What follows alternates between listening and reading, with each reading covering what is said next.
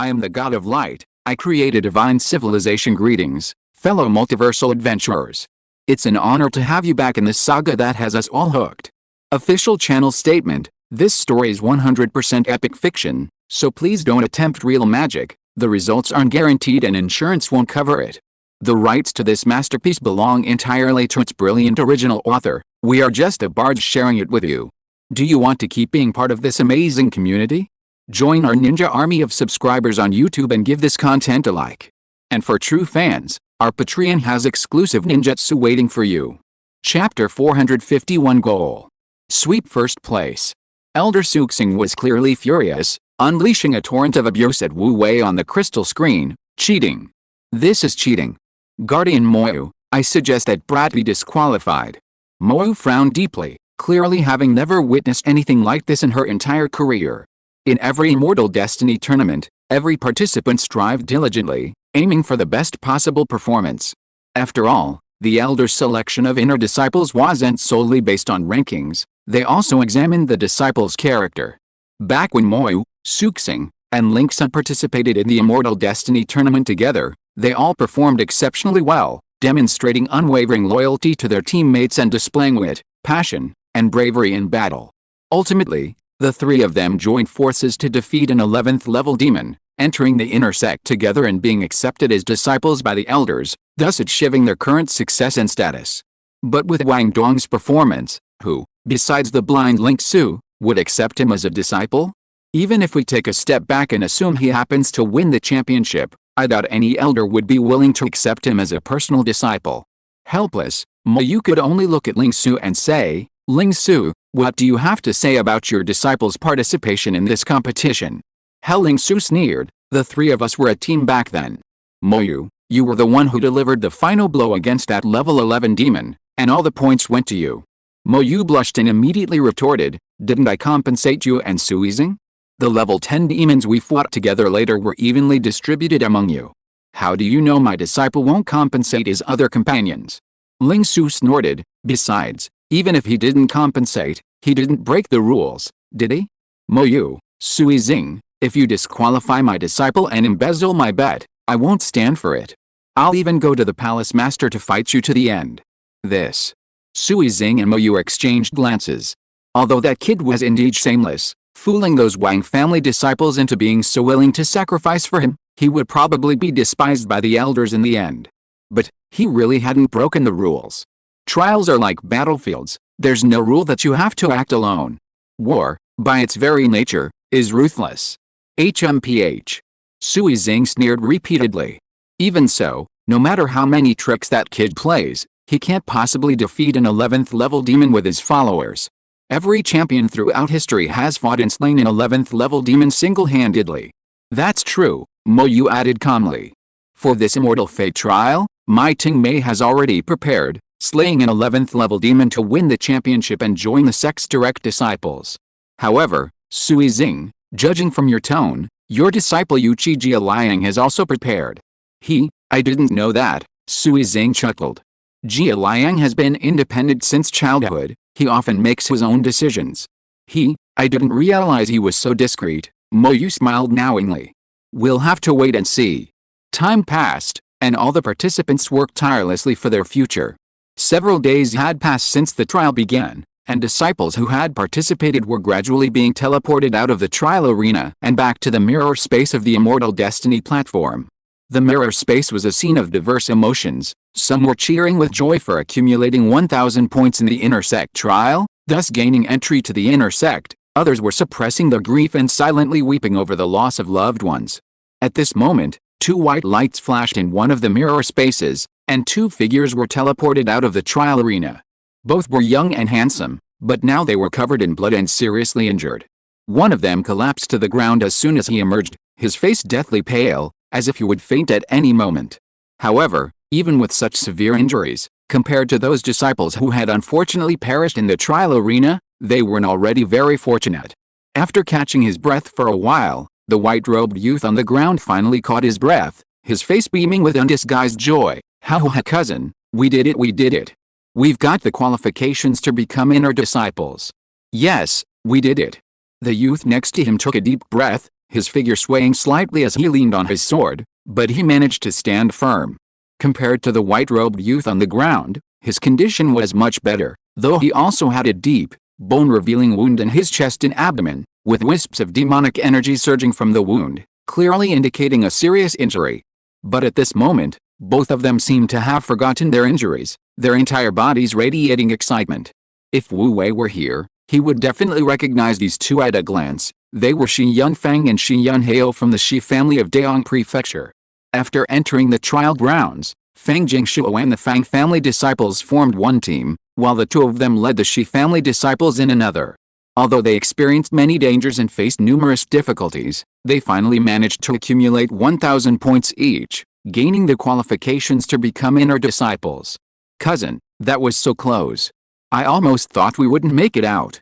Luckily, we succeeded in the end. Shi Yunhao's peach blossom eyes gleamed with excitement. Even though his injuries made it difficult for him to stand, his mouth wouldn't stop talking. Before we came, my father repeatedly warned me, afraid I'd hold you back. Now, I can finally hold my head high when I get back. Let's see if he dares to look down on me again. Of course. Not only you, but our Shi family of Daong will be completely different now. Shi Yunfeng's lips curled into a smile, a sharp glint in his eyes. With his talent, as long as he could enter the Immortal Palace, advancing to the 11th level true immortal was only a matter of time. Taking over Dansao and unifying the entire star cluster was just around the corner. While Shi Yunfeng and Shi Yunhao were talking, the other trial disciples who had teleported out earlier noticed them, and their conversation was naturally overheard by many. Many people cast envious glances at the two of them. Despite arriving early, only a minority of them were qualified to become inner disciples. Most had chosen to withdraw from the trial grounds to save their lives in a critical moment. Although they survived, they also lost their qualification to become inner disciples. Seeing the excited expressions of the Shi brothers, Yunfeng and Yunhao, they couldn't help but feel conflicted. For a moment, the Shi brothers were surrounded by envious and jealous gazes from the surrounding cultivators. However, they had just left the trial grounds and were currently in a state of excitement, completely unaware of the gazes of the surrounding cultivators. After a while, the two finally recovered from their excitement of becoming inner disciples and began to pay attention to other things. Cousin, look. The top 3 on the leaderboard have already obtained 5 or 6,000 points. Shi Yunhao pointed to the points ranking on the J tablet and showed it to Shi Yunfeng, his tone full of shock and disbelief. To get so many points, you have to kill at least 8 or 9 level 10 demons, right? Are they even human? The two brothers had barely managed to accumulate 1,000 points by going through several life or death situations together. He simply couldn't imagine how these people had obtained so many points. They're all level 10, the difference is too big. Hearing this, Shi Yunfeng's attention was also drawn to the leaderboard. He pondered, the demons in the trial arena are all exceptionally strong, even the lowest level 8 demons aren't easy to kill. To be able to get so many points in such fierce competition, it must be just a few. You mean Mo Tengmei from the Daking Mo family, Yuchi Jialian from the Biling Yuchi family, and Hua Wuji from the Kingaon Hua family. Shi Yunhao also realized, but was still somewhat doubtful, are they really that strong? They are all heirs cultivated by upper-class families, how can we easily fathom their strength? Shi Yunfeng sighed. Although he always thought highly of himself, he still had some self-awareness and knew that these people were beyond his reach. Seeing his cousin's expression, Shi Yunhao immediately understood what he was thinking, and for a moment, he felt somewhat disheartened. Forget it, let's not talk about them anymore. He shook his head and changed the subject. I wonder if Wang Bian and his good-for-nothing cousin have come out yet? If they have, we can go over and ridicule them. We're both having such a hard time, so the Wang family's bunch of rabble must be even less of a threat. HMPH Wang Dong, Wang Bian, Shi Yunfeng snorted coldly. With their abilities, it's already quite an achievement that they passed the outer disciple trial. After this, the Wang family will be worlds apart from us.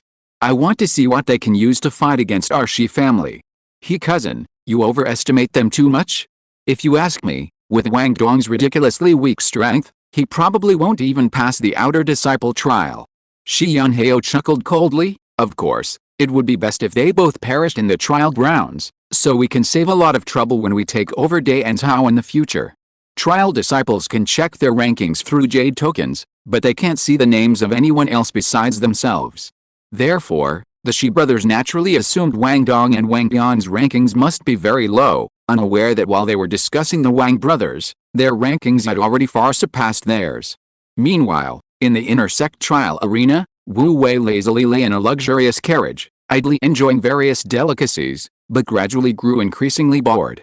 Normally, he would have already shifted his consciousness back to his divine kingdom and wandered off to find other entertainment.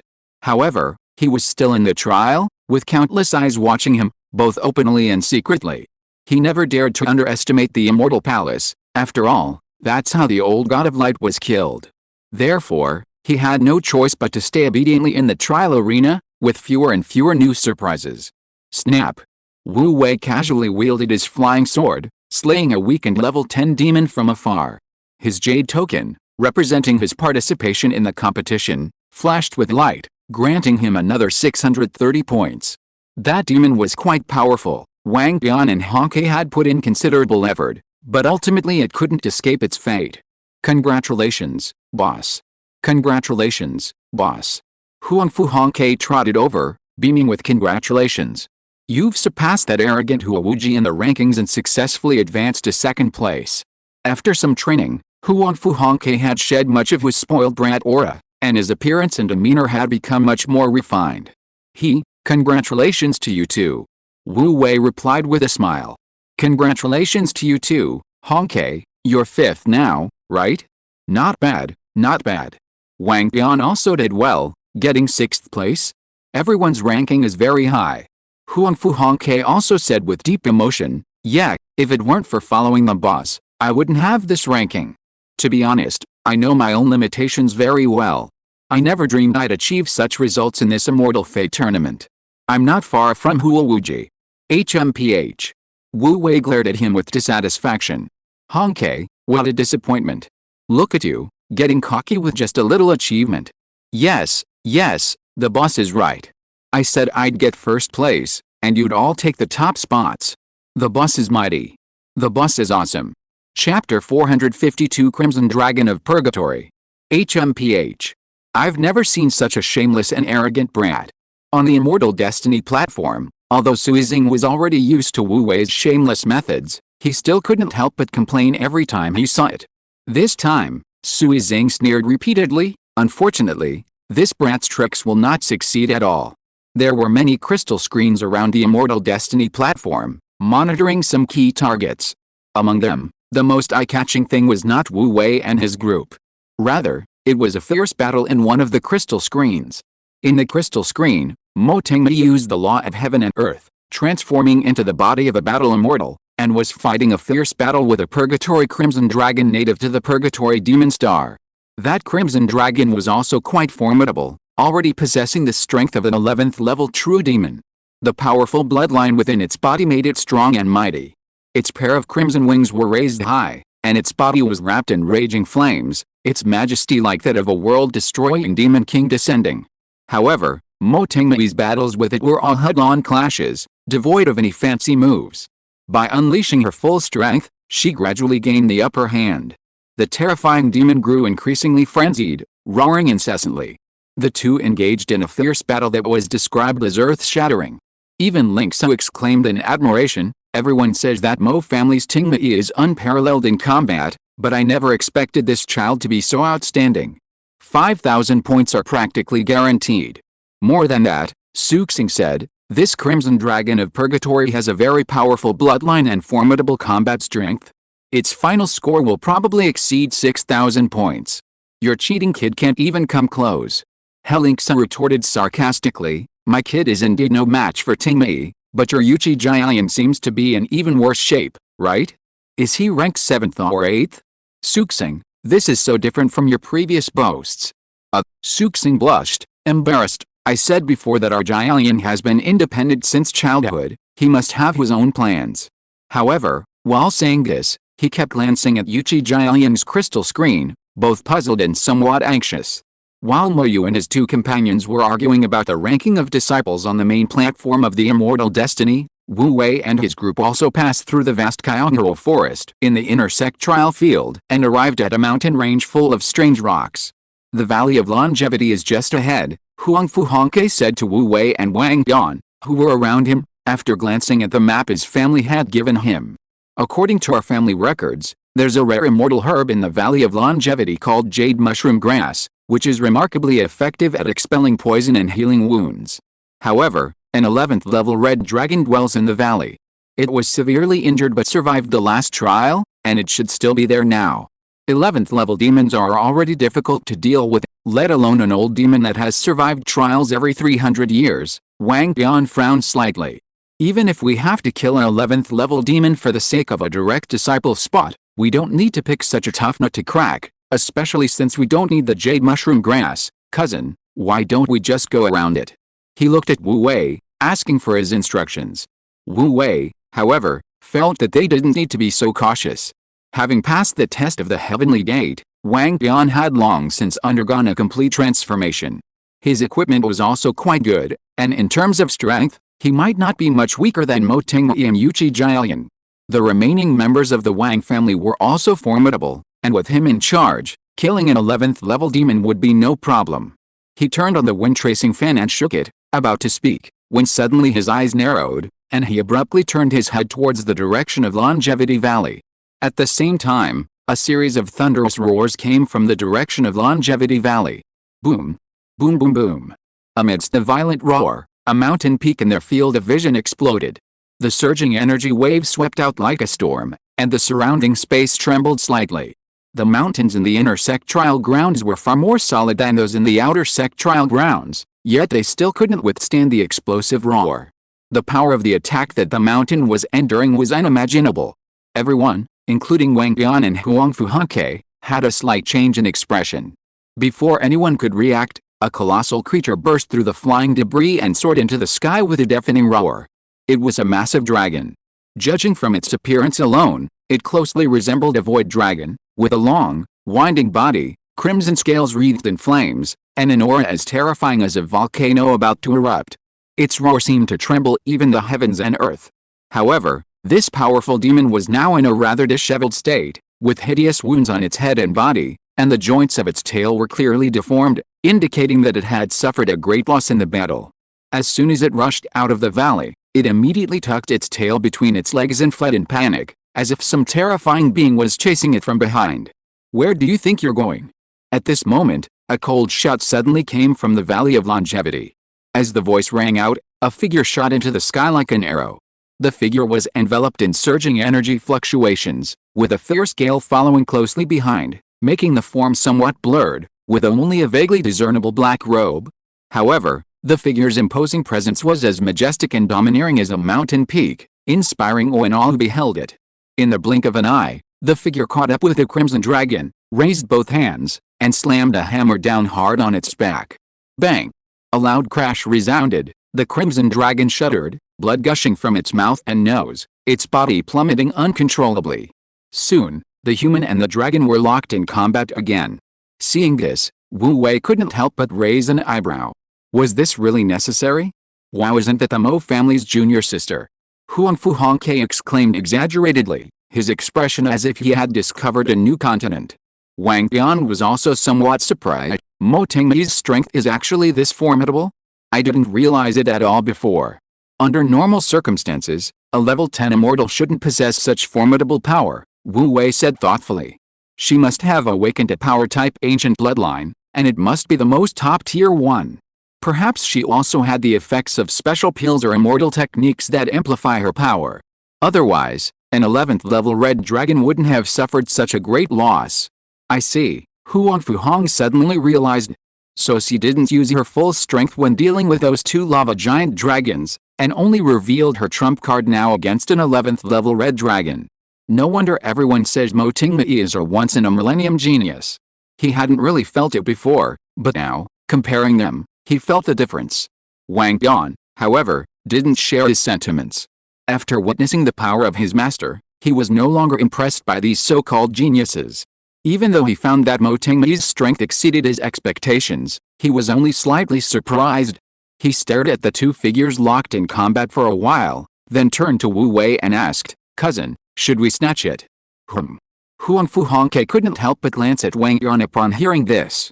"Snatching monsters isn't a good idea, is it?" Wang Yan ignored him completely, focusing only on Wu Wei, waiting for his answer. "Forget it." Wu Wei shook his head. "There's more than just this one level 11 demon. There's no need for that. Let's go." Wu Wei was the god of light, not some dark plundering god. It wouldn't be fair to go and steal a wave of monsters while they were peacefully fighting them. "Yes, cousin."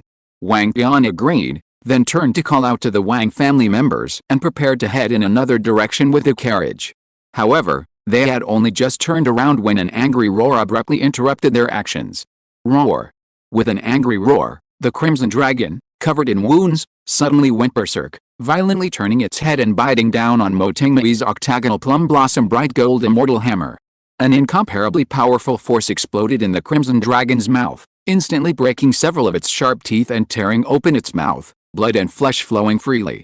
But the Crimson Dragon seemed completely oblivious to the pain, still holding on to the hammer tightly, frantically shaking its head with all its might, actually managing to snatch the octagonal plum blossom bright gold immortal hammer from Mo Tingmei's hand despite its injuries.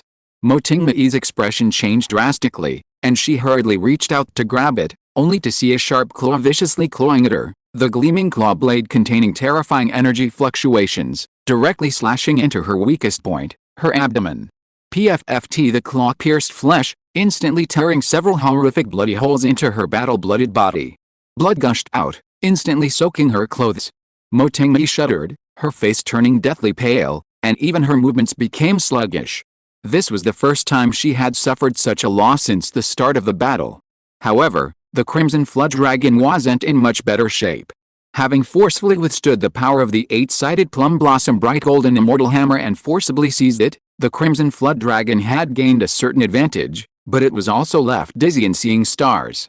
Its body was becoming increasingly weak and exhausted due to excessive blood loss.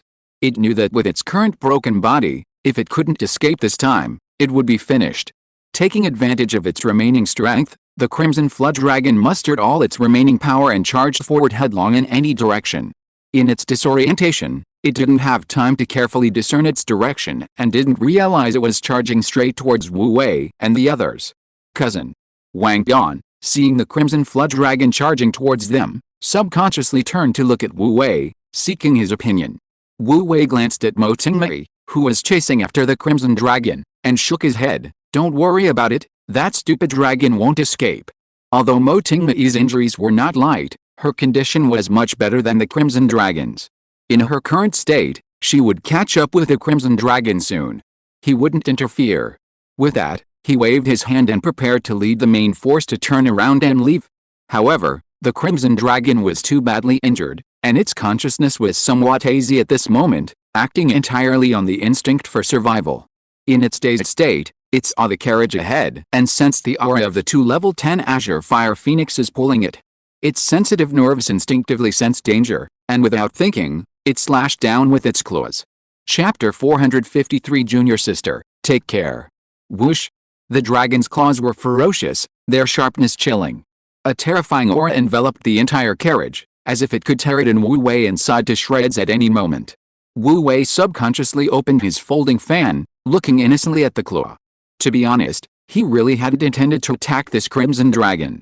Who would have thought that even though he didn't make a move, the Crimson Dragon would deliberately run into his hands? What should he do now? While Wu Wei was calmly considering a solution, Wang Yan, who had witnessed this scene, was already terrified. "Cousin, be careful." He widened his eyes and, without thinking, raised his hand to attack the Crimson Dragon. At this moment, he couldn't care about anything else, only one thought remained in his mind. He absolutely couldn't let this Crimson Dragon harm his lord. Protecting one's lord was the instinct of every fanatical believer, even a holy believer. The sword light, imbued with powerful might, collided with a ferocious dragon's claws in a flash, instantly slowing it down. The other members of the Wang family reacted immediately, unleashing their attacks on the Crimson Dragon. In this urgent situation, none of them held back. In an instant, countless attacks rained down, multicolored magical light completely engulfing the Crimson Dragon's massive form. For a moment, the roars of spells, the Crimson Dragon's howls, and the angry shouts of the crowd filled the air, plunging the entire battlefield into chaos. Roar. In the chaos, no one noticed that the Crimson Dragon's struggles were growing weaker, its screams growing fainter. It was already at its limit. How could it withstand such a dense and relentless barrage of attacks? In just a few breaths, it could no longer hold on and plummeted from midair. Whoosh whoosh amidst the howling wind, the Crimson Dragon's massive body plummeted rapidly, its speed increasing, its enormous shadow quickly enveloping the entire chariot. Wu Wei raised an eyebrow, only then noticing that the chariot was positioned directly beneath the Crimson Dragon. The Crimson Dragon's body weighed well over 10,000 jin, approximately 50 kilograms. If it hit him squarely, the chariot's defenses would likely crumble. Without much thought, he casually fanned the wind with his fan, sending a wind blade hurtling towards the massive dragon's body, deflecting it slightly. Seeing the danger, the surrounding Wang family members immediately stopped and quickly scattered. Bang! The Crimson Dragon slammed heavily onto the ground beside the chariot, shaking the earth. Crimson blood seeped from its eyes, ears, nose, and mouth. It convulsed a few times before suddenly becoming still. At the same time, the trial jade token on Wu Wei's waist flashed, his points instantly increasing by 6,000, and his ranking instantly rising from second to first. Wu Wei, he glanced at the Crimson Dragon on the ground, then at the trial jade token on his waist, his lips twitching, speechless. Sigh, he really didn't mean to. Meanwhile, Mo Tingmei was injured, her speed far less than before. Although she tried her best to increase her speed, she was still a bit too slow. When she arrived, the Crimson Flood Dragon had already been overwhelmed by the attacks of the Wang family disciples. She had no time to do anything and could only watch helplessly as the Crimson Flood Dragon died at Wu Wei's hands. She was furious, and after trying to hold back, she finally couldn't help but grit her teeth and curse, "Wang Dong! You despicable and shameless!" PFFT. In her anger, she spat out a mouthful of blood before she could finish her sentence, and her face turned extremely pale. Wu Wei touched his nose. Well, now it's hard to explain. Although it wasn't intentional, he had indeed stolen her monster. He even got 6,000 points for free, which made him feel a little embarrassed. Besides, Mo Tingmei looked really pitiful. Oh well, as the dignified god of light, how could I really take advantage of a little girl like you for nothing? Wu Wei raised his hand and cast a healing spell disguised as a celestial technique on her, mixed with a lot of chaotic essence, as compensation. A dazzling white light descended, instantly merging into Mo Tingmei's body. Mo Tingmei wore a long black robe, which, even when soaked in blood, was barely visible. However, the several bloody holes in her chest and abdomen were particularly conspicuous. Even after taking hemostatic pills, blood continued to seep out, a gruesome sight. Yet, the instant the white light merged into her body, those bloody holes healed at an abnormally rapid pace, from stopping the bleeding to complete healing. Even the scabs on the wounds fell off quickly, and soon the scars were no longer visible. This entire process took only a few breaths. Even the most effective healing pills couldn't achieve a tenth of its speed. Mo Tingmei subconsciously used her divine sense to examine her injuries and discovered that not only had the injuries she sustained during her battle with the Crimson Dragon healed, but even the hidden injuries from forcibly increasing her strength limit by taking high-grade immortal pills had been healed without her noticing. Even the physical strength she had struggled to improve through rigorous training had increased significantly without her realizing it. It's important to understand that the ancient battle blood within her was incredibly domineering. While it greatly enhanced her physical strength and power ceiling, it also imposed numerous limitations. The most significant of these was that each time she advanced in rank, the power of her bloodline would uncontrollably surge, risking her exploding and dying if her physical strength wasn't sufficient. Because of this, she needed to spend a significant amount of time tempering her body before each advancement. However, with each advancement, the tempering of her body became increasingly difficult, especially after reaching the immortal realm, where she encountered a hurdle and couldn't break through. She hadn't expected that Wang Dong's seemingly casual healing immortal technique would actually help her cross that hurdle. What kind of method was this? Mo Tingmei was stunned, her expression blank for a moment. Before she could react, Elder Shattered Star on the Immortal Fate platform reacted immediately, almost blurting out, "Holy crap! How much Chaos Spirit liquid does this kid have?" His eyes widened, his expression a mixture of shock, envy, and jealousy, a truly fascinating sight. While he was still in shock, Elder Link Su clutched his chest in anguish. That brat could have healed the injury with a single pill. Why did he use Chaos Elixir? Even if you have a lot of Chaos Elixir, you can't waste it like that. Although the Chaos Elixir belonged to his disciple, Ling Su still felt a pang of heartache. The guardian of Moy Town, though not as overtly affected as the other two, was also conflicted. On one hand, she was furious at Wang Dong for stealing the monster, but on the other hand, she had to accept his favor. After all, Chaos Elixir was something even she coveted. How could she say anything if it was used on Mo Tingmei like that? That kid was truly outrageously extravagant. Meanwhile, Mo Tingmei finally recovered from her shock. She looked at Wu Wei with suspicion. What exactly did you do to my body? Cough cough. Wu Wei, who was drinking spirit wine from Honglun's hand, almost spat it out upon hearing this. The two puppets, Honglun and Lulu, covered their mouths and chuckled, their beautiful, shimmering eyes glancing meaningfully at Mo Tingmei. Many of the Wang family members also wore knowing expressions. Junior sister Mo, although we're all adults, you should still watch your words, Wu Wei said, swallowing his wine and fanning himself.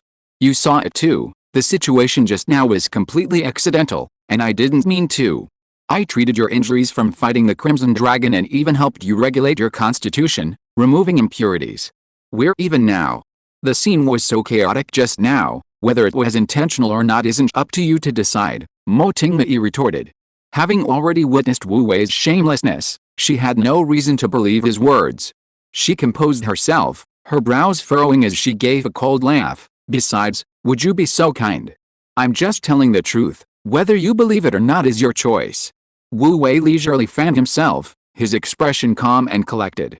Then, as if he'd figured something out, he suddenly closed his fan, looking at Mo Tingmei with a half smile. Perhaps junior sister wants me to capture an 11th level demon so you can finish it off. You. Do you think I'm as shameless as you? Besides, if you had the ability to fight an 11th level demon, would you need to steal from me? Mo Tingmei exploded at these words. Was she the kind of person who didn't know what was good for her? Although she didn't understand Wang Dong's intentions, she knew that the treatment she had just received was not simple. The benefits she gained were already equivalent to the points of an 11th level demon. However, with her limited knowledge, she couldn't see what kind of good stuff that shameless Wang Dong had used on her. If it weren't for his healing, she would have already beaten him up, given her temper. But now, she didn't even have a reason to hide him. It was incredibly frustrating. The more Mo Tingmei thought about it, the angrier she became. She couldn't help but glare fiercely at Wu Wei, gritting her teeth and saying, I can hunt level 11 demons myself, no need for you to bother. Goodbye. No, I mean never again. With that, she turned and left, her aggressive demeanor making it seem as if she were going to seek revenge. Moreover, her attitude seemed exceptionally resolute. She didn't want anything to do with him anymore, as every time they met, it brought her bad luck. Wu Wei couldn't help but chuckle. For some reason, he found Mo Tingmei's exasperated appearance rather cute. Seeing her about to leave, as if he felt the fire wasn't burning bright enough, he added fuel to the flames, waving and saying, Goodbye, junior sister, have a safe journey. HMPH. Mo Tingmei snorted heavily, disappearing into the towering mountains without looking back. Cousin, why did you deliberately provoke her? Wang Bian had been holding back his laughter since earlier, and finally couldn't help but burst out laughing. Wu Wei smiled contentedly and didn't speak. He understood Mo Tingmei's doubts and knew what she really wanted to ask, but he was too lazy to explain. Such methods might be rare among people in the cultivation world, but they were nothing to him. He would act whenever he wanted. Why ask so many questions? Congratulations, boss. Congratulations, boss. After Mo Tingmei left in a huff, the atmosphere immediately livened up again, and Huang Fuhong eagerly came over. Big Brother's first place ranking is well deserved. Young Master's first place ranking is well deserved. The Wang family disciples all shouted in unison.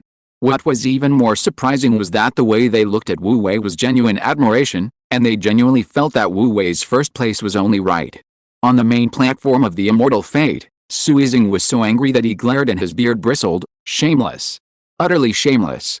Stealing someone's half-dead prey, and yet he has the nerve to praise it as well deserved.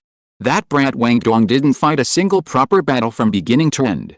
Su Yizing, you're wrong about that, Ling Su retorted, not to be outdone. Luck is also a form of strength. My Wang Dong didn't provoke that Crimson Flood Dragon. On the contrary, that stupid dragon attacked and sought its death. Does that mean our disciple's life is worthless, that he can't even fight back when beaten? Suizing was furious but had no way to refute him. Alright, Mo Yu stepped in to mediate. This matter is probably just an accident. Since Wang Dong has made compensation, let's let it go. Even so, Mo Yu still felt a little aggrieved. Ting Mei missed this opportunity, and he wondered if she could catch up with that brat Wang Dong by the end of the trial. Ting Mei, you must be strong. Don't lose to that brat. Chapter 454 Surge, Dark Clouds.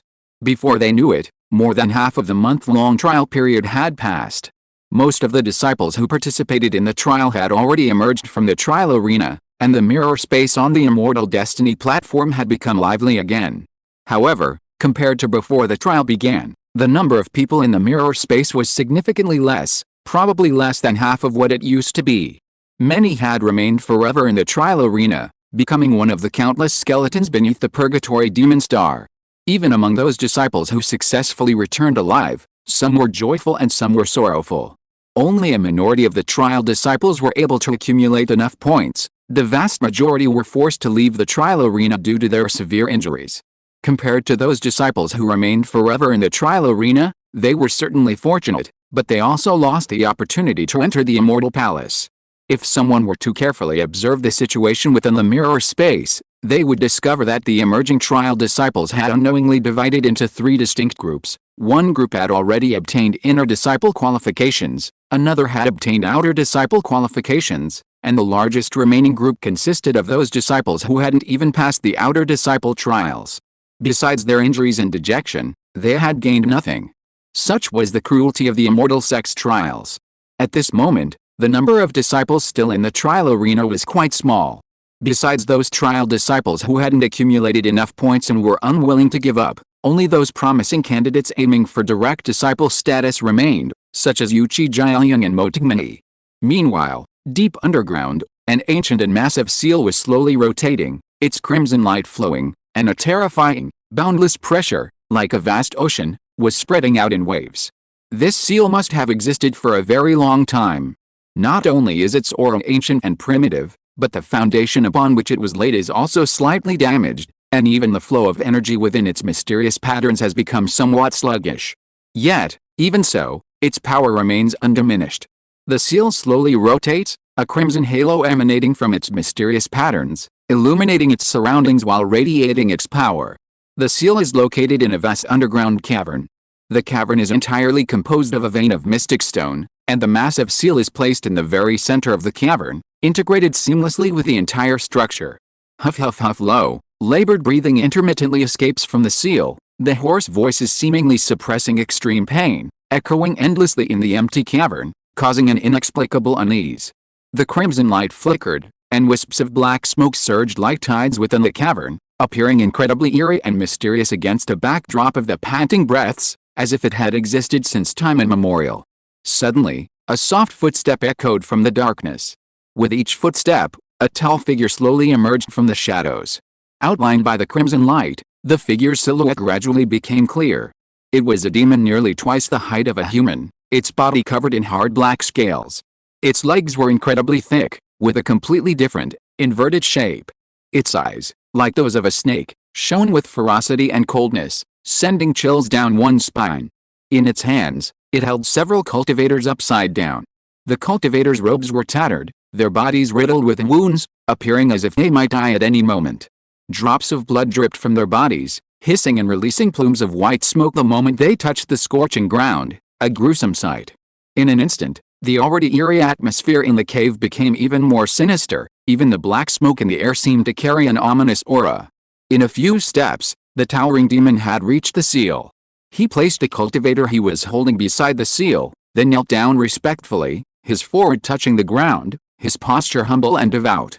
"Master," his voice was hoarse and dry, his tone strange, as if he were unaccustomed to speaking, "the number of trial disciples on the ground is dwindling. This time we only captured 5, the harvest is far less than before. Please forgive me, Master." As his words fell, the low, labored breathing that echoed in the cave suddenly ceased for a moment. In an instant, the entire cave was silent, the atmosphere suddenly becoming oppressive. The demon kneeling on the ground was tense, His forehead pressed tightly to the ground, so nervous he dared not even breathe. After a long while, a human voice finally came from within the seal. "It's all right." The voice was deep and hoarse, yet it seemed to exude supreme authority, inspiring awe in those who knelt before it. The demon kneeling on the ground immediately breathed a sigh of relief. "Please accept the sacrifice, Master." With that, he produced a black bone artifact from somewhere, placed it squarely on the ground before him, prostrated himself, and began to chant softly. He didn't know what language he used, his tone was desolate, his pronunciation ancient, and it carried an indescribable sense of holiness. As he chanted, the black smoke permeating the cave slowly gathered, transforming into a thick ball of black energy that enveloped the 5 dying cultivators on the ground. A moment later, the thick black energy ball rose from the ground, transforming into a stream of light that disappeared into the slowly rotating crimson seal. The crimson aura flowing on the seal suddenly paused, and the next moment, wisps of black smoke seeped out from the seal, slowly dissipating into the cave. It was unclear whether it was an illusion or not, but the mysterious patterns on the seal seemed to have dimmed slightly. A satisfied sigh came from within the seal. "Congratulations, Master, the power of the seal has been corroded a little more," the demon congratulated. "Just this much power? It's far from enough." The being within the seal seemed unsatisfied, letting out a low sigh before asking, "How is the situation outside?" The demon reported, "Everything is proceeding according to plan. The people of the Immortal Palace haven't noticed anything." "Good." The being within the seal responded, then, as if remembering something, suddenly snorted coldly, "That old bastard Dong Soon went to great lengths to seal me here, even sacrificing his own lifespan and energy. He probably never imagined that one day I would be able to break free. Master's wisdom and strategy are beyond the comprehension of those people from the Immortal Palace," the demon flattered. The being within the seal gave a satisfied hum, then changed the subject, saying, "After years of dormancy, it's time to reap the rewards. This opportunity is rare and cannot be missed." "Yes." The demon's expression hardened, instantly becoming serious. "The day I, the demon lord, break free will be the day my demon race rises again." The being's voice grew increasingly cold, its tone carrying a heavy killing intent. "What the Immortal Palace did to us demons back then, I, the demon lord, will make them pay 10-fold, 100-fold." As soon as the words fell, the black smoke billowing in the cave seemed to be stimulated, suddenly churning violently. An indescribable, terrifying pressure instantly emanated from the seal, sweeping across the entire cave in an instant. The demon kneeling on the ground trembled, unable to bear it, and lowered his body. However, he seemed completely unconcerned. His serpentine, cold eyes showed no pain, only fanaticism and madness. Meanwhile, in the inner training grounds of the Purgatory Demon Star, the trials were still underway. Those who had remained until now were the cream of the crop among the younger generation. Bang! The enormous octagonal plum blossom bright gold immortal hammer collided fiercely with the claws covered in crimson hard scales. The dazzling immortal light in the red and black demonic power surged instantly, and a fierce shockwave swept out like a storm. The waves on the scorching lava lake churned, and a section of it was dented by the fierce shockwave. Roar! An angry roar rang out. The next moment, the man and the beast suddenly separated and flew backward in 2 different directions. Without the obscuring layers of light and flame, the figures of the man and the beast finally appeared clearly in the sky. The figure wielded an octagonal, plum blossom-shaped, golden immortal hammer.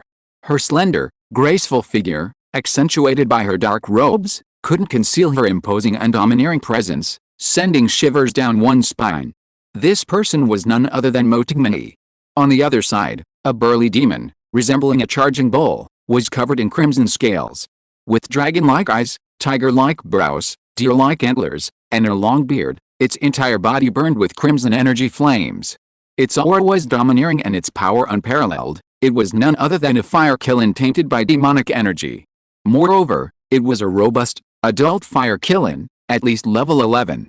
Since encountering this fire kiln in the lava lake, Motingmani had been battling it for a day and a night, finally gaining the upper hand. Although her immortal energy was being depleted, she felt no fatigue. Instead, her spirit was high, and she fought with increasing ferocity. She knew that given a little more time, she could defeat this fire kiln. "You beast! Die!" Motingmani's figure blurred as she charged forward again, unleashing her hammer technique at the fire kiln. The incomparably powerful immortal hammer whistled through the air, sending up waves of energy that shook the entire space. This single strike was no less powerful than the full-force attack of an 11th level true immortal. Well done. On the Immortal Destiny platform, Elder Suxing couldn't help but applaud the strike. The Moi Guardian also smiled. Before entering the trial grounds, her mountain-shaking hammer technique wasn't as refined. The trial grounds are indeed a good place to hone one's skills. Elder Linksu nodded in agreement. Tingmei's strength has indeed improved significantly, not only in the mountain-shaking hammer technique, but also in the strength of her body and the control of her power. It seems that the battle with the 11th level demon brought out her potential. Mo Tingmei's increase in strength was undeniable, and the three of them couldn't possibly have missed it. Speaking of which, Tingmei is currently ranked second in points. Elder Suxing suddenly remembered something. Given the strength of this fire killing it would yield at least 7 or 8,000 points, making it a definite step up to first place. He glanced at Elder Linksu and said sarcastically, "Indeed, the trial grounds are all about strength. Even if you gain a temporary advantage through opportunistic tricks, it's ultimately not the right path." Elder Linksu understood his pointed remark. He was implying that Wang Dong had used opportunistic tactics, gained an advantage, but was ultimately destined to lose to Mo Tingmei. He sneered, "It's my disciple's ability to achieve this through opportunism. It's better than your worthless disciple. Before entering the inner arena, you kept saying your disciple would definitely become the inner sect champion. And now," Elder Suxing choked, his face turning ugly. If Wang Dong was just about to be overtaken by Mo Tingmei and lose his top spot on the leaderboard, then Yuchi Jialian had been consistently underperforming since entering the inner sect trial grounds, currently ranking only 10th on the leaderboard. Although he knew his disciple's true strength was far greater than this result was truly disappointing. He took a deep breath, barely managing to control his expression, and forced a rebuttal. I still maintained that strength is the only true measure. Jialian's strength is undeniable, he just wasn't playing seriously before. Once he gets serious, his points will definitely catch up quickly. Just wait and see. Alright. Then I'll wait. Elder Linksu didn't back down, his cold smile never fading. As they spoke, a young fairy boy brought up a tray, serving them freshly brewed immortal tea. The refreshing aroma of the tea lingered on the Immortal Fate platform, calming everyone's minds unconsciously. This was the effect of top-grade immortal tea. The two immediately stopped bickering and turned to look at the teacups. This is Crane's Crest Immortal Tea, a tea variety that Tingmei brought back from her training trip a few years ago. You two can have a taste, the Moi garrison commander introduced to them. Since it's tea that Tingmei found, then I really must savor it properly, Elder Suxing said, snapping out of his reverie. He didn't actually know much about immortal tea, but Mo had brought it out at this moment simply to show off Mo Tingmei's filial piety. He tactfully praised her a few times, then added, Jialian seems to be thinking about something, not even in a hurry yet. Your Tingmei is so much more worry-free, she's about to take the crown. We'll see, Mo said, not making any definitive statements, but he felt that Tingmei was almost certain to win this time, and a smile unconsciously appeared on his face. Seeing their attitude that Mo Tingmei seemed to have already won the crown, Elder Linksu felt inexplicably displeased. He glared fiercely at Elder Suxing, then glanced at Mo Yu, and couldn't help but gulp down a mouthful of immortal tea, remaining silent. Who is this senior brother? So impressive. At this moment, the little immortal boy standing beside him suddenly exclaimed in surprise as he looked at the crystal screen. Impressive? Mo Yu and the other two's hearts skipped a beat, and they quickly turned to look at the crystal screen. On the crystal screen, they saw Wang Dong and his group of people, a large and imposing group. And the direction they were heading was the lava lake, where Mo Tingmei and the fire killing were fighting. Why is it that brat again? Elder Suxing's expression changed, and he almost couldn't help but jump up and down. Mo Yu, the guardian, also froze on his face. Elder Linksu was also completely surprised by this situation and was stunned for a moment. Damn it. We mustn't let this brat find out. Elder Suxing couldn't stand Linksu's smugness the most, and seeing this situation, he couldn't sit still anymore. He immediately clenched his fists nervously and started muttering to himself. The garrison commander of Moi Town unconsciously tightened his grip on the teacup, his heart pounding with nervousness. Chapter 455 Junior Sister. Don't run away. Meanwhile, hundreds of kilometers away from the lava lake, Wu Wei and his group were driving their chariot, their sword formations whistling through the sky. The terrifying aura of the Azure Fire Phoenix, a level 10 great demon, permeated the air, causing all level 9 demons to scatter like birds and beasts wherever it went. Iguanas hiding in concealed positions, preparing to ambush, sensed the presence of their natural enemy and immediately burst forth, fleeing at breakneck speed. Even giant rock turtles, enjoying their meal, were so frightened that they abandoned their prey, tucking in their heads and claws to disguise themselves as massive rocks, lest they be noticed by the terrifying great demons passing overhead. Their display was truly awe-inspiring and unparalleled. Wherever they flew, all demons were swept away. The level 9 demons were simply frightened away, while the level 10 demons, undeterred by the Azure Fire Phoenix's power, ultimately became points in their hands, making a significant contribution to their ranking on the leaderboard. In fact, if Wu Wei hadn't complained about the low points earned by level 9 demons, they probably wouldn't have let them go. "Boss, there's a fork in the road ahead." After flying for a while, Huan Fuhong suddenly spoke up, pointing to 2 directions ahead and explaining the situation to Wu Wei. "Going straight ahead, there's a lava lake. There aren't many demons living there, but an 11th level fire unicorn is in charge. Going right, there's a lava mountain range. The terrain there is complex, with many underground caves, but there are a lot of demons there, a great place to farm points." After everything that had happened, he now genuinely considered Wu Wei his boss and was determined to stick close to this powerful figure. His attitude towards Wu Wei was becoming increasingly respectful. After explaining the situation, he humbly asked Wu Wei for instructions. "Boss, should we go that way?" "Advance." Wu Wei nonchalantly raised his hand and casually pointed in a direction. It didn't matter which way they went, since they were just farming points anyway. "All right." Huan Fuhongke immediately became excited upon receiving the order, snatching Wang Bian's task and shouting loudly, "Men, turn right ahead. Target, Lava Mountain Range." Wang Tian glared at him, grabbed him by the back of his collar and dragged him back, then ordered the Wang family disciples ahead to prepare to turn towards the Lava Mountain Range. On the Immortal Fate platform, Elder Suxing breathed a sigh of relief upon seeing this scene. That kid didn't notice. "Great." As he spoke, his tense body relaxed, and a smile returned to his face. The Moy Town Guardian also secretly breathed a sigh of relief, subconsciously taking a sip of tea to calm his nerves. Elder Ling Su, however, couldn't help but sigh inwardly. For some reason, seeing that Wang Dong hadn't headed towards the lava lake, he was actually a little disappointed. What was wrong with him? He wasn't like this before.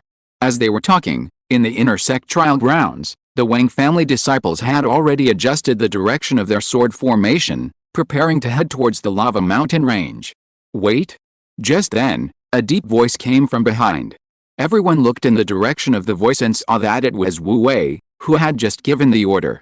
Everyone's expressions immediately became puzzled. "Boss, what's wrong?" Huan Fuhongke asked, leaning over. Wu Wei didn't answer immediately. He tilted his head slightly, his gaze seemingly able to pierce through the void and see to the infinite distance. After several breaths, he withdrew his gaze and slightly curled the corners of his lips. "I've changed my mind, this way." As he spoke, he pointed in the direction he had been looking. That direction was clearly the direction of the lava lake. "All right," Huang Fuhongke responded without any objection, without asking why, and directly led the Wang family disciples to readjust the sword formation with Wang Tian. PFFT on the Immortal Fate main platform, Elder Suxing spat out a mouthful of tea. Just what he feared had come to pass. He never expected that Wang Dong would change his mind at the last minute. How could this kid go back on his word? He's so fickle. Changing orders constantly is a cardinal sin in warfare. He was so angry his face flushed red, he didn't even notice the tea spilled on him. After cursing several times, he finally came to his senses and turned to ask the Moyu garrison commander, "Moyu, what do we do now? Since it's a trial, anything can happen." The Moyu garrison commander gripped his teacup tightly, a cold glint in his eyes, his voice almost squeezed out through clenched teeth. "If we really run into each other, it'll be a matter of skill." She didn't believe that Wang Dong could actually steal the monster every time. While they were talking, Wu Wei and the others had already adjusted their direction again, forming a sword formation and flying towards the lava lake. Soon, the group arrived above the lava lake. Suddenly, Wang Bian's mind stirred, and he took out his communication jade pendant and glanced at it. "Cousin, the scouts report that there's a battle ahead. Judging from the commotion, it's an 11th level demon, Probably that fire killing. He put down the jade pendant, flew to the carriage on his sword, and reported to Wu Wei. Also, the person fighting the fire killing seems to be a female cultivator, suspected to be the Mo family junior sister. Mo family junior sister. Huang Fu Hongke became interested upon hearing this and grabbed Wang Yan, bombarding him with questions. Can you confirm her identity? How far away is the battle area from us? Wang Tian glared at him, ruthlessly shaking off his hand, and continued to ask Wu Wei for instructions. Cousin, what do we do next? Wu Wei smiled slightly, about to speak. Suddenly, a violent energy shockwave swept in from ahead. The lava lake beneath their feet was suddenly churned into waves, and the surrounding temperature rose sharply again. Everyone instinctively looked ahead and saw that the distant sky was a fiery red. Amidst the churning lava, a colossal four-legged beast and a woman clad in dark robes could be vaguely seen locked in a fierce battle in the air. A terrifying pressure permeated the air, violent, domineering, and chilling. The two azure fire phoenixes pulling the chariot shuddered, flapping their wings and crying out as if encountering a natural enemy, their cries filled with fear and unease. The Wang family disciples guarding the chariot, unfazed by the energy shockwave, were startled by the two azure fire phoenixes and immediately tried to rush over to subdue them. Wu Wei's chariot was being dragged behind them. If they were startled and ran amok, injuring Wu Wei, it would be troublesome. It's all right, Wu Wei reassured them, casually waving his right hand with his folding fan, a beam of immortal light emanating from the fan and landing on the two azure fire phoenixes. Instantly, the two azure fire phoenixes fell silent. The Wang family members breathed a sigh of relief. Cousin. Wang Bian breathed a sigh of relief but didn't forget the important matter, continuing to ask Wu Wei for instructions. What should we do? Should we go over there? Wu Wei smiled. He casually opened his folding fan and shook it, his tone nonchalant. Since she is a junior sister of the Mo family, as your senior brother, I naturally have to go and take care of her. Honglun and Luo continued to prepare various delicacies, spiritual wines, and spiritual teas for Wu Wei. While feeding Wu Wei some local delicacies from the Purgatory Demon Star, Honglun chuckled softly, covering her mouth. Young master is about to snatch food from someone else's mouth again. Young master, you're so naughty up. Wu Wei rubbed his nose, glaring as he ate. What nonsense are you talking about? Is your young master such a bad person in your eyes? Of course young master isn't a bad person. Green Luo poured a cup of sweet spiritual wine, her slender hands holding the cup, steadily feeding Wu Wei, her almond eyes wide open as she snorted. That Miss Mo Tingmei was so fierce to our young master, even if he stole her prey, it's deserved. Besides, in this trial arena, strength reigns supreme. Clearly, the two loyal puppet maids disliked Mo Tingmei quite a bit. According to their logic, the young master was the supreme being, and everything he did was right. Anyone who was fierce to the young master was a bad person. Miss Greenvine is right. Huang Fu Hongke, who had somehow sneaked up to the carriage again, interjected with a grin. A trial is a trial. Even if junior sister Mo can't protect her prey, it's just that she lacks luck and strength. Huang Fu Hongke had been following Wu Wei all along, enjoying smooth sailing and skyrocketing points, tasting all sorts of sweetness. His ambition had grown considerably. Cousin, tell us how to snatch it, we'll do whatever you say. Suddenly, Wang Yuan chimed in, his eyes shining with excitement. If we snatch another level 11 demon, the champion of the Immortal Destiny tournament will be a sure thing. Slap. Wu Wei slapped his forehead, glaring at them both. What nonsense are you talking about? I'm Elder Ling Su's disciple, and the relationship between Master and the Mo Guardian is complicated and unclear. No matter what, Mo family junior sister is one of us. Why would we snatch her? I'm just worried that if Mo family junior sister is careless while fighting that demon, we can come to her rescue in time. Right, cousin is right, I understand. Wang Bian suddenly realized, chuckling mischievously. Guardian, we're going to protect Mo family junior sister, definitely not to steal her prey. Our leader truly lives up to his name, his foresight and meticulous planning are truly remarkable. Huang Fu Hongke was also deeply impressed, his eyes gleaming. How could we steal our own people's prey? We're going to protect our junior sister from the Mo family. If she's in trouble, hell, we can come to her rescue at any time, right? Brilliant. This plan is brilliant. Wang Yuan praised, then suddenly changed his tone, chuckling softly. But, cousin, why did you say Elder Ling Su and the Mo garrison commander have such a complicated relationship? I know, I know. Huang Fu Hongke quickly adopted a knowing air. This story goes back to their youth. It's said that back then, Elder Suxing, the Moy garrison commander, and Elder Ling Su, among others, participated in the Immortal Destiny conference together. He spit out words as he vividly recounted the stories he'd heard. Meanwhile, on the main platform of the Immortal Destiny, with a series of cracking sounds, the spirit teacup in Mo Yu's hand was crushed into powder. Her face was cold and angry as she glared fiercely at Ling Su. Seeing a good opportunity, Elder Suxing immediately mocked in a sarcastic tone, "Ling Su, your disciple's character is truly appalling. Not only did he plot to steal Tingmei's prey, but he also had the audacity to gossip and slander the sect elders in private. Humph, if it weren't for the fact that he's in the trial grounds, I would definitely teach him a lesson." "Suxing, don't talk nonsense," Ling Su replied awkwardly and angrily. "My disciple said he was going to protect Tingmei. Also, the one gossiping wasn't my disciple, that was Huang Fu Hongke. Blame him if you want. Huang Fu Hongke is now your disciple's underling. If your disciple hadn't started it, would he dare to gossip about the elders?" Elder Suxing sneered repeatedly.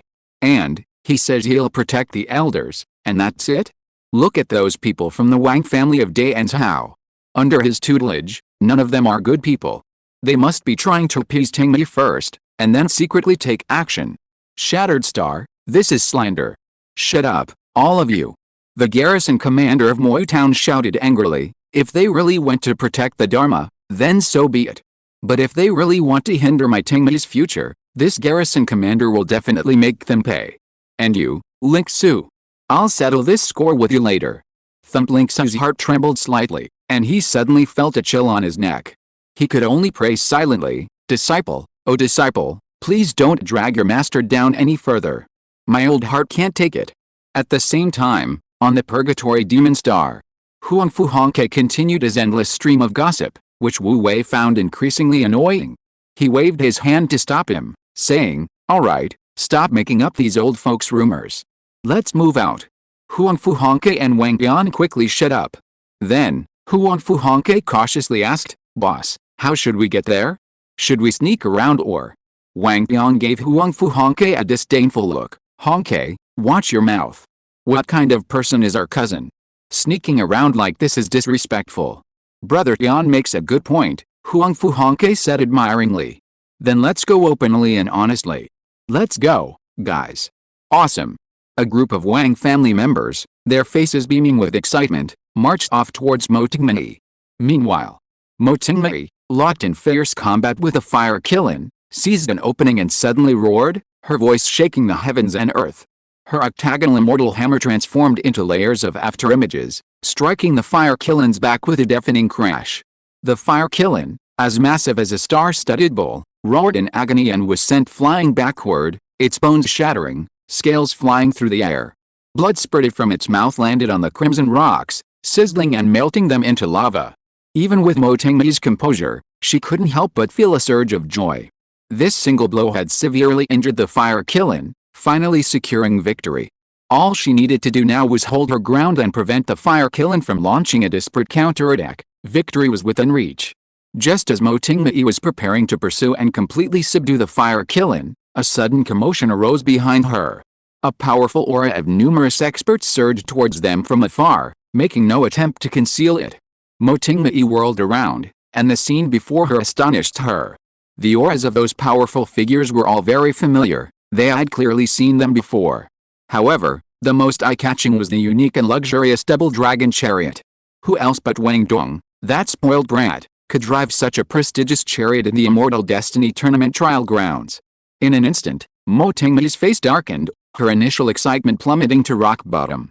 Her eyes filled with vigilance, and she angrily shouted, "Wang Dong!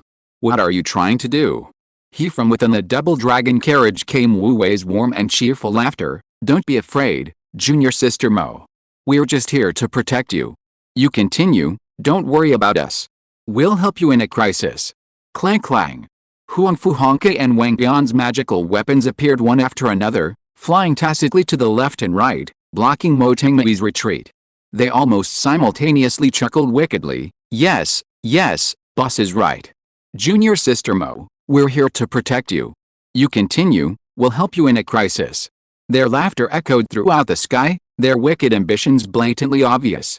Mo Tingmei's heart sank instantly, a surge of grievance and rage welling up within her. Wang Dong, you've gone too far. What have I done to offend you?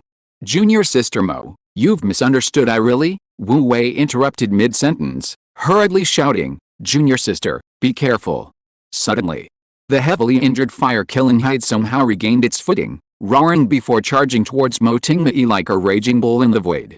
Mo Tingmei, being quite skilled, sensed the danger and quickly turned around, abruptly erecting a magical shield. However, in a battle between powerful beings, the line between them was thin, and being caught off guard by the sneak attack left her no time to dodge. Boom!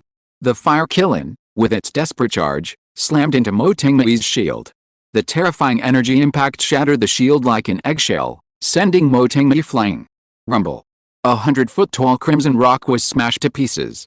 Mo Tingmei, coughing up blood, crawled out from the pile of rocks. Her face, pale with shock and anger, stared at Wu Wei and his group. She said, Fine, Wang Dong, you're ruthless. With that, she immediately rode a streak of blood-red light and disappeared into the thick red fog in the blink of an eye. Hey, Junior Sister Mo! Wu Wei exclaimed in surprise, his face full of innocence. Don't run away. I really didn't mean to steal your monster. I just came here to protect you. Also, you're injured, at least let me heal you. From within the swirling crimson mist, Mo Tingmei's angry reply echoed as she walked away, Wang Dong. I'll remember you. Mo Tingmei, will never forgive you. You wait. I'll settle this score with you sooner or later. Oh. Wu Wei shrugged, looking helpless. His good intentions had been taken for granted. He looked left and right. I really did come to protect you. Yes, of course cousin came to protect you. Wang Bian's eyes darted around, and he immediately adopted an indignant expression. HMPH, who dares to say that cousin didn't come to protect me? I'll be the first to disagree. That's right, Huang Fu Hongke said righteously. We came here with good intentions to protect you, and not only is the Mo family junior sister ungrateful, but she even wronged our boss. It's infuriating. Boss, don't you agree? As he spoke, he winked at Wu Wei, giving him a knowing look. Well, Wu Wei was speechless. He really had two idiot teammates. He truly had no intention of stealing Mo Tingmei's attention. Chapter 456 I can't save you anymore. As Wu Wei was speechless, a sudden exclamation came from the side. Hey! A fire-killing. Wu Wei and the other two paused, turning their heads in unison. The fire-killing, which had just been charging like a bull and ambushing Mo Tingmei, had somehow concealed its aura and was now quietly burrowing into the lava about to submerge its upper body. Its furtive, sly appearance was a stark contrast to the majestic fire-killing from before. Everyone was stunned for a moment. Huang Fu Hongke, however, suddenly realized, the fire-killing is quite intelligent. It must have sensed danger and is trying to slip away while we're not looking. Quick! Grab it! Upon hearing this, the others immediately reacted. Yes! Grab it! We can't let it get away. We finally managed to snatch this demon, we absolutely can't let it escape. Shouting, the group rushed forward, immediately surrounding the fire-killing and giving it a sound beating. Although the fire-killing possessed the strength of an 11th level demon and was among the best in its class, it had already fought Mo Tingmei for a day and a night, exhausting most of its energy, stamina, and beast energy. Moreover, it was severely injured. If it hadn't taken advantage of Mo Tingmei's distraction, it wouldn't have been able to inflict such serious damage. Now, how could it possibly be a match for the well-trained and coordinated cultivators of the Wang family? With the combined efforts of the Wang family members, the fire-killing was brought to the brink of death in just a quarter of an hour, and dragged back using the immortal binding rope. This was an 11th level demon, worth a lot of points. Wang Bian rubbed his hands together mischievously. Hey cousin, what should we do with this demon? Wu Wei thought for a moment and asked everyone, is there anyone who doesn't have 1,000 points? Wang Bian had the point data for all the Wang family disciples. Hearing this, he glanced at the data and reported, that's all. Everyone's points have exceeded 1,000, enough to qualify as an inner disciple. Really?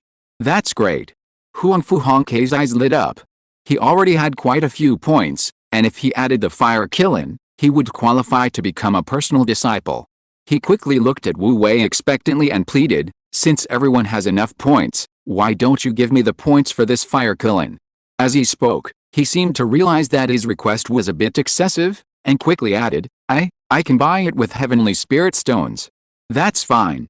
Wu Wei hadn't really intended to steal the monster, and naturally hadn't considered the ownership of the fire kiln.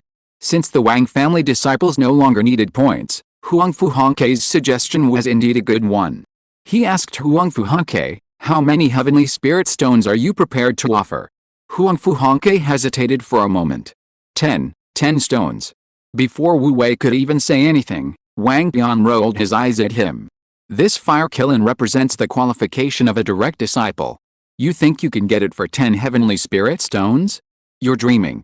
This is the qualification of a direct disciple. So many people want to buy it with heavenly spirit stones but can't. He's only willing to offer 10 heavenly spirit stones? Does he really think they were suckers? 10 heavenly spirit stones is indeed a bit low." Huangfu Hongke coughed awkwardly, subconsciously clutching his stored ring. "But I really don't have many heavenly spirit stones on me. We're all brothers, the price is negotiable, don't be nervous." Wang Bian smiled at him, then turned to Wu Wei and asked for help. "Cousin, why don't you leave this to me?" "Sure." Wu Wei nodded indifferently. "This fire kiln was acquired through everyone's efforts. After we reach an agreement, let's distribute the heavenly spirit stones among the brothers." "Thank you, cousin." Wang Bian's eyes lit up. He bowed to Wu Wei, then turned and pulled Huangfu Hongke aside for friendly negotiations. After some back and forth bargaining, the two quickly agreed that Huangfu Hongke would buy all of the fire kiln's points for 40 heavenly spirit stones. Both sides were satisfied with this price. Huangfu Hongke could afford it, and the Wang family wouldn't lose too much. Although Huangfu Hongke looked pained, he gritted his teeth and traded his accumulated heavenly spirit stones to Wang Tian. "Ho, good brother, you're really straightforward." Wang Tian happily accepted the heavenly spirit stones, waving his hand cheerfully. "All right, now the fire kiln is yours. Go finish it off." With that, he tossed the fire kiln to Huangfu Hongke and turned to find the Wang family members to divide the spoils. Huangfu Hongke, though heartbroken, was also excited at the thought of soon becoming a direct disciple. He rubbed his hands together and, imitating Wu Wei, went to finish off the fire kiln. In an instant, his trial jade tokens points surged by 6,800, propelling him from 4th to 2nd place in the intersect trial arena. Simultaneously, a mark representing the slaying of an 11th level demon appeared on his trial jade token. With this mark, he was qualified to become a personal disciple. Perhaps if it were anyone else, the elders would hesitate to accept someone as a personal disciple after such a feat. However, what was Huangfu Hongke's status? He came from the renowned Huangfu family, and his great-aunt Huangfu Yaoai was the youngest elder of the Immortal Palace, one of the few who could potentially succeed her. If Huangfu Hongke had even the slightest chance, the elders who sought to befriend Huangfu Yaoai would undoubtedly lend a helping hand. Huangfu Hongke jumped 3 feet high with excitement. "Ha, I never thought I'd become a personal disciple one day. Now let's see how that old man can still call me useless." "Hongke, you're really useless," Wang Bian said disdainfully from the side. "Just this little achievement, look how happy you are. As long as you follow your cousin well, you'll have everything you want in the future." Yes, ever since I saw Boss, I've seen your extraordinary temperament and imposing presence. You're truly a god." The two began to flatter each other. At the same time, on the main platform of Immortal Fate, the Moy Town Guardian was so angry that her face turned pale and then red, and her body trembled uncontrollably. Crack! The teacup was crushed to pieces in her hand. Too much? How dare that Wang fellow do this?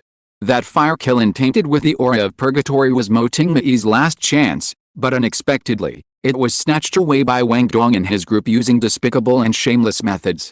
Moreover, Mo Tingmei was severely injured this time, and even her mental strength was exhausted.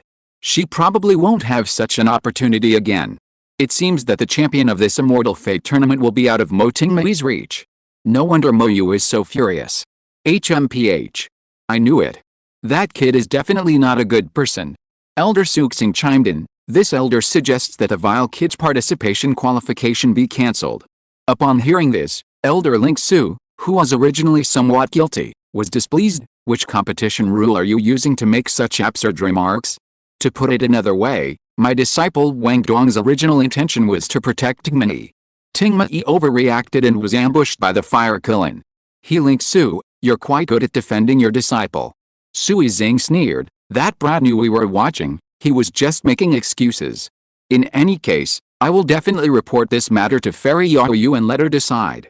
I think, with Fairy Yaoyu's impartial and incorruptible personality, she would absolutely not protect her clan's descendants. Ling Su's expression changed, and he said with a forced smile, Fairy Yaoyu has clan members involved in this matter, so she probably has to recuse herself. In my opinion, this matter should be decided by the other elders. Ling Su, you have ulterior motives.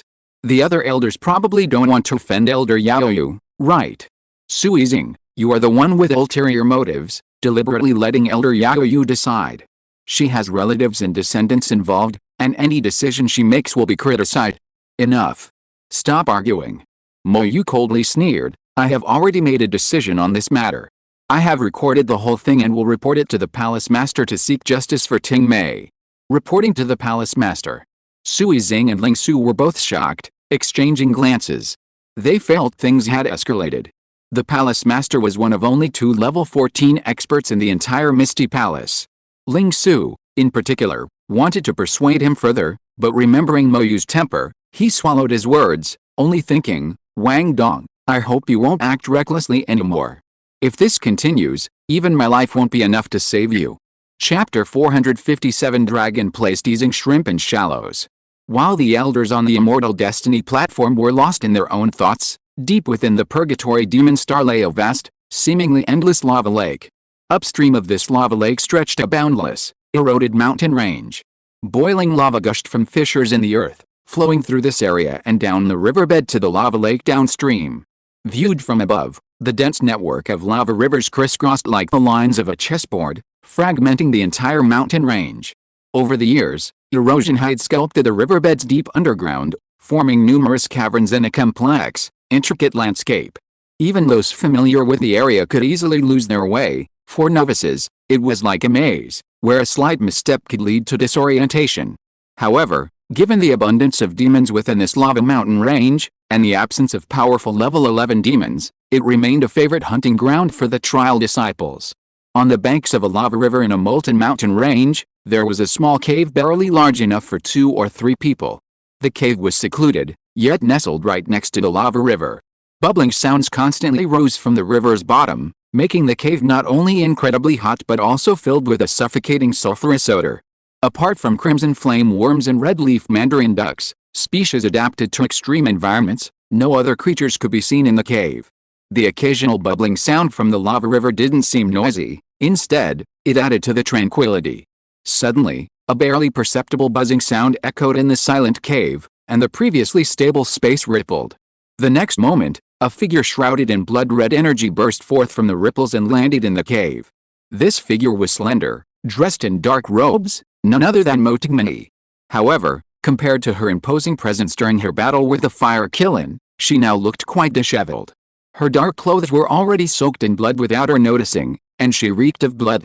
Her face was as white as paper, devoid of any color. Her injuries were too severe. Mo Tingmei staggered as soon as she landed, and if she hadn't braced herself against the cave wall, she would have nearly fallen into the lava river ahead. The after effects of the blood transformation escape technique were truly severe. She leaned against the cave wall for a while before recovering a little strength. At that moment, the trial jade token at her waist suddenly flashed with light. She looked down and saw that someone's points had suddenly skyrocketed, and their ranking had jumped from 4th to 2nd. Needless to say, this surge in points must have come from that level 11 fire kiln. Mo Tingmei's face darkened, and her beautiful eyes instantly filled with rage. That despicable Wang Dong. I will never forgive you. Bang! She slammed her fist against the cave wall. Normally, this punch would have collapsed the small cave, but now, severely injured and lacking in immortal energy, the cave wall only trembled slightly. Aside from a few crimson flame worms falling from the wall, it caused almost no damage. Mo Tingmei clenched her fists, taking a while to calm down, realizing this wasn't the time to be angry. The inner sect training grounds were fraught with danger, and accidents could happen at any moment. She needed to heal her injuries and restore her fighting strength. With this thought, her eyes regained their composure. She raised her hand and used an array plate to set up a simple formation around herself, then took out a jade white lotus bud from her storage ring. The bud was no bigger than a palm, its petals white and translucent as if carved from fine jade, exquisitely crafted yet radiating a profound aura, clearly not an ordinary object. Motingmei raised her hand and made a hand seal. In an instant, the flower bud in her palm seemed to come alive, its tightly closed petals suddenly opening to reveal layers of celestial light.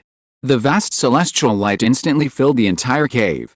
Motingmei took a deep breath, immediately feeling the tightness in her chest ease somewhat, and the weakness clinging to her body lessen considerably. Truly a wonderful thing. Her expression brightened, and she immediately sat cross-legged, tossing the jade white lotus above her head and forming another hand seal. Instantly, the jade white lotus shone even brighter, wisps of white mist emanating from its translucent petals, enveloping her entire body and gradually seeping into her. From afar, the entire cave was filled with white mist and celestial light, as pure and holy as a fairyland. Even the worms crawling on the cave walls seemed to possess an ethereal quality under this light.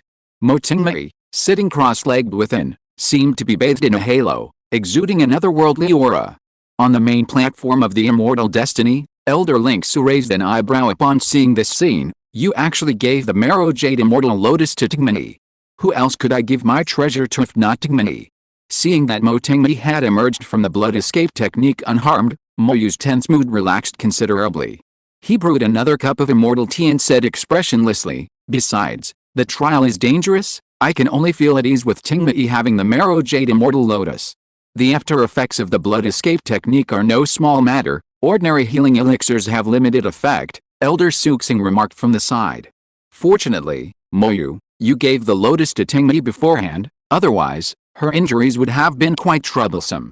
As they spoke, Motingmei's injuries had already healed considerably under the treatment of the marrow jade immortal lotus, and her complexion was no longer as pale and unpleasant as before.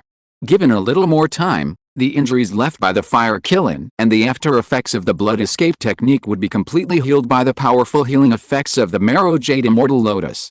However, Motingmei's trial seemed destined to be fraught with difficulties.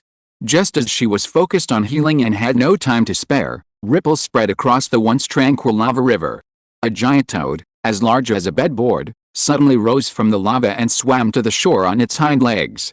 This toad was entirely crimson gold, with coin-shaped, gold-red protrusions on its back, clearly a level 9 demonic beast, the Seven Treasures Toad.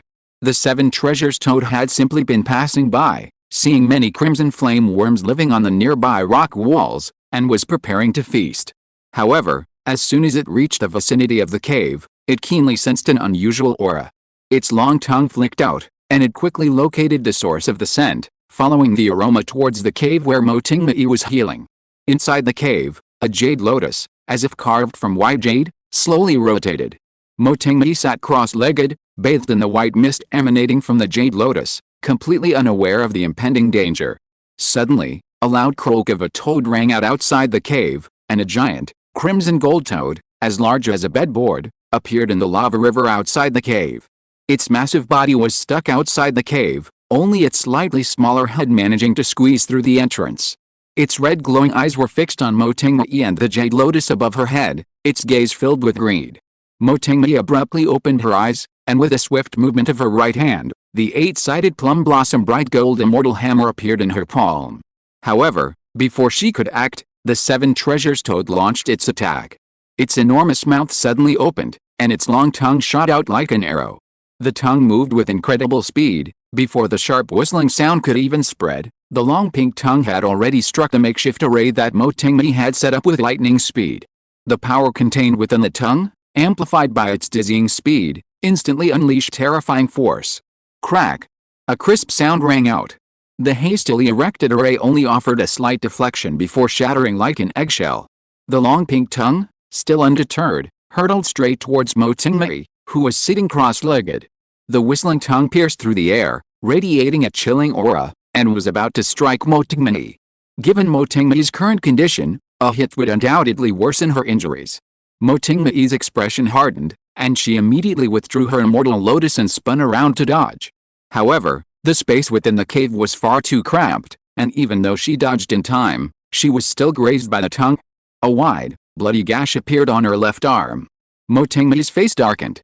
She immediately gripped the handle of her octagonal plum blossom-shaped golden immortal hammer and charged towards the seven treasures toad, determined to avenge the attack.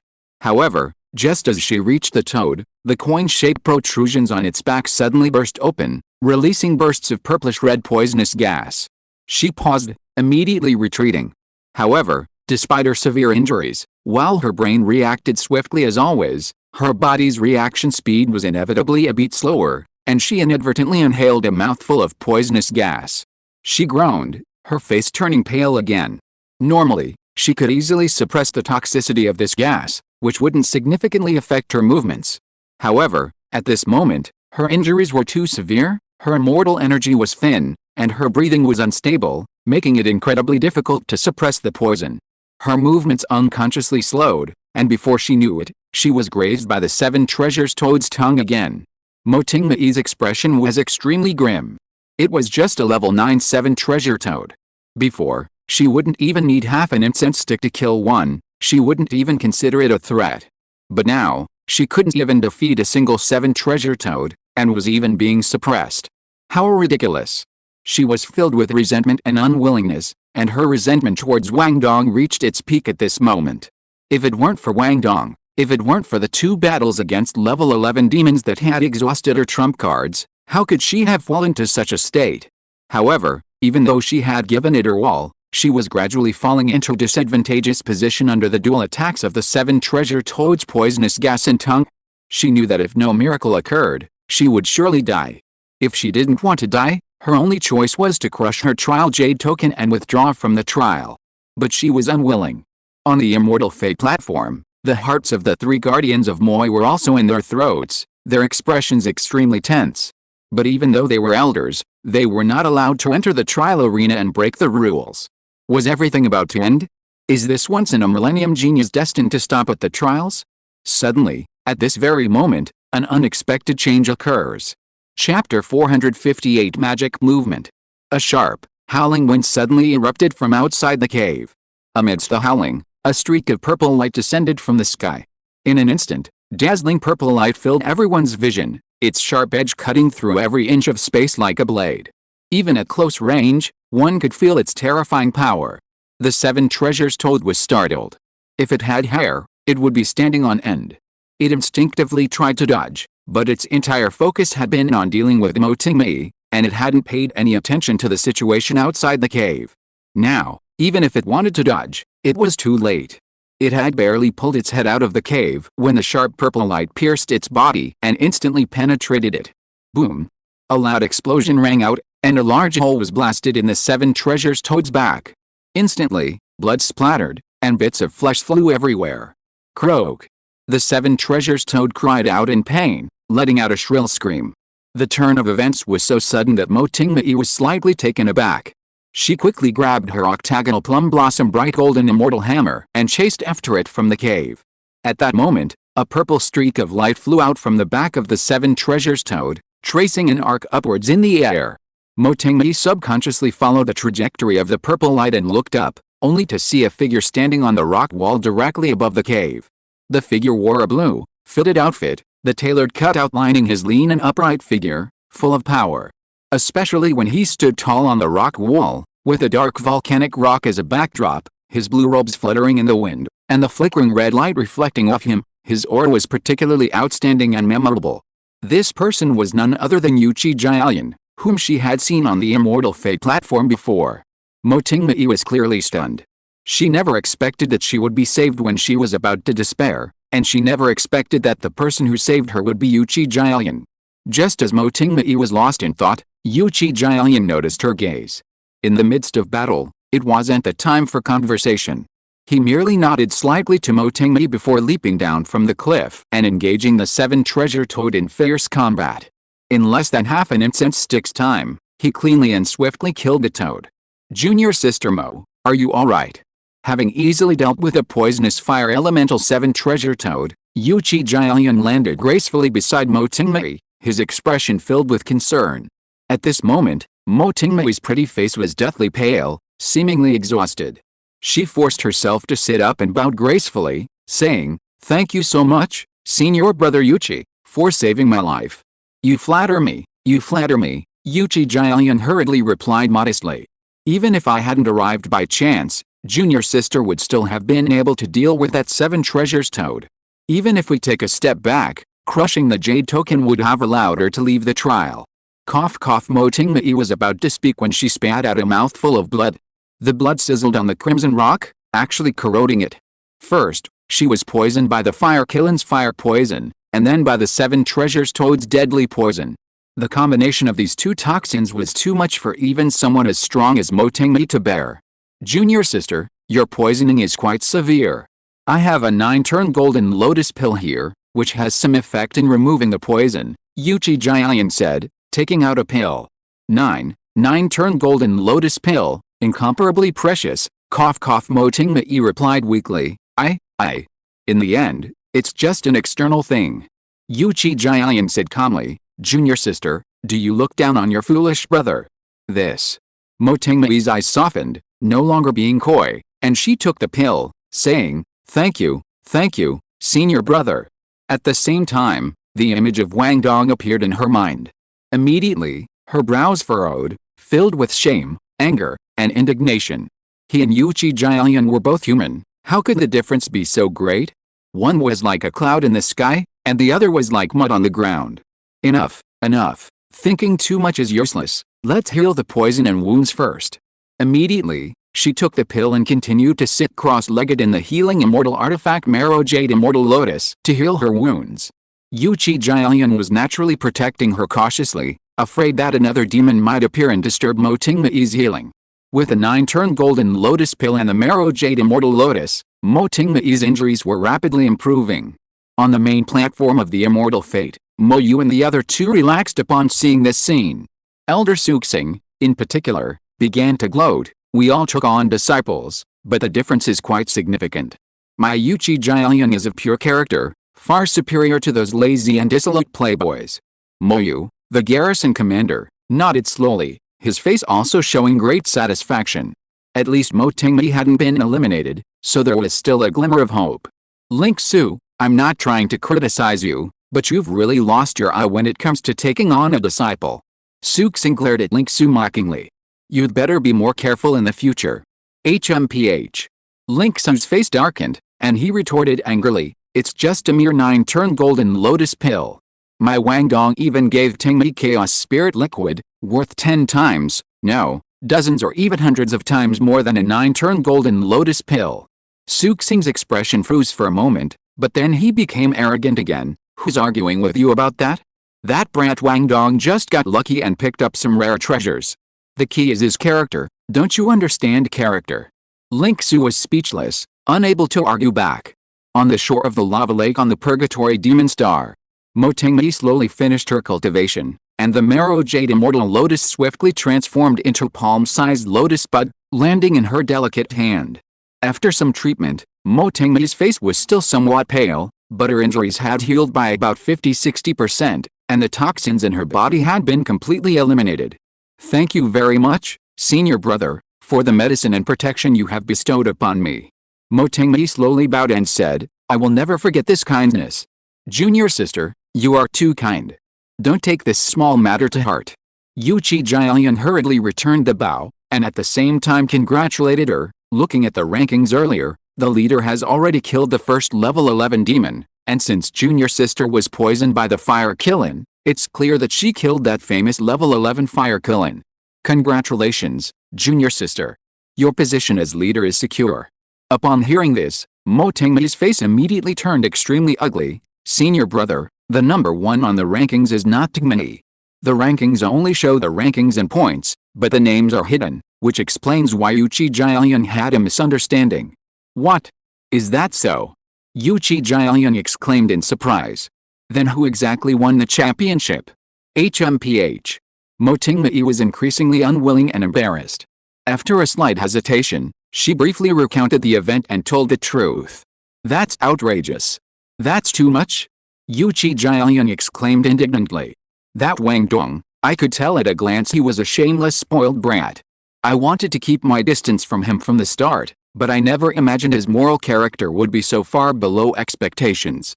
Next time I encounter Wang Dong, I'll definitely find a way to teach him a lesson from my junior sister. With Yu Jiayan's shared indignation, Mo Tingmei's mood seemed to improve considerably. Thank you, senior brother, but I'll still avenge this myself. In that case, I congratulate you in advance on wiping your shame. Yu Jiayan didn't press the matter, remaining as elegant as ever, and then asked with concern, Junior sister, your trial points are far behind this time. What are your plans? I can only take it one step at a time. Mo Tingmei was momentarily speechless.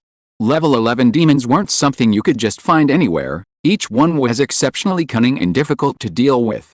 With the Immortal Destiny Conference nearing its end, finding and killing another one would be incredibly difficult. Besides, even if she managed to kill one, what then? It's not necessarily guaranteed that you'll rank first. Yu Jiayan hesitated slightly, then thought for a moment and said, Junior sister, have you heard of the ancient war camp on the Purgatory Demon Star? Ancient war camp. Mo Tingmei frowned slightly. I've heard of it. Legends of the ancient war camp existed thousands of years ago. It's said that the ancient war camp is a relic from the Great War between the vanguard of the Immortal Palace and the Demon Clan. Whoever can open the camp can obtain countless treasures left behind by ancient war immortals, and even some long-cultivated natural treasures. After a pause, Mo Tingmei continued, however, many participants in the Immortal Destiny tournament have been eager to explore the camp, but have gained nothing, and have even delayed their Immortal Destiny trials. Therefore, in recent Immortal Destiny tournaments, no one has mentioned the ancient war camp anymore. Senior brother, you brought this up because... Indeed, Yu Jiayan said with a frank smile. Decades ago, I had a clue about the ancient war camp. After integrating and analyzing various clues over the past few decades, I am now 70–80% certain. In addition, during this Immortal Fate gathering, I personally confirmed the information one by one, and now I am 90% certain that I can find the ancient war camp. Then congratulations, senior brother. Mo Tingmei's eyes rippled slightly. Junior sister, to be honest, I would like to invite you to explore the ancient war camp together. Don't rush to make a decision, let me finish first, Yu Jiayan said earnestly. The ancient war camp is good, but I am afraid I will not be able to handle it alone. If junior sister joins, the chances of success will increase greatly. In addition, the ancient war camp has not been discovered for a long time, and there may be 11th level demons hiding in it. If we join forces, we will definitely be able to suppress the demons. At that time, junior sister can get points, and we might even be able to regain the champion position. This, Mo Tingmei seemed to be tempted, but she couldn't make up her mind. Junior sister Yu Jiayan continued eloquently, you've fallen behind in points, and finding a suitable level 11 demon beast in a short time won't be easy. Why don't you come with me to the ancient war camp to try your luck? I promise that everything we gain in the camp, except for the public portion, will be split 40–60 between us. Senior brother, I'm willing to go to the war camp with you, but let's skip the distribution of the spoils except for the level 11 demon beast, Mo Tingmei said. Consider it repayment for saving my life, junior sister, you're mistaken. Yu Jiayan's expression turned serious. Since we're allies, we must first clearly divide the spoils. Otherwise, when things come to a head, resentment will often arise, causing the alliance to fall apart. Junior sister, don't blame your foolish brother for taking 60%, after all, the groundwork I laid beforehand far exceeded yours. This, Mo Tingmei felt that it made sense, but such a distribution of spoils made her feel somewhat uncomfortable, as if it were too blatant. Junior sister, there's no need for further words. I understand your intentions, Yu Jiayan said solemnly. Although I am born into the Yu family, I am a son of a collateral branch. I have faced countless hardships on my way to where I am today. If I could obtain these resources, I would certainly benefit greatly. However, I know that what is rightfully mine, and I cannot take more than what is not mine. If I were to take advantage of you today, how could I face you in the future? Moreover, the Mo family has always relied solely on the garrison commander. If you could receive a share of these resources, it would be a good thing for both you and the family. In that case, I, Tingmei, am humbled, Mo Tingmei said, her face showing gratitude. She nodded and said, thank you for your trust, senior brother. Compared to that despicable Wang Dong, senior brother Jiayan is truly a gentleman. Little did she know that a strange crimson glint flashed in Yu Jiayan's eyes. If you are listening to this novel on a channel other than Fanfic World, it means it was downloaded and re-uploaded without effort. We warmly invite you to visit our channel, Fanfic World. There you will find the original version of this story and many other novels of various genres. We look forward to seeing you dive into a world of incredible novels. Chapter 459, Junior Sister. We meet again. Jialian truly lives up to his reputation as one of the sect's most promising talents. He acts with great composure and has a broad perspective. If he can enter the Immortal Palace, he will undoubtedly become one of the sect's pillars in the future. On the Immortal Fate platform, Guardian Moyu nodded slightly in praise. Ho, Elder Suxing laughed and waved his hand. Moyu, don't praise him too much. With his current level, he's still far from good enough. Elder Linksa glanced at him and couldn't help but roll his eyes when he saw the wide grin that almost reached his ears. That old fox, Sui Xing, he talks a good game, but he's probably secretly gloating. He couldn't stand Sui Xing's attitude and couldn't resist giving him a piece of his mind. Speaking of which, the legend of the ancient war camp has been around for ages. We searched for it back then, but we didn't find a single clue. For nearly 1,000 years, no one has paid attention to the ancient war camp anymore. Yuchi Jialian found it on his first try. Isn't that too much of a coincidence? Ling Su, that's not very interesting. Elder Sui Xing, who was feeling smug, suddenly stopped smiling upon hearing this pointed remark.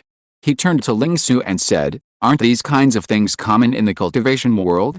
Others can't find it, but my disciple found it on his first try. This just proves that the ancient war camp is destined for my disciple. It's his destiny. How? Elder Ling Su scoffed. Whether it's destiny or something else, we'll see. Alright, you two. Seeing the two getting increasingly absurd, the Guardian of Moy couldn't help but interrupt, frowning as he said, don't make wild guesses. The truth will be revealed soon enough. Hearing this, Elder Suxing and Elder Linksu finally shut their mouths and refocused their attention on the crystal screen in front of them. Leaving aside how Mo Tingyi and Yuchi Jialian explored the ancient war camp, let's just say that Wu Wei and the others continued their sweep through the trial grounds. All the young people from Day and Zhao had accumulated impressive scores, ranking in the top 100, and were qualified to enter the inner sect. This infuriated Suxing, but he couldn't change anything. Even if they reported to the sect, except for that brat Wang Dong, the other young people from Day and Zhao would definitely be highly regarded by the sect. The reason was simple, they had all demonstrated extremely strong individual combat abilities and skillful teamwork. If they only possessed individual combat abilities, that would be one thing. Among the vast group of participants in the Immortal Destiny tournament, there were always some exceptionally talented geniuses. Team battles are different. The Immortal Palace has countless powerful figures. Any Grand Elder could be a force to be reckoned with. However, the Immortal Palace's immortals are least adept at team combat. Such outstanding team fighting ability will inevitably attract the attention of their superiors in the future. Boss, that's enough. Huangfu Hongke was starting to get bored after his points were full. How about we crush the Jade Token and leave? I'll take you and the brothers to explore some interesting places on Immortal Destiny Star Lake. Wu Wei chuckled from his carriage. Logically speaking, there's no need to continue this Immortal Destiny tournament. But Hongke, don't forget, we still have one thing to do. There's one thing to do. Huangfu Hongke looked puzzled, then, as if he had realized something, he chuckled mischievously. Could it be that you mean we should bully Mo family junior sister again? You're so mean, boss slap. Wu Wei smacked him on the head with his fan. Do you think I'm just bored and have nothing better to do than pick on that girl Tingmei all day? You brainless idiot, have you forgotten the loss we suffered at the beginning? Anyway, we've accumulated enough points, it's time for revenge. Boss, you mean? Huangfu Hongke suddenly realized, and said angrily, so someone was behind this all along. Who is it? Who had the audacity? Let's kill him. Wang Yuan and the others were also filled with righteous indignation, shouting for revenge. Don't worry, everyone. I've already found out who was behind this, and I know where he is now, Wu Wei said, waving his fan and gesturing confidently. Men, let's go. Immediately, a large group of people set off, shouting that they would make the villain who caused the trouble pay the price. Of course, Wu Wei and the others' reaction also attracted the attention and concern of the elders on the Immortal Fate platform. If they really found Yuchi Jialian, it would likely cause another uproar. Meanwhile, deep underground, Drip drip hot magma seeped out from the cracks in the cave ceiling, dripping down. Unbeknownst to them, the accumulated lava on the ground meandered into countless streams, flowing down the uneven cracks in the rocks and converging towards an unknown distance. In the distance, scorching winds capable of melting steel howled through the narrow crevices of the caverns. The howling wind, like the wailing of ghosts, echoed endlessly in the desolate cave, sending chills down one's spine. This was a desolate area deep underground, untouched by cultivators for millennia. Compared to the surface, the temperature here was far more terrifying. Even lava could not solidify, instead becoming as smooth as water under the scorching rocks. Vast amounts of fire and spatial energy collided and surged within the narrow cavern, carving bizarre shapes into the already strange and wondrous space. Even space itself became distorted and unstable from these collisions, as if spatial rifts might tear open at any moment. Compared to the surface, the environment here was 10, even 100 times harsher. Even demons rarely survived in such an environment. And so, for millennia, this cave has remained largely unchanged, as if time itself had frozen. However, today, this seemingly frozen time within the cave was broken. Junior sister, be careful, the spatial energy is unstable. A faint voice suddenly rang out from the gap where only the mournful wind had whistled. The piercing wind shattered the sound, yet several key words could still be faintly discerned. Following this voice was a soft female voice. The female voice seemed to respond, then fell silent. A moment later, the shadows at the corner of the cave stirred, and two figures emerged from behind a strangely protruding volcanic rock. These two figures were a man and a woman. The man wore a blue, close-fitting outfit, tall and imposing, while the woman wore dark clothing, slender, and carried a magical hammer that seemed completely out of place with her bearing. They were none other than Yuchi Jiaoyang and Mo Tingmei. To avoid stepping on the flowing lava, the two walked with their feet suspended in midair, not touching the ground. As they walked, they kept a close watch on their surroundings, wary of any potential dangers. The energy concentration here is too high, and the space is unstable. Our spiritual senses are severely limited, Mo Tingmei frowned. We have to be careful. Of course, Yuchi Jiaoyang nodded in agreement. I discovered this underground passage by accident. If my deduction is correct, this passage was formed unintentionally over millions of years of geological evolution, making its route winding and extremely difficult to traverse. Moreover, it has many branching paths in a complex environment. Although I've already scouted it out beforehand, I can't guarantee there won't be any unexpected situations. Caution is essential. He then pointed ahead and added, following this path for about several thousand miles, we'll reach the Great Seal outside the ancient war camp. We just need to break the seal to enter the camp. Mo Tingmei nodded, indicating she understood.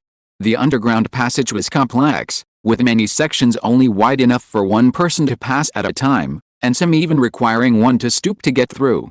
However, for two cultivators who had already reached the 10th level of the immortal realm, these were no major problems. In the short time they spoke, the two had already walked a considerable distance.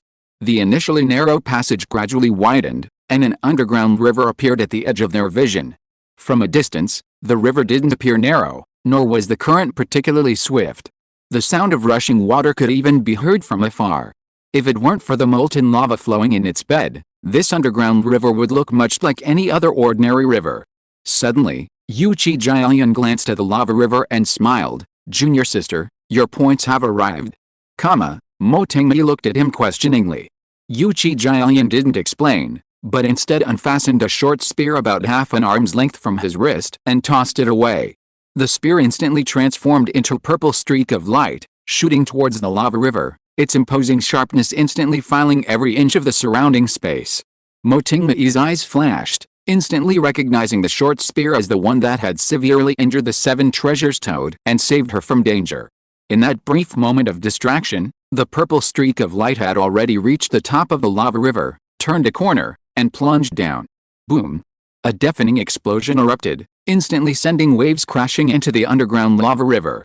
A terrifying force exploded within the lava, its sharp edges scattering like raindrops, instantly filing the entire section of the river. Under such a dense onslaught, any demon within the lava river would inevitably be caught in its crossfire. And indeed, the next moment, a roar of pain echoed from within the lava river.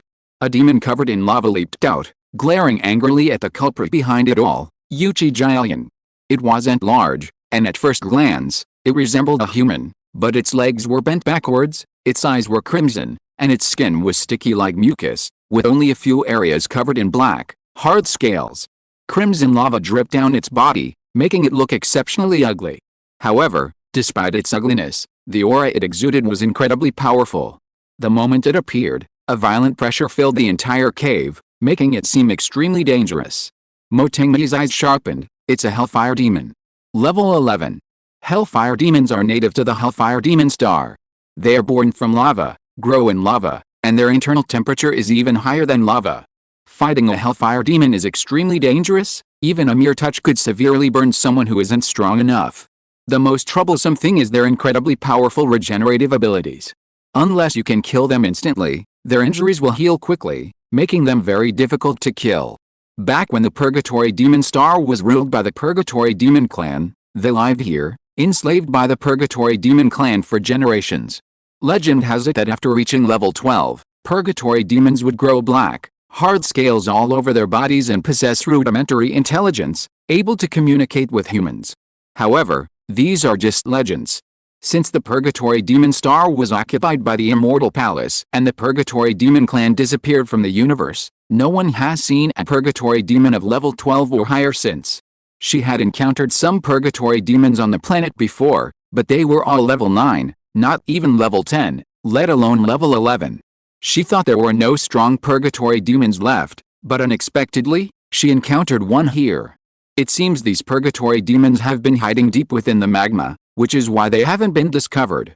Just as Mo Tingmei was pondering this, the level 11 Purgatory Demon leaped up and pounced towards Yuchi Jiaoyang and Mo Tingmei.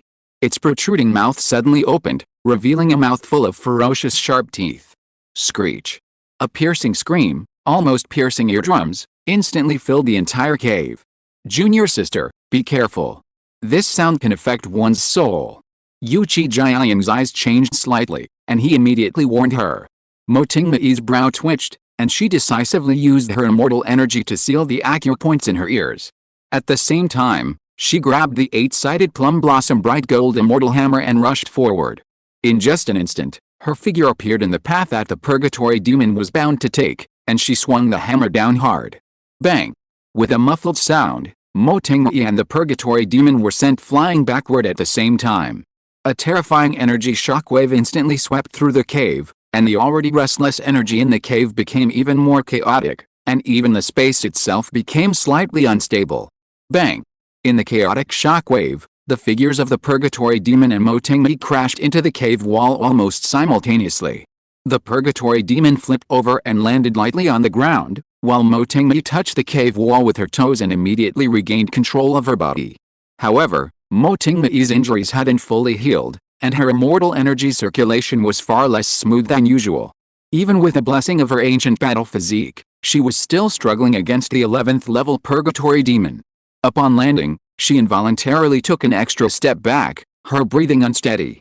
Yuchi Jiaoyan glanced at her thoughtfully, then said, "Junior sister, I'll help you."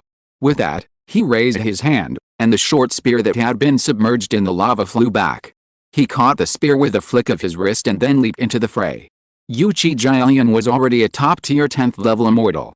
Although he didn't have the ancient battle physique like Mo Tingmei, he was still a powerful figure capable of holding his own against an 11th level demon. With his addition, the Purgatory Demon's already slight advantage vanished instantly, and it was quickly suppressed by the two of them, making escape a pipe dream. "Thank you, senior brother." Mo Tingmei glanced at him gratefully, her goodwill towards Yuchi Jiaoyan growing even stronger.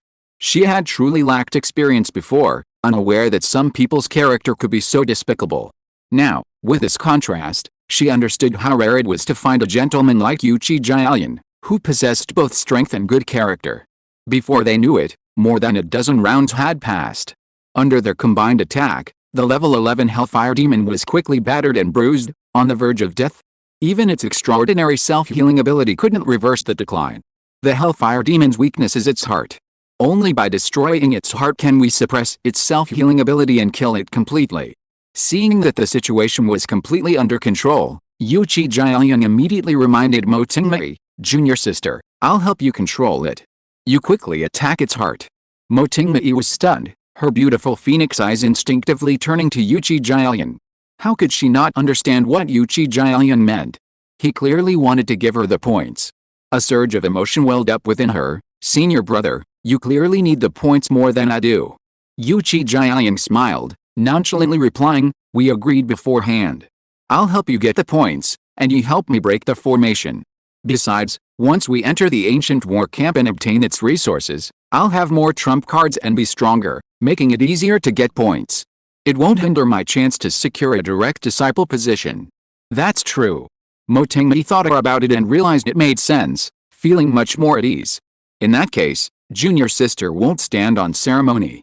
With that, she raised her immortal hammer, preparing to deliver the final blow to the purgatory demon. Instantly, energy surged from the gilded, eight-sided plum blossom patterned immortal hammer, its immense, mountain-like power surging forth, about to strike the purgatory demon. Just then, suddenly, clap, clap, clap. A loud clapping sound echoed through the crimson lava cave. Huangfu Hongke emerged from the shadows, clapping as he spoke in a sarcastic tone, Junior sister, please, no, senior brother, you do it. Tisk tisk tisk, what a pair of loyal and affectionate senior and junior siblings. Especially you, Yuchi Jialian, you look so dignified, but I never expected you to be full of treacherous tricks. Junior sister of the Mo family, you must be careful of the thieves around you. Huangfu Hongke, Mo Tingmei and Yuchi Jialian, who were just about to investigate the demon, both changed their expressions, staring warily at Huangfu Hongke and his surroundings. That guy is now Wang Dong's follower. If he's here, can Wang Dong and the others be far behind? Especially Mo Tingmei, whose pretty face went from shock to fury. Huangfu Hongke, what nonsense are you spouting? Senior brother Jialian is a truly upright gentleman, while Wang Dong is a shameless scoundrel. Wang Dong, I know you're here, get out here. Junior sister Mo, it's only been half a month since we last met, and your injuries have healed considerably. In the distance, two cries of blue phoenixes rang out, and a luxurious carriage arrived, seemingly leaping through the air. Wu Wei, lying slumped on the carriage, receiving a massage from a maid, looked utterly deserving of a beating in Mo Tingmei's eyes. Chapter 460 The Enchanting Fairy. Meanwhile, the young followers of Dian's Hao, led by Wang Dong, appeared from all directions, suddenly surrounding Yuchi Jialian and Mo Tingmei. Each of them wore a cold smile, clearly harboring ill intentions. They were all devout followers of Wu Wei, and the fact that Yuchi Jialian dared to frame him naturally filled them with hostility. Wang Dong, you're despicable. Mo Tingmei was filled with anger and shame, her delicate body trembling uncontrollably. All the humiliating scenes flashed through her mind as she angrily rebuked, what did I ever do to offend you? You've tried to mess with me time and time again, and you still won't let me go. PFFT. Wu Wei, who was sipping his finest wine, spat out a mouthful. He had completely misunderstood those words. After coughing a few times, he said seriously, Junior sister, please be a little more careful with your words. I don't want to say anything more about the misunderstandings from the previous 2 times. But this time, we're not targeting you, we're targeting Brother Jialian. That's right, we're targeting that despicable scoundrel, Yuchi Jialian. Huangfu Hongke also shouted angrily from the side, Junior sister Mo, this is none of your business. Please step aside so you don't get hurt. You. Mo Tingmei almost fainted from anger. Huangfu Hongke and Wang Dong were clearly the shameless ones, and now they not only picked on her to steal battle points, but also threw mud at senior brother Jialian. Having lived for 200 years, Mo Tingmei had never seen such shameless people, especially that Wang Dong, who was simply a disgrace to the cultivation world. That spoiled brat Huangfu Hongke actually joined in his nonsense. This is too much? The more Mo Tingmei thought about it, the angrier she became, and a raging fire of battle burned within her. Wang Dong, I'll fight you to the death. With that, she was about to step forward and fight Wu Wei. Suddenly, Yuchi Jialian grabbed her slender arm and casually tossed out a talisman. The talisman emitted a dazzling white light, and when the light faded, the two of them had vanished. Huangfu Hongke was stunned for a moment, then said angrily, that despicable scoundrel Yuchi Jialian was quite well prepared, he even carried a special teleportation talisman. However, this kind of special teleportation talisman can only teleport you a few hundred miles. Boss, let's chase after him, we can't let that thief get away so easily. What was his status? Within the Immortal Fate Star Lake area, He was already a well-known second-generation rich kid. In all his years, this was the first time he had been schemed against like this. He can't escape. Wu Wei smiled as he looked at the heavily injured and dying Hellfire Demon. Since they've offered a gift, why not accept it? Wang Bian, go and finish it off, so you can earn a spot for a personal discipleship. Yes, cousin. Wang Bian obeyed the order and happily took the dying demon. His points naturally skyrocketed, and he even obtained the qualification of a personal disciple above the inner sect. This scene made Huangfu Hongke extremely envious. If he had known he could snatch another level 11 demon, he would have wasted his previous heavenly spirit stones. Now it's all for nothing for Wang Tian. However, following the boss is really great. Snatching level 11 demons one after another, this is the first time he's had such a great time in his 200 or 300 years of life. Hundreds of miles away, deep in the cave, a white light flashed, and space distorted. Mo Tingyi and Yu Qi Jialian tumbled out of the distorted space. Still enraged, she twisted her arm, breaking free from Yu Qi Jialian's grasp. Senior brother Jialian, she cried, I don't understand why we ran away. With the two of us fighting side by side, we could at least have weakened them both, preventing them from taking the points so easily. Sigh, Yu Qi Jialian sighed deeply. Junior sister, you were too impulsive. Even if we could handle so many enemies, what then? What about the exploration of the ancient war camp? Exploring the ancient war camp is far more important than those points. If we can obtain the camp's resources, we'll have enough to cultivate to golden immortal level. How can a mere champion compare? But never mind, we'll settle this score with them sooner or later. Mo Tingyi stamped her foot in frustration. However, senior brother Jialian, our teleportation talisman has only taken us a few hundred miles. What if they catch up and harass us again? What if they interfere while we're exploring the ancient war camp? Yu Qi Jialian smiled confidently. I've already thought of that. With that, Yu Qi Jialian flipped his wrist, and a stack of palm-sized gray array plates appeared in his palm. There were 8 array plates in total, looking rather inconspicuous.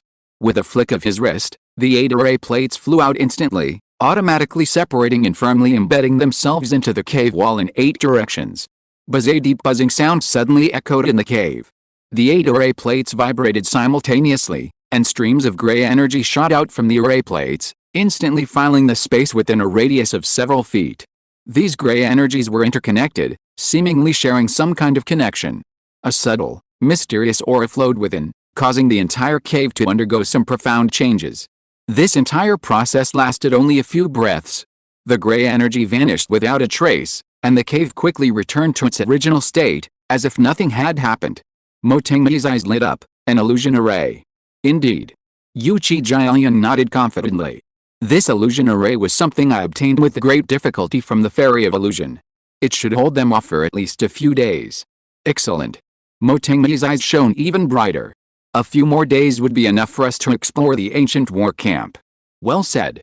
Yu Qi Jialian sneered, his deep gaze seemingly piercing through the cave walls. Seeing Wu Wei and the others hundreds of miles away, let them experience the feeling of being lost and helpless in this illusion array. Let's go. With that, he gestured to Mo Tingyi and then strode into the depths of the cave. Seeing this, Mo Tingyi didn't delay any longer and quickly followed. The two figures quickly disappeared into the winding depths of the cave. Meanwhile, hundreds of miles away, Wang Bian and his family members swiftly finished collecting the corpses left behind by the infernal demons, separating and preserving all the useful items. After reporting their findings to Wu Wei, Wang Bian asked, Cousin, should we continue pursuing Yu Qi Jialian and Mo Tingyi?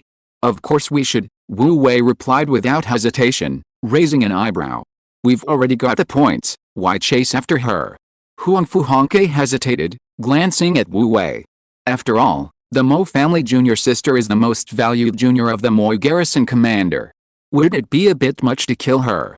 Have you forgotten why we came here? Wu Wei glanced at him. We haven't avenged Yu Qi Jialian yet, how can we go back? Besides.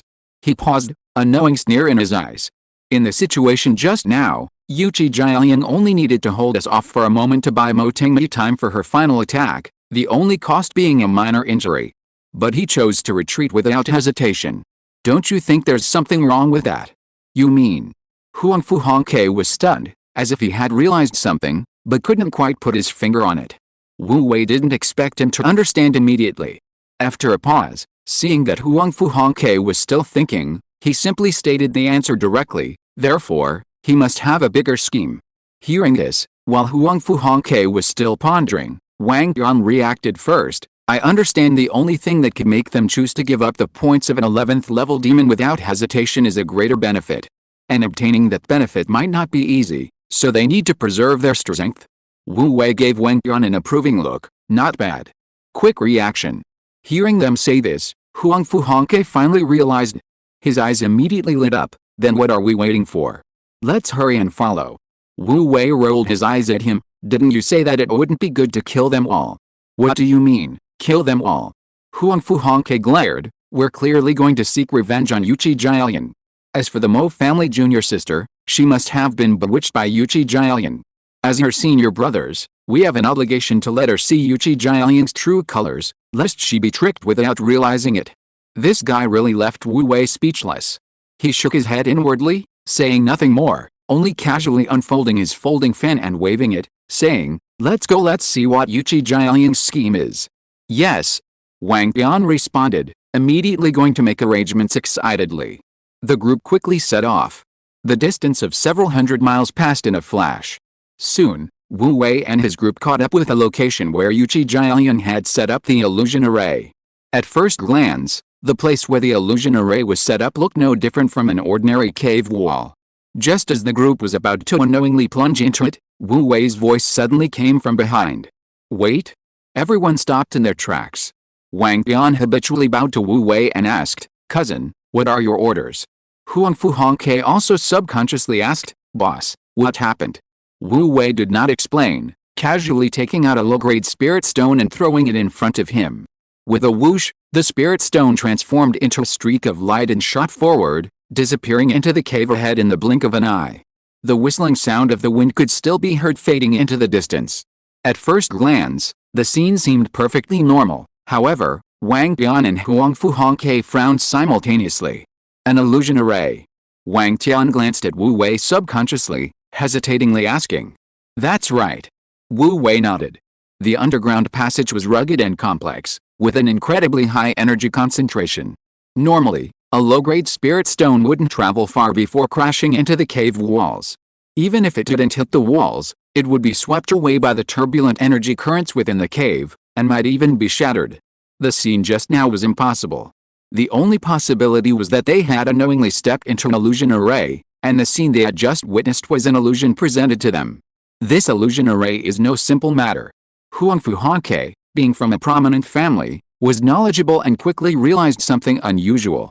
No matter how intricately arranged or realistically disguised a normal illusion array is, there will always be energy fluctuations leaking out. Even if the energy concentration here is extremely high and the energy fluctuations are chaotic, we have at least 2 level 10 Immortal Realm experts here, we shouldn't be completely unaware. Hearing this, Wang Bian also realized, that's right. I didn't notice anything amiss at all. If my cousin hadn't reminded me, I wouldn't even have realized we'd stepped into an illusion array. Thinking about it this way, he felt a chill run down his spine, and his expression immediately turned grim. To achieve this level, not only is the skill of the array setter extremely demanding, but the technique is also incredibly precise. Yuqi Jialian couldn't possibly possess such array setting ability. Even if he did have this ability, it would be impossible to complete such a meticulous arrangement in such a short time. He must have used an array plate. Huang Fu Hongke's expression also became serious. But the requirements for an array master to refine an array plate are even higher. As far as I know, the only array master capable of refining an array plate of this level is Fairy Linghuan. Fairy Linghuan. Wu Wei had never heard of this name before and couldn't help but raise his eyebrows. Wang Bian quickly explained, Fairy Linghuan is an array cultivator at the 12th level Golden Immortal Realm, known as the #1 array cultivator of the Purple Cloud Star River, and together with the ancestor Xianji, known as the #1 weapon refiner, they are collectively known as the 2 Immortals of Lingji, 2 very famous figures in the role cultivator world. Wu Wei nodded slightly, indicating that he understood. He had no concept of the #1 array cultivator, but upon hearing that he was on par with the heavenly mystery ancestor, he knew what was going on. This must be another tech-savvy master with countless admirers. On the Immortal Fate main platform, Elder Suxing couldn't help but laugh out loud at this scene. Ha ha ha ha, Link Su, From which remote backwater did your disciple emerge? He hasn't even heard of Fairy Linghuan. Elder Linksa glanced at him. Although Fairy Linghuan is famous, she's only known among array cultivators. It's normal for some people not to have heard of her. Can't my disciple focus solely on cultivation and not pay attention to array cultivation matters? Hearing this, Elder Suxing laughed even harder, as if he had heard a joke. I think he doesn't not pay attention to array cultivation. He just doesn't care about anything else except eating, drinking, and having fun, right, Moyu? Guardian Moyu glanced at him but didn't reply. However, upon closer inspection, one would notice that the gloom and anger that had risen on her face due to Mo Tingmei's repeated setbacks had subsided considerably. She picked up a cup of immortal tea, took a sip, and said calmly, "The formations of Fairy Linghuan are notoriously difficult to break, and her illusion formations are even more exceptional. Even I, once trapped in her illusion formation, would not be able to escape for at least 1 or 2 hours. These little fellows will only find it more difficult to break the formation. In my opinion, Jialian has overestimated them," Elder Suxing interjected.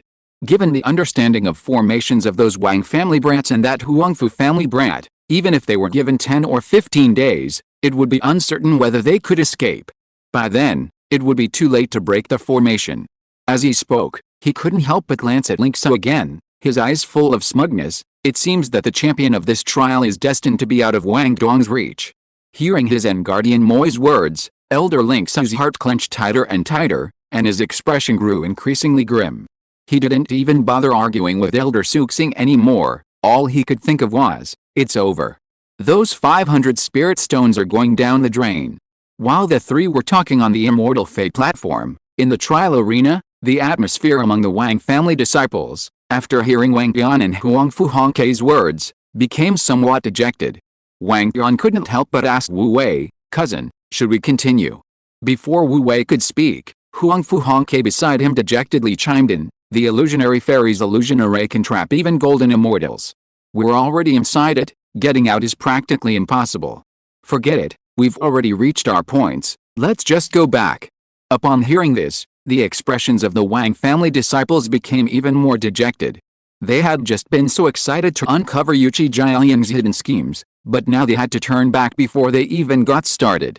"Hey, you're hopeless, look at your pathetic self." Wu Wei waved his folding fan, giving Huangfu Hongke a disapproving look. "You make it sound so mystical, but it's just a mere illusion array. Breaking it is a piece of cake. Boss, this isn't just a mere illusion array.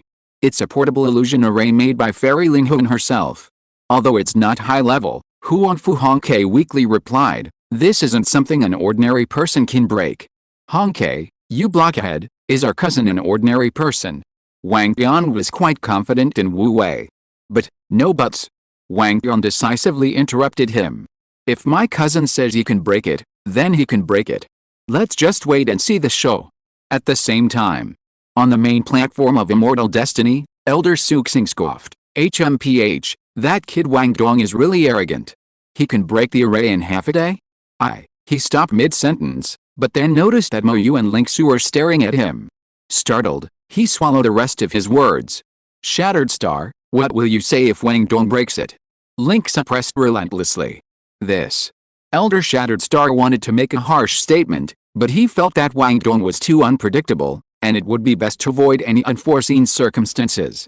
So, he rolled his eyes and said fiercely, "I'm certain he can't break it, so what?" Although his words were harsh, he didn't mention what would happen if he did break it. Whatever makes you happy. Linksu was too lazy to fall for his trap. In fact, even Linksu himself didn't think his precious disciple could easily break the formation. Let's leave aside the argument above.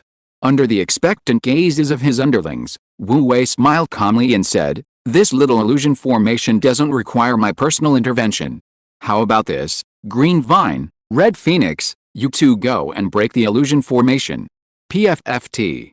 Huangfu Hongke almost spat out a mouthful of blood, dumbfounded. Sending 2 level 8 life puppets to break the illusion formation, only the boss could come up with such a thing. Chapter 461 Ancient War Camp. Green Ivy and Red Phoenix were also somewhat dumbfounded, looking timidly at Wu Wei. "Young master, although we know a little about formations, we're only level 8. What's the panic?" Wu Wei said calmly, "If the young master says you can break it, Then you can. Red Phoenix, enter the formation from this direction, go straight for 50 zhang, then turn left for 13 zhang, 6 qi, and 5 kun. Yes, young master. Although Red Phoenix lacked confidence in herself, she was 100% obedient to orders, and followed Wu Wei's instructions to enter the formation. Green Ivy, you enter from this direction. Wu Wei casually gave Green Ivy another command. Green Ivy naturally obeyed. Soon, both puppet maids meticulously completed Wu Wei's orders. Wonderful, wonderful. Boss is indeed the boss. Huangfu Hongke was extremely excited. If living beings enter the illusion array, they will inevitably have their souls and minds disturbed, unable to find their way, and will only run around like headless flies. But Honglun and Luolo are puppets without souls, so naturally they won't be confused. I understand why the spirit illusion fairy and the heavenly mystery ancestor have such a complicated relationship. At the same time, Suxing's expression above was also a bit bad, but he still forced a cold snort. That kid Wang Dong is indeed good at exploiting loopholes and not taking the right path. However, even so, with his level, it will take him several days to find the array PFFT before Suxing could finish speaking. The scene on the crystal screen made him spit out a mouthful of blood. Wu Wei casually had the two puppet maids turn around a few times, and then casually attacked the space in front of him. Crack! The huge illusion array area collapsed like an avalanche in the blink of an eye, turning into a portable array plate. This. Blood trickled from the corner of Suizing's mouth as he clutched his heart, his face deathly pale. How could this be? How could this be? It's just a coincidence, it must be a coincidence. The series of blows had completely shattered Suizing's composure. Thank goodness. Thank goodness. He hadn't gambled anything this time. Ling Su glanced at him sideways and sighed. That old codger Suizing loved to compete, and as a result, he had repeatedly suffered great losses at the hands of his own disciple. He wondered if he could ever change his ways. However, this disciple he had casually taken in had truly defied his expectations time and time again. Even the guardian of Moyu Town was shocked. After a long while, he looked at Ling Su with a meaningful expression. Ling Su, this disciple you picked up at random is probably not simple at all. He. Ling Su looked embarrassed. He didn't know it himself. At the same time, below, Huangfu Hongke's mouth gaped open. He simply couldn't believe what he was seeing. The famous Linghong fairy's formation had been broken just like that. The other disciples from Dian's Hao, however, acted as if it were perfectly natural, still looking at Wu Wei with boundless reverence. Led by Wang Yan, they shouted, "Young master is mighty. Young master is domineering. Boss is mighty. Boss is domineering." Huangfu Hongke, having regained his senses, also joined in the shouts, his admiration for his boss flowing like a never-ending river. "Young master, this is an array plate." Green Luo returned carrying the array plate. Wu Wei played with it for a moment, then tossed it to Wang Yan. "You can take this and play with it." He didn't care for this thing. "Thank you, cousin." Wang Yan was overjoyed. This was a treasure to him. If he took it back to guard the mountain gate, even an 11th level true immortal would have a hard time getting through. At this moment, Huangfu Hongke was extremely excited. That Yuchi Jialian has been sneaking around setting up an illusion array. I bet he never dreamed that boss could break it so easily. Come on, guys, let's follow him and see what he's up to. Regardless of what Yuchi Jialian was planning, Huangfu Hongke felt that as long as he could disrupt it, that would be the most satisfying thing. But as soon as he finished speaking, he immediately stopped them. "Stop, everyone stop. Everyone, leave quietly, don't let anyone see us. It would be best to wait until that scoundrel Yuchi Jialian has succeeded before giving him a fatal blow." A burst of triumphant laughter followed. Wu Wei looked at his arrogant appearance and was speechless. This kid Huangfu Hongke was going further and further astray. He was really addicted to playing the mantis stalking the cicada, unaware of the oriole behind. But speaking of which, Wu Wei was also a little curious. Yuchi Jialian's sneaky behavior must have something in mind, but what exactly was he after? Few persistence pays off. We've finally found the ancient war camp. Yuchi Jialian rarely showed such a rare expression of joy. Just as Wu Wei and the others were giving chase, Yuchi Jialian and Mo Tingmei arrived at their destination, travel worn. Mo Tingmei stared intently at the scene before her, her heart pounding. This is the ancient war camp, truly magnificent and imposing.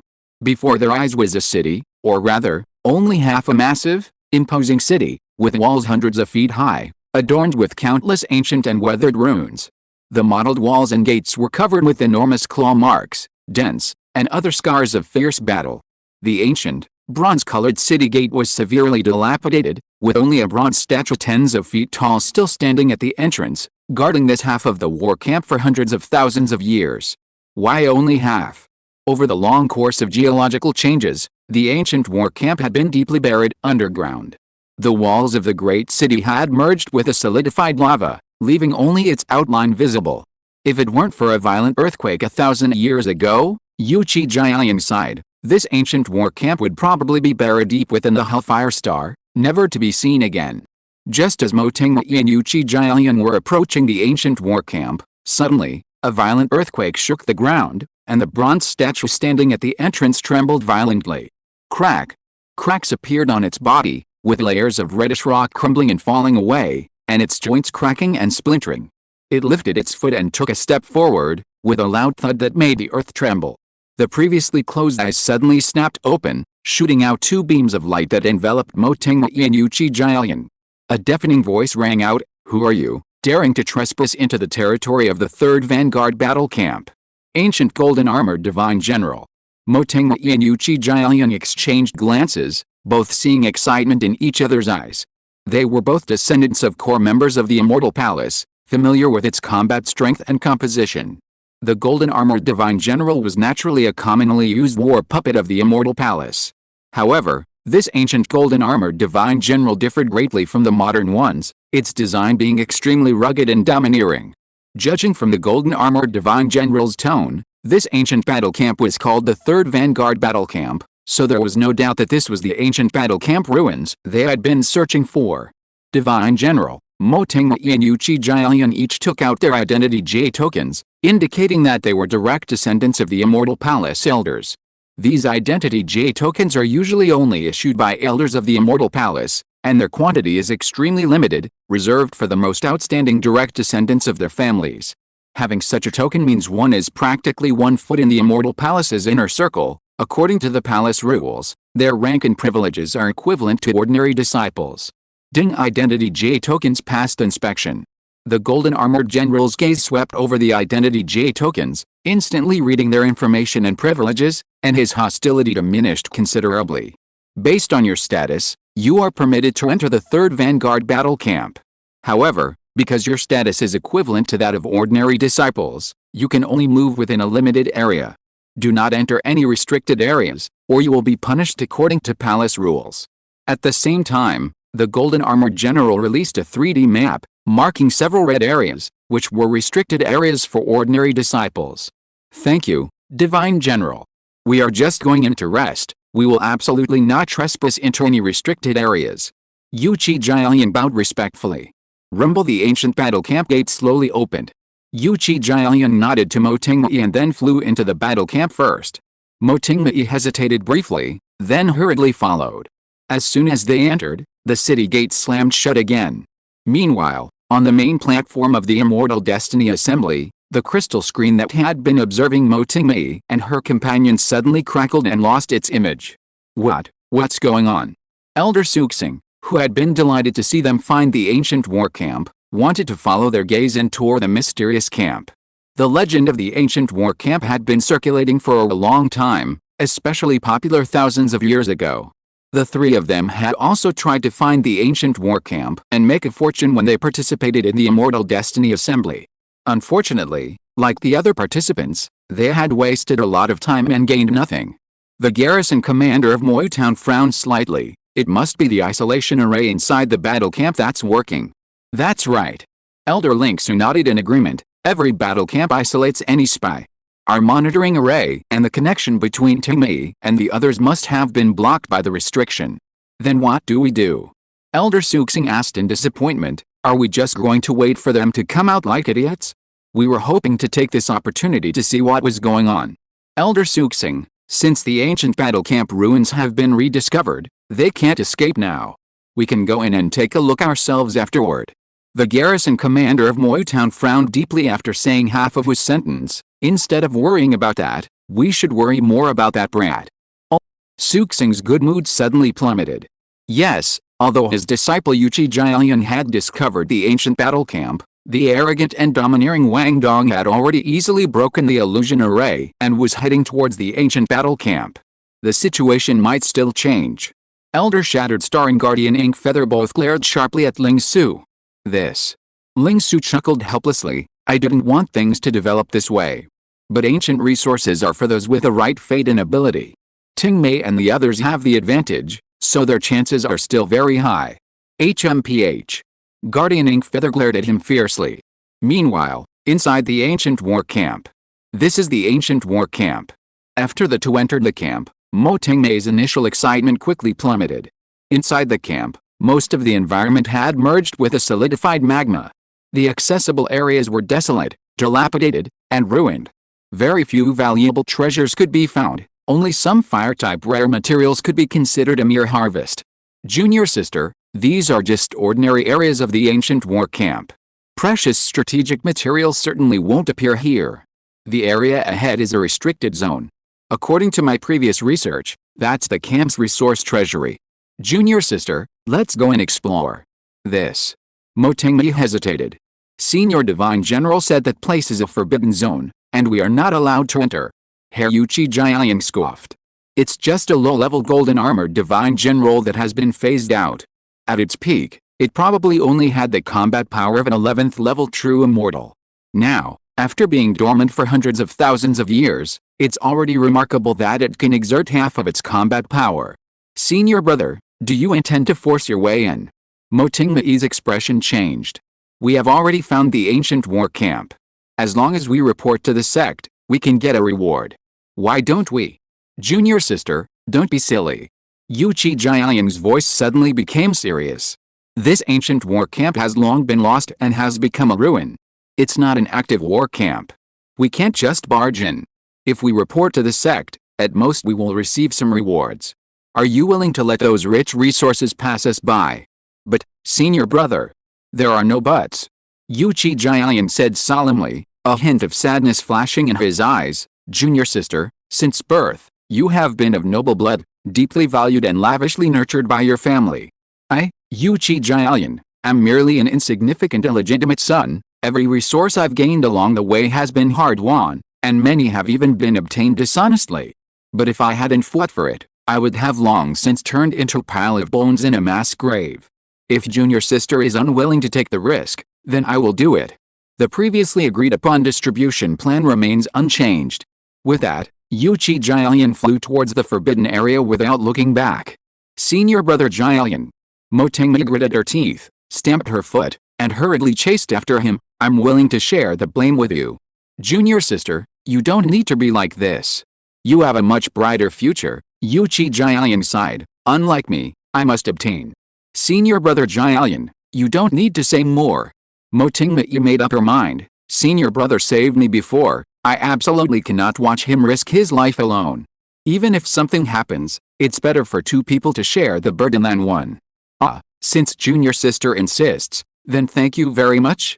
Yuchi Jialiang gratefully cupped his hands in thanks, a fleeting, almost imperceptible crimson glint in his eyes. Demon Lord, your time to escape has come. Chapter 462 The Demon Lord descends. In that case, junior sister, please follow me. Yuchi Jialiang led Mo Tingmei, exploring deeper into the camp. Soon, the two arrived at a cluster of buildings deep within the battle camp. This was a magnificent and ancient palace complex.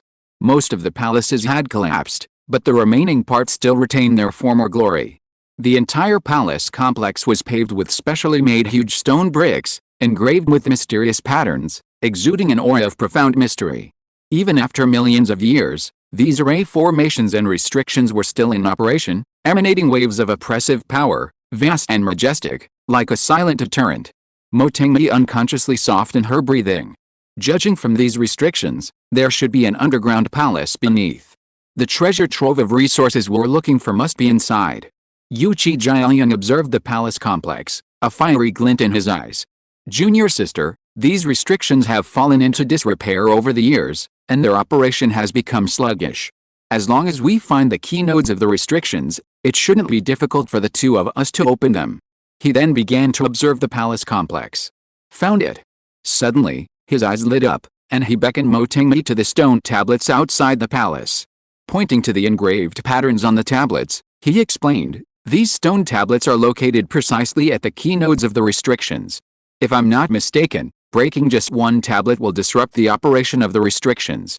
There are 5 tablets in total, we only need to break 2 of them, and the entire restrictions will naturally break." Mo Tingmei studied them for a while and agreed with his assessment. Indeed, since they had already decided to explore the forbidden area together, she no longer hesitated. Soon, she and Yu Jialian each selected a stone tablet and began attacking it with all their might. Both possessed combat power no less than the 11th level true immortal realm, making dealing with a forbidden stone tablet from over 10,000 years ago a piece of cake. Half a day later, the stone tablet in front of Mo Tingmei was the first to show cracks. Crack, crack, fine crack spread rapidly. Soon, the towering stone tablet shattered into fragments amidst a series of explosions. Immediately afterward, the stone tablet on Yu Jialian's side was also blasted into pieces. In an instant, the palace complex trembled slightly, the aura flowing on the huge stone bricks suddenly dimmed, and the pervasive pressure vanished. The entire palace complex seemed to lose its life in that instant, falling into complete silence. At the same time, beside the huge seal deep underground, the array base that had been operating stably suddenly flashed with light, then exploded with a bang. Amidst the flying debris, the already damaged huge crimson seal suddenly paused, finally collapsing little by little. In the ancient war camp, the ground trembled violently. Rumble, rumble, a series of huge, muffled rumbling sounds suddenly came from the depths of the ground, causing the entire ancient war camp to tremble. The rumbling intensified, and the trembling of the ground also increased wildly. In just a short moment, the surrounding area was shaking violently, rocks were tumbling, and even the ancient formation that enveloped the entire war camp was flickering and becoming unstable. What's going on? Mo Tingmei's expression changed, and she finally realized that something was wrong. She casually smashed a boulder that had fallen towards her, and turned to look in the direction of Yu Jialian, only to see that Yu Jialian was focused on the direction of the palace complex, as if he had not noticed anything amiss at all.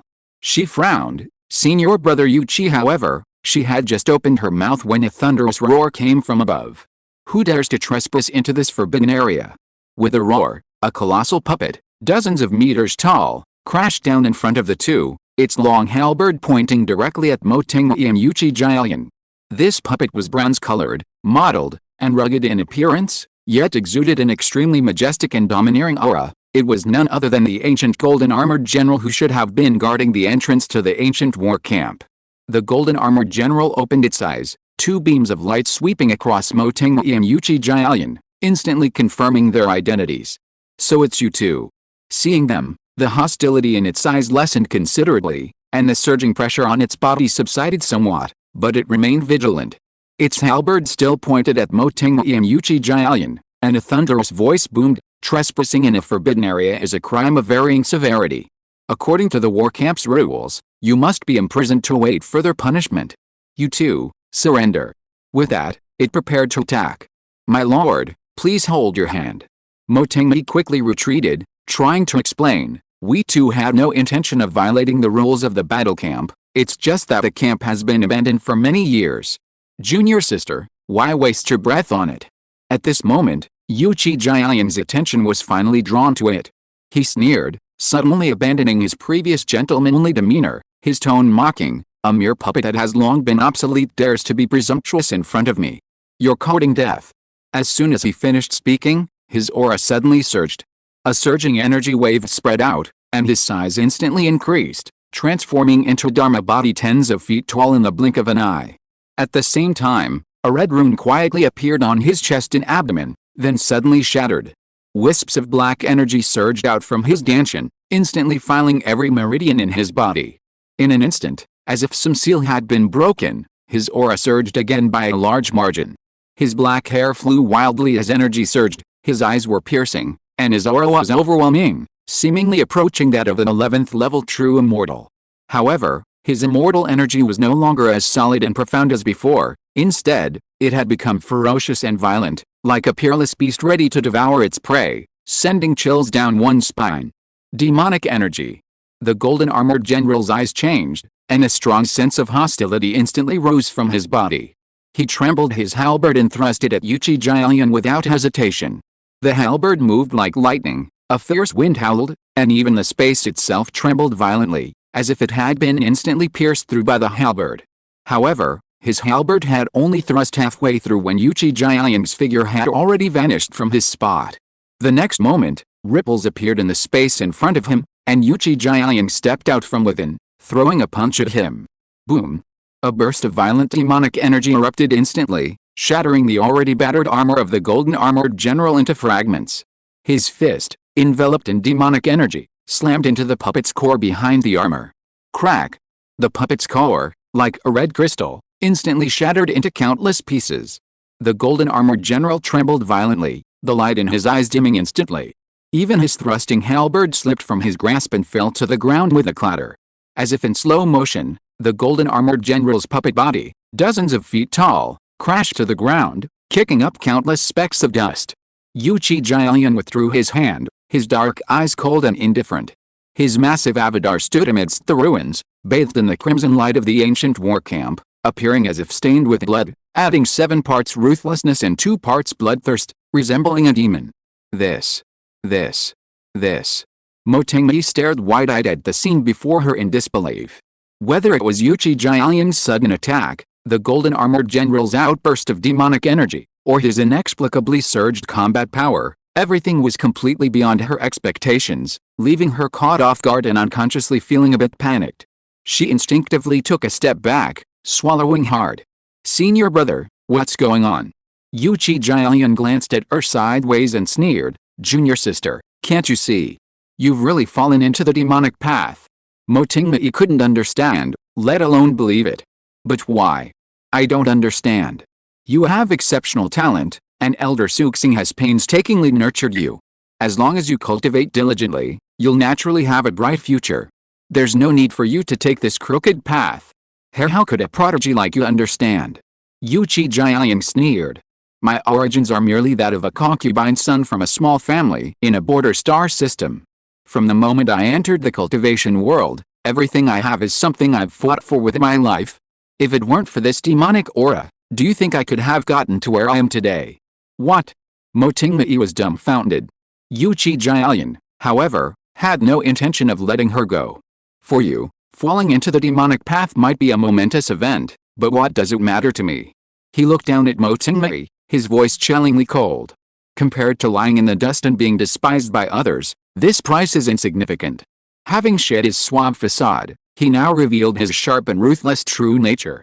Mo Tingmei looked at him, feeling utterly alienated, as if she had never known him at all. "So, you've been using me all along?" she asked with difficulty.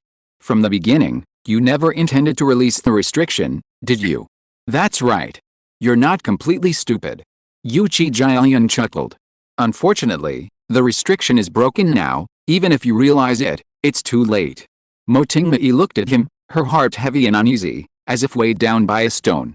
She had initially thought that Yuchi Jialian was a prodigy like herself, even though his background was somewhat ordinary. His extraordinary talent and the favor of his teachers meant his path in cultivation was destined to be a smooth road. However, the truth was far different from what she had imagined. She remained silent for a long time before finally finding her voice. "Senior brother, associating with the demons is not the right path. It's not too late for you to turn back. Although I don't know the consequences of breaking the restrictions, our actions are under the surveillance of the Immortal Destiny main platform. Such a major incident here cannot escape the eyes of the elders. As long as you are willing to surrender and come back to the Immortal Destiny main platform with me to explain the cause and effect, I can vouch for you and help you reduce your punishment." Upon hearing this, Yuchi Jialian seemed to have heard something ridiculous and suddenly threw his head back and burst into wild laughter. After a long while, he stopped laughing and looked coldly at Mo Tingmei. "Foolish. Now that things have come to this, do you think you can still escape unscathed?" "What?" Mo Tingmei was stunned, a sudden sense of foreboding rising in her heart. "Today, since you entered this ancient war camp with me, then," Yuchi Jialian looked at her, a cryptic smile suddenly appearing on his lips, "you can no longer escape responsibility for everything that happened here." Hearing this, Mo Tingmei's premonition intensified. However, Before she could understand what was happening, the ground suddenly shook violently, the tremors increasing tenfold in intensity. She quickly steadied herself, only to see the huge floor tiles, inscribed with forbidden patterns, suddenly cracking and shattering. The next moment, with a deafening roar, surging demonic energy suddenly ripped through the ground, spewing forth terrifying force like a hurricane, instantly engulfing every corner of the battle camp. Ugh! Motingmai groaned, staggering back more than 10 steps before regaining her footing. Her face paled, and she instinctively looked towards the shattered ground, where she saw a tall, blurry figure slowly emerging from the ruins amidst this whirling demonic energy. Dust billowed behind him, and the surging demonic energy around him made his figure appear even larger. It was a figure clad in dark-scale armor. Under the crimson glow, his armor seemed stained with blood, and his vertical pupils, so unlike any humans, glowed with a scarlet light. Especially striking were the enormous horn on his head and the pair of massive, dragon-like wings on his back, radiating a terrifying, savage, and ferocious aura that sent chills down one's spine. With his appearance, the air within the entire ancient war camp seemed to freeze. Master Yuchi Jialian was also thrown back several steps by the shockwave, but instead of being alarmed, he was overjoyed. He quickly curtsied to the figure and respectfully said, "Congratulations, Master, on breaking the seal and regaining your freedom." At the same time, a series of hoarse shrieks suddenly came from all directions. Amidst the shrieks, one after another, black shadows leaped out from the pervasive demonic energy and landed on the surrounding ruins. Upon closer inspection, those black shadows were none other than purgatory demons. Most of these purgatory demons were at the 10th level of Immortal Realm, a small number were at the 11th level of True Immortal Realm, and the leading purgatory demon possessed the strength of a 12th level Celestial Immortal Realm.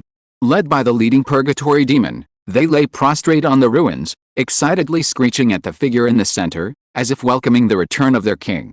Motingmai's face changed repeatedly, now turning deathly pale. Legend has it that demons in the purgatory need to reach level 12 to grow full body scales, and level 13 to grow a horn and fleshy wings. The figure before them has horns and wings. Could it be a level 13 demon king of the purgatory? Chapter 463. There was a little fairy. Meanwhile, deep within the intricate network of caverns, Wu Wei and his group wound their way down, covering countless miles. In many cramped areas, they had to have their underlings clear the way, carving out space for their chariots. However, the infernal demon star was an extremely vast plain, possessing not only immense gravity but also astonishing volume. This journey only represented a small portion of its surface exploration. Suddenly, a rumble echoed as the earth trembled again, crimson rocks tumbling down, and from the deepest part of the cavern, a suffocating wave of scorching heat rushed towards them. "Stop!" Huangfu Honke called out to halt the group with a grave expression, then flew back to Wu Wei, saying worriedly, "Boss, something seems off." Wang Don, standing nearby, scoffed, "Honke, you're really slow on the uptake. Only now you've noticed something's wrong?" The energy fluctuations ahead are clearly abnormal. They feel like the aura of powerful creatures from the infernal demon star. After criticizing Huangfu Honke, Wang Don asked Wu Wei anxiously, "Cousin, what exactly is going on?" Wu Wei chuckled, fanning himself with his folding fan, his eyes narrowing as he gazed into the distance. "Looks like we've gotten caught up in some serious conspiracy." After being bored for so long, things seem to be getting interesting. Meanwhile, on the Immortal Destiny main platform, 3 celestial immortal level figures also became extremely serious. They, too, had noticed the anomaly through the crystal screen. Such a strong demonic aura. Could it be that some powerful demon has resurrected? Link Su frowned deeply. Could it be that there are still some powerful purgatory demons in that ancient war camp that haven't been eliminated? If that's the case, it's terrible. Suxing's expression was equally grim. It's currently the Immortal Destiny trial period, and we elders are forbidden from entering the Purgatory Demon Star. In the earliest Immortal Destiny Assembly, to prevent accidents, the elders in charge of the assembly were allowed to enter the trial arena to intervene in times of crisis. However, over time, some elders would exploit this rule to secretly interfere with and influence the progress and ranking of the Immortal Destiny Assembly. Especially after the major corruption incident at the trial assembly more than 20,000 years ago, which implicated more than a dozen elders and 2 grand elders, the Immortal Palace issued a rule that all trials must be conducted by the trial participants themselves, and even if unexpected events occur, It is still part of the trial. The elders have a supervisory responsibility, and if they dare to interfere with the process, they will be severely punished according to palace rules. Even the teleportation array itself was restricted. Once the trial officially began, the supervising elders would be unable to use the teleportation array to enter the trial grounds unless they could obtain the palace master's immortal decree. Something's very wrong. This matter must be reported to our superiors. The Inkfeather garrison commander's face was equally grim. At least we must be allowed to enter the Purgatory Demon Star to investigate. Just as the three elders were extremely tense, at the location where Wu Wei and his group were, suddenly, an even more violent energy fluctuation occurred ahead, and a more frenzied and obvious heat wave swept in, causing the red rocks to crack, as if the entire planet was beginning to stir. Huang Fu Hongke shrank his neck, his face turning pale, and swallowed hard, saying, "Boss, this conspiracy looks quite large. Should we retreat first?" Wu Wei had just become somewhat interested, and this kid wanted to retreat? Just as he was about to criticize him, Wu Wei suddenly touched his nose, smiled calmly, and thought, well, it seems there's no need for me to get involved. Almost simultaneously, a woman's clear, cold voice rang out, "Disgraceful, Huang Fu Hongke. You've disgraced our family." From within the crimson mist and dust, a breathtakingly beautiful fairy, ethereal and otherworldly, gracefully appeared, hovering above Wu Wei and the others. Without any visible movement, the crimson mist completely shielded her, preventing even a speck of dust from touching her. This woman was none other than Huang Fu Danchu, who had come to the Immortal Destiny Tournament's trial grounds but had never reappeared. Upon seeing her, Huang Fu Hongke shuddered violently. Grand. Wang Bian, standing to the side, suddenly brightened up, looking at Huang Fu Danchu with great interest. He even patted his buddy on the shoulder and said, "Hey, Hongke. This is your cousin? I've never heard you mention her. She's quite pretty, you've kept her well hidden." Boom. Wang Bian's words were like a thunderbolt exploding in Huang Fu Hongke's mind. Beads of cold sweat slid down his forehead, and he was so nervous and frightened that he could barely speak. "Tian, brother Tian, don't talk nonsense." Sure enough, Huang Fu Danchu's icy gaze fell on Wang Bian, uncontrollably carrying a hint of disgust and embarrassment. Poor Wang Bian, seemingly oblivious to what was happening, clung to Huang Fu Hongke's shoulder, grinning mischievously. "Why are you trembling?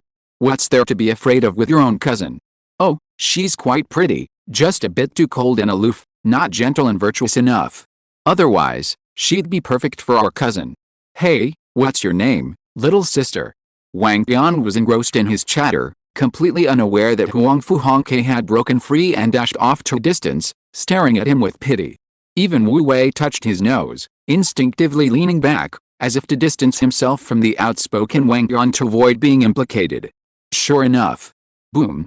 Without any visible fluctuation, Wang Bian was inexplicably struck by an invisible energy, flying backward like a meteorite, his body crashing into the red rocks, creating a crater. Fortunately, Wang Bian was at least a level 10 immortal, so he wasn't fatally injured and managed to struggle to climb out of the rock wall. Coughing and coughing, he muttered and yelled, Who hit me, damn it? HMPH. Huang Fu Danchu's face turned cold, and with a flick of her sleeve, she prepared to teach the foul-mouthed brat a lesson again. Seeing this, Wu Wei felt he couldn't stay out of it any longer, otherwise Wang Bian might be beaten to death. Wu Wei coughed a few times to stop her. "Cousin Danchu, don't get angry. It's not good to argue with that fool anymore. We need to focus on the important matters." Huang Fu Danchu glanced at Wu Wei, but didn't bother arguing with Wang Bian anymore. She just frowned slightly and said coldly, "You all know a little about what happened earlier. Although Huang Fu Hongke has disgraced our family, he's right. This matter is beyond your control. Leave quickly and don't get involved." After saying that, she swayed and flew towards the depths of the lava cave, no longer caring about Wu Wei and the others. Cough cough. Wang Bian coughed up blood as he crawled over. I say, Hongke, what level is your cousin? How can she be so fierce?" Huang Fu Hongke broke out in a cold sweat again, repeatedly hissing, "Brother Dan, please don't mention my cousin Danchu anymore." After a pause, he looked at Wu Wei pleadingly, "Boss, even ancestor, no, cousin Danchu has gone. Something really serious must have happened. Let's get out of here quickly, lest we get dragged into it." Wu Wei ignored him, instead fanning himself with a folding fan and smiling. This matter seems to be getting more and more interesting. Meanwhile, in the ancient war camp, Yuchi Jialian knelt on one knee, his face filled with excitement. Congratulations, Lord. Your Majesty has returned to the world, and the demons will surely descend upon the starry river once more. The demon lord of purgatory's majestic and cold gaze fell upon him, and he said indifferently, Yuchi Jialian, you have not disappointed my expectations. You have done well. Thank you for your praise, Lord, Yuchi Jialian replied excitedly, his attitude extremely devout. Mo Tingmei, however, was filled with shock and anger, and couldn't help but shout, Master, no, Yuchi Jialian, you are a scion of a noble family, how could you betray the immortal palace and join the demon clan? You have disappointed me too much? Yuchi Jialian was slightly startled, but before he could speak, the demon lord of purgatory's gaze fell on Mo Tingmei, glancing at her and saying indifferently, so there's still a little fairy here, very good, very good. A violent aura slowly rose in the demon lord of purgatory's eyes. The once dignified demon lord had been trapped for countless years, how could his hatred for the immortal palace be ordinary? Lord Yuchi Jialian hurriedly interrupted, she is, boom. Before Yuchi Jialian could finish speaking, he was blasted away by a casually thrown demonic energy. No manners. The Lord of Purgatory glanced at him coldly. If it weren't for your service, I would have thrown you into the purgatory flames and burned you to ashes. Thank you, Lord, for sparing my life. Yuchi Jialian was startled. He hurriedly got up, wiped the blood from the corner of his mouth, and knelt on the ground, not daring to say another word. Mo Tingmei, standing to the side, was filled with shock and anger. She stared intently at the Lord of Purgatory, gritting her teeth and saying, I don't know who you are, but the Crimson Sky Galaxy is now the domain of the Immortal Palace. Even if you manage to escape by sheer luck, you won't be able to stir up any trouble. HMPH. A terrifying aura rose from the Lord of Purgatory. A mere level 10 fairy dares to be so insolent before me.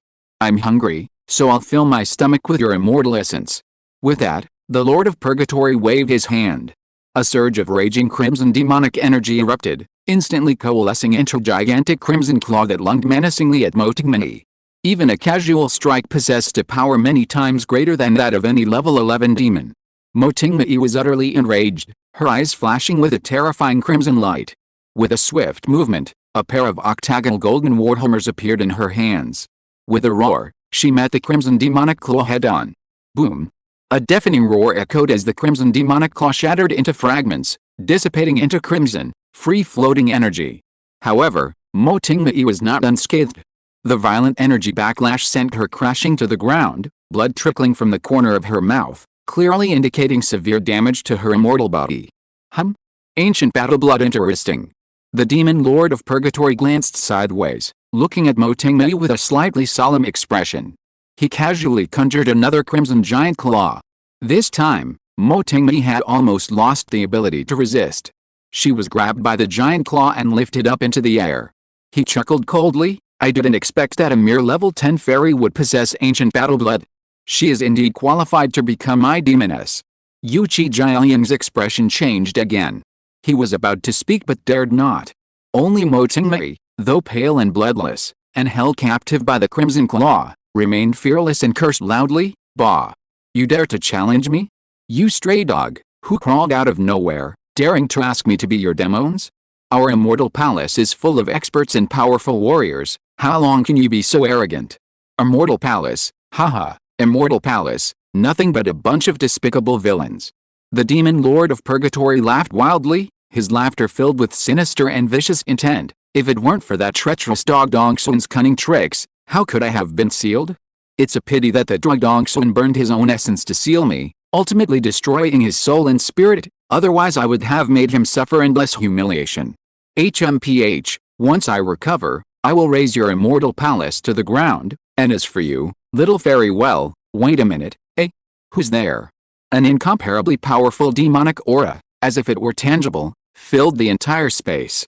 Chapter 464 Demon Suppression Tower. HMPH. A clear, angry snort rang out, and the demonic energy filling the surrounding space receded in all directions like a tide. Clang. Clang. Two heavy objects fell to the ground. Upon closer inspection, They were two corpses of the infernal demon clan, thrown to the ground. The two corpses were imposing, still radiating a powerful aura even in death, clearly not weaklings.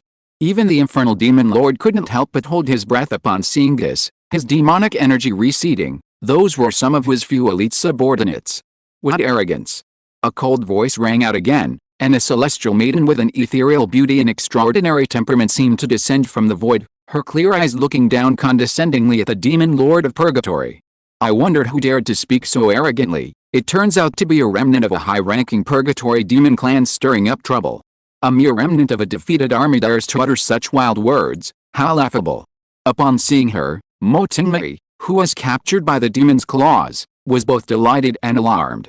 She hurriedly took advantage of the demon lord's inattention, broke free from the claws, and landed on the ground, anxiously shouting, "Sister Damshu, this purgatory demon has just broken free from its seal. It's very powerful. Run quickly and find reinforcements." Upon seeing this, Yuchi Jialian's pupils contracted, his expression shifting between light and shadow. In contrast, the demon lord of purgatory remained calm, his hands behind his back, his demonic eyes scrutinizing her. "It's actually the golden immortal elder of the immortal palace. It seems your immortal palace has already noticed." His tone became somewhat solemn and serious. Clearly, he was quite wary of the golden immortal elder. The moon invitation fairy, disguised as Huangfu Danshu, also had a slightly grave look in her eyes. "Indeed, we were aware of your disturbances in the shadows, but we didn't expect there to be an ancient high-ranking demon among you. However, you are merely a demon king level being, you can't cause any real trouble. I advise you to surrender, and I might spare your corpse. Otherwise, I will annihilate your soul and spirit." A golden immortal elder? Mo Tingmei and Yuchi Jialian reacted differently. The former was overjoyed, while the latter's expression turned grim. The demon lord of purgatory hadn't yet reacted to the moon invitation fairy's words, but they enraged his subordinates. The soul level 12th demon general roared in fury, "Insolence! You think you can defy the lord? Get past us first." With that, the demon general led 7 or 8 level 11 purgatory demons, charging towards Fairy Aoiu. Demonic energy surged, their arrogance palpable. The purgatory demon lord didn't stop them, instead watching with interest, sending his subordinates to test the strength of the golden immortal elder. "This is bad." Mo Tingmei's face tightened. Although Huangfu Danshu is the legendary golden immortal elder, she was ultimately alone. Outnumbered, wouldn't they be at a disadvantage? Immediately, Mo Tingmei, disregarding her own injuries, tried to rush over to help, but unexpectedly, Yuchi Jialian swiftly blocked her way. "Junior sister, don't interfere recklessly." "Yuchi Jialian, we are not on the same path. I am not your junior sister," Mo Tingmei said angrily. "Get out of my way, or I'll kill you too." A flash of pain crossed Yuchi Jialian's eyes, but his expression quickly turned cold. "Junior sister, you are seriously injured now. I'm afraid you are no match for me. You'd better stay put." "You?" Mo Tingmei was furious. Just then, a cold snort echoed from the sky from Fairy Aoiu. "Just a bunch of ancient, stray dogs. What tricks can they possibly pull against me? Did you think I would come unprepared to investigate the remnants of this evil?" Immediately, Fairy Aoiu flipped her jade hand, producing a handful of jade tablets that were neither gold nor jade, each engraved with extremely complex tadpole-like characters. One tablet, in particular, had tadpole characters that shone with a golden light. Golden armor talismans. A cluster of talismans burst open in the air like a shower of flowers, crackling and exploding, releasing beams of light. Within those lights, imposing golden armored warriors appeared out of thin air. The leading golden armored warrior was over 50 feet tall, exuding an aura of power and overwhelming pressure. The moment the golden armored warriors appeared, they clashed with the demon soldiers and generals. The two sides locked in a fierce battle, surprisingly evenly matched. It was quite obvious that the leading golden armored warrior possessed a combat strength of level 12, while the others were all at level 11, in no way inferior to the demons. "Interesting, very interesting." The demon lord of purgatory chuckled, his hands behind his back. "I didn't expect your immortal palace's weapon forging techniques to have improved so much. You can actually forge level 12 golden armored warriors. I underestimated you cunning villains of the immortal palace. Unfortunately, in the face of absolute power, all of this is nothing but illusion." HMPH. The immortal energy around Fairy inviting the moon surged continuously, her aura rising like a raging storm. "I'd like to see what you're made of, daring to utter such arrogant words. After I deal with you, I'll go and raze the immortal palace to the ground." The demon lord of purgatory narrowed his eyes, suddenly transforming into a crimson flame, only to abruptly appear before Fairy inviting the moon again, casually throwing a punch. That punch was incredibly hot and domineering, as if even a planet standing before him would be destroyed with a single blow. What? Such powerful spatial control. Fairy Yaoi was suddenly startled, a hint of shock flashing in her pupils. She hurriedly leaned backward, her immortal energy instantly transforming into a protective shield. Boom! The punch struck the shield, the violent energy impact devastating the world. Even the solidified space around them shattered, revealing the endless darkness beneath the fragments.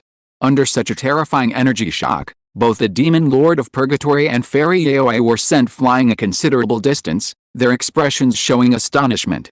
After pausing, the demon lord of purgatory looked at Fairy Yaoi with slight surprise. "I thought you were so young, that even if you barely broke through to the first level of Golden Immortal, you would only be at the bottom.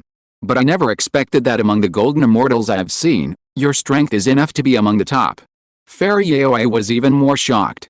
She wiped the blood from the corner of her mouth and stared at the demon lord of purgatory in disbelief. "How is this possible? You are just a mere 13th level purgatory demon king, and you've been sealed for so long. How could you still have peak combat power? Who exactly are you?" HMPH, utterly foolish. The demon lord of purgatory stood in the air with his claws behind his back, his aura imposing. "How could I, a mere demon king, be compared to you? Even if I've been sealed for so long, dealing with a golden immortal elder like you is still no problem.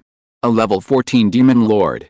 Fairy Yaoi's beautiful eyes widened in surprise and disbelief as she exclaimed, "Impossible.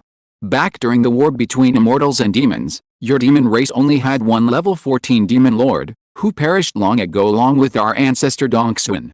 Dongxuan. Heli mentioning Dongxuan, the demon lord of purgatory became rampant and manic, his voice filled with endless hatred. "If it weren't for that treacherous dog Dongxuan's cunning schemes, how could I have fallen for his tricks and been sealed away for countless years? It's just a pity that the treacherous dog Dongxuan is long dead, and I can't avenge him myself, so this debt can only fall on you descendants." "What?" Fairy Yaoi's delicate body trembled violently, her beautiful face filled with shock. "Demon Lord, you are actually the Demon Lord of Purgatory from back then." She was the powerful Grand Elder of the 5th level civilization Immortal Palace, and had experienced countless events in her life, developing a calm and composed will in the face of adversity. However, this sudden change filled her with a sense of utter terror, as if her world were collapsing. The Demon Lord of yesteryear was an unparalleled, ferocious demon. 5 Grand Elders of the Immortal Palace had perished at his hands, and countless ordinary elders and disciples had also died. If it weren't for the ancestor Dongxuan sacrificing himself to take the demon with him, the outcome of the Immortal Demon War might not have been what it was today. Unexpectedly, the Demon Lord of yesteryear was still alive. This was a cataclysmic event, and Fairy Yaoi's first reaction was to summon her summoning artifact, ensuring that the news reached the Palace Master of the Immortal Palace immediately. With a flick of her wrist, a spherical artifact spun rapidly between her fingers. With a slight thought, she channeled the message into the communication artifact. Whoosh! The spherical artifact shot out at incredible speed, reaching the Earth's surface at top speed before soaring into space to transmit the message through the communication arrays scattered throughout the Crimson Sky Galaxy to the Immortal Palace headquarters. Before long, the Immortal Palace would receive the message and send reinforcements and make preparations in advance. Even if she, Yaoi, failed in this operation, the Immortal Palace would not be caught off guard. Unexpectedly, the communication spherical magic artifact had only flown 7 or 8 miles high when it seemed to hide an invisible wall, and after being corroded by waves of demonic energy, it quickly exploded and crashed. Yaoi's expression immediately changed slightly. "Ho ha ho, don't waste your energy." The Demon Lord of Purgatory laughed loudly. "This Demon Lord isn't dealing with your Immortal Palace for the first time. How could I not be on guard? See the demonic array above your head." He pointed to the array constructed of black demonic energy above his head, confidently saying, "As long as it's there, you won't be able to send out your distress signal." Yaoi snorted coldly. Upon suddenly learning the Demon Lord's identity, she was indeed somewhat flustered, but being a Golden Immortal level expert, she quickly regained her composure. Having weathered countless storms since beginning her cultivation, how could she be easily disturbed by the demon lord's words? In just a few breaths, she had calmed down, her expression regaining its composure. You think you can rest easy now? Her clear, glass-like eyes coldly gazed at the demon lord. Millions of years have passed, and the immortal palace is no longer what it once was. You are no longer the powerful and invincible demon lord you once were. Now, you are nothing but a stray dog. Killing you is enough for me alone. As soon as she finished speaking, her hands, which had been hanging by her sides, suddenly rose, clasped together, and formed a hand seal, silently completing a complete set of hand gestures. The instant the hand seals were completed, endless light suddenly bloomed from her fingertips, and a 9-story stone tower suddenly appeared in the void above her head. The tower, no bigger than the palm of a hand, was carved entirely from a bluish-green stone. Its surface was covered in mottled marks of time, giving it a weathered and ancient appearance, imbued with a profound sense of history. At first glance, it looked like an ordinary stone tower, lacking any of the imposing aura expected of a magical artifact. However, this ordinary stone tower caused Fairy Yaoyu's face to turn pale the instant it appeared, and her slender fingertips trembled violently, almost causing her to lose control of her hand seals. At the same time, the demonic energy within the entire ancient war camp suddenly froze, as if encountering a natural enemy, instantly becoming still. The demon lord of purgatory's smile froze on his face. The chaos spiritual treasure, the demon suppressing tower. This is impossible. How could the demon suppressing tower be in your hands? Since I dared to come alone to investigate the anomaly, how could I be unprepared? Fairy inviting the moon sneered. Before coming, I specifically reported to the palace master and requested the demon suppressing tower, which was sealed in the forbidden area. Now that the demon suppressing tower has appeared, today is your death day. Prepare to die. With that, she bit her tongue, spitting a mouthful of blood onto the demon suppressing tower. As the blood spurted out, her face paled even more, but the demon suppressing tower suddenly trembled, and a faint white light suddenly emanated from its mottled and ancient body. But a vast pressure suddenly spread out from the tower, like the might of heaven, causing people to feel awe involuntarily. Wherever the pressure reached, the entire ancient war camp trembled. The black demonic energy permeating the air melted and dissipated rapidly under the soft white light, like winter snow meeting the warm sun. All the infernal demons suddenly felt a heavy weight on their shoulders, their internal demonic energy circulation instantly sluggish, and their energy consumption during battle increased exponentially. Conversely, the golden armored generals fighting the infernal demons were riding high on morale, their combat power surging dramatically under the soft white light, actually suppressing the numerous infernal demons who outnumbered them. The pressure of the demon suppressing tower even weakened the infernal demon lord's overwhelming aura by 30%, eliminating the previous feeling of invincibility. Damn it! The infernal demon lord's expression changed drastically. It was common knowledge that only top-tier immortal artifacts containing chaotic power and comprehending the mysteries of the laws were worthy of being called chaotic spiritual treasures. Each chaotic spiritual treasure was a coveted treasure for cultivators, its power far exceeding the imagination of ordinary cultivators. This 9-story stone tower is one of the few chaos treasures possessed by the immortal palace, the demon suppressing tower. His impression of this demon suppressing tower was far too profound. If it weren't for this chaos treasure, how could that scoundrel Dongsun have possibly suppressed him? If it weren't for the existence of this demon suppressing tower, how could the Purgatory Demon Clan have fallen to this state today? He truly hadn't expected that he would encounter this demon suppressing tower again so soon after breaking free from the seal. What a twist of fate. Chapter 465 Inviting the moon falls into the trap. The demon lord of Purgatory was filled with hatred and anger. He refused to believe it. What could a mere 13th level golden immortal do, even with a demon suppression tower in hand? He refused to believe he couldn't deal with her. Powerful demonic energy surged from within him, and his figure suddenly transformed into a phantom, while his true form silently appeared behind Fairy inviting the moon. This teleportation was truly silent and incredibly swift. Even though Fairy inviting the moon's attention was focused on him, she didn't react for a moment. However, while Fairy inviting the moon didn't react, the 9-story stone tower above her head did. The moment the demon lord of Purgatory appeared, before he could even attack, a white beam of light shot out from the 9-story stone tower, striking directly at the demon lord of Purgatory. The beam of light was dazzling and majestic, Yet it carried a chilling killing intent that made one's heart tremble.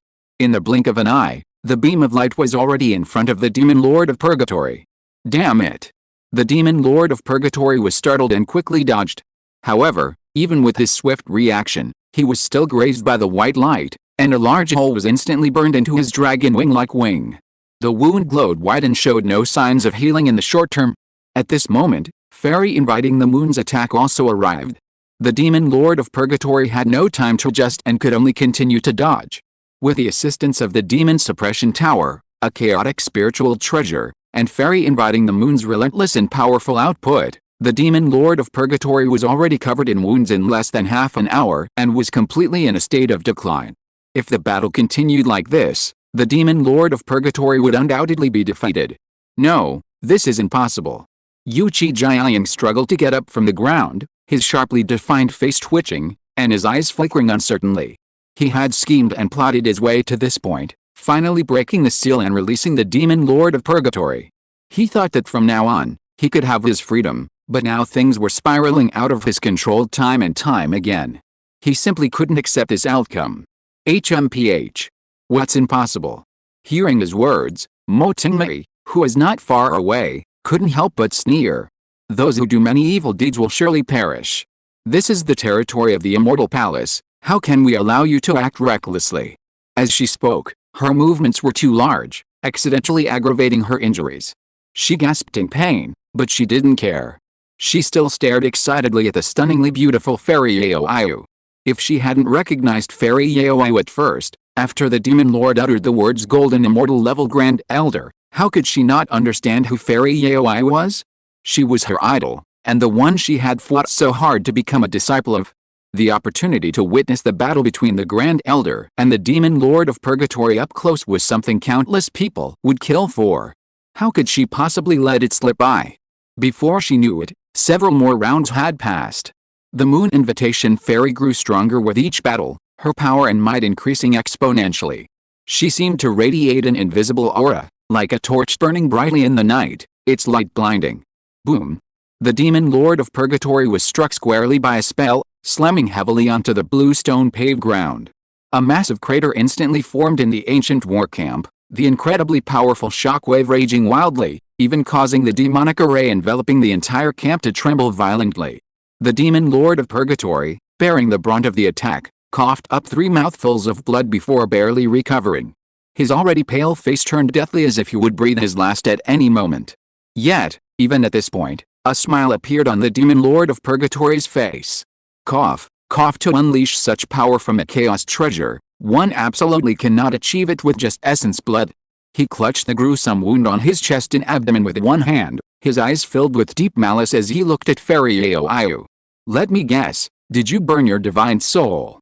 What? Burn your divine soul? Before Fairy Yaoyu could react, Mo Tingmei's expression instantly changed. Yuchi Jialian also abruptly raised his head, a glint of unfathomable light flashing in his sharp eyes. As everyone knows, cultivators above the immortal realm have already undergone physical transformation, and even if their physical bodies are damaged in battle, it is not difficult to repair them. However, the power of the divine soul is the most fundamental power of an immortal, and once it is damaged, it is extremely difficult to recover. While burning one's divine soul can unleash combat power far exceeding one's own level, excessive consumption during the process leads to significant loss of divine soul power. The consequences range from mental insanity to complete annihilation of the soul, a price far too high. No cultivator would resort to this unless pushed to their absolute limit. If the Demon Lord of Purgatory hadn't pointed it out, neither Mo Tingmei nor Yuchi Jialian would have imagined that the formidable combat power displayed by Fairy Yaoyu was the result of burning her divine soul. However, upon hearing the Demon Lord of Purgatory's words, Fairy Yaoyu's expression remained unchanged. Her face was even paler than before, almost devoid of color, yet her clear, glass-like eyes held an incredibly sharp glint, like unsheathed blades, carrying a ruthless determination. Her voice was icy cold. Enough nonsense. My divine soul power is enough to kill you. Prepare to die. As she spoke, her hands rose again. A terrifying aura brewed and accumulated between her fingers, growing stronger and more, surging like a rising tide, making everyone's hearts tremble.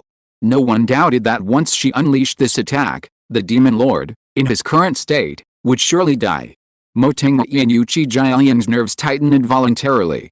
However, just as Fairy Yaoyu's attack was about to reach its peak, she suddenly went limp, her remaining immortal energy surging uncontrollably, and even the power brewing near its limit in her palm became unstable, as if it might go out of control at any moment.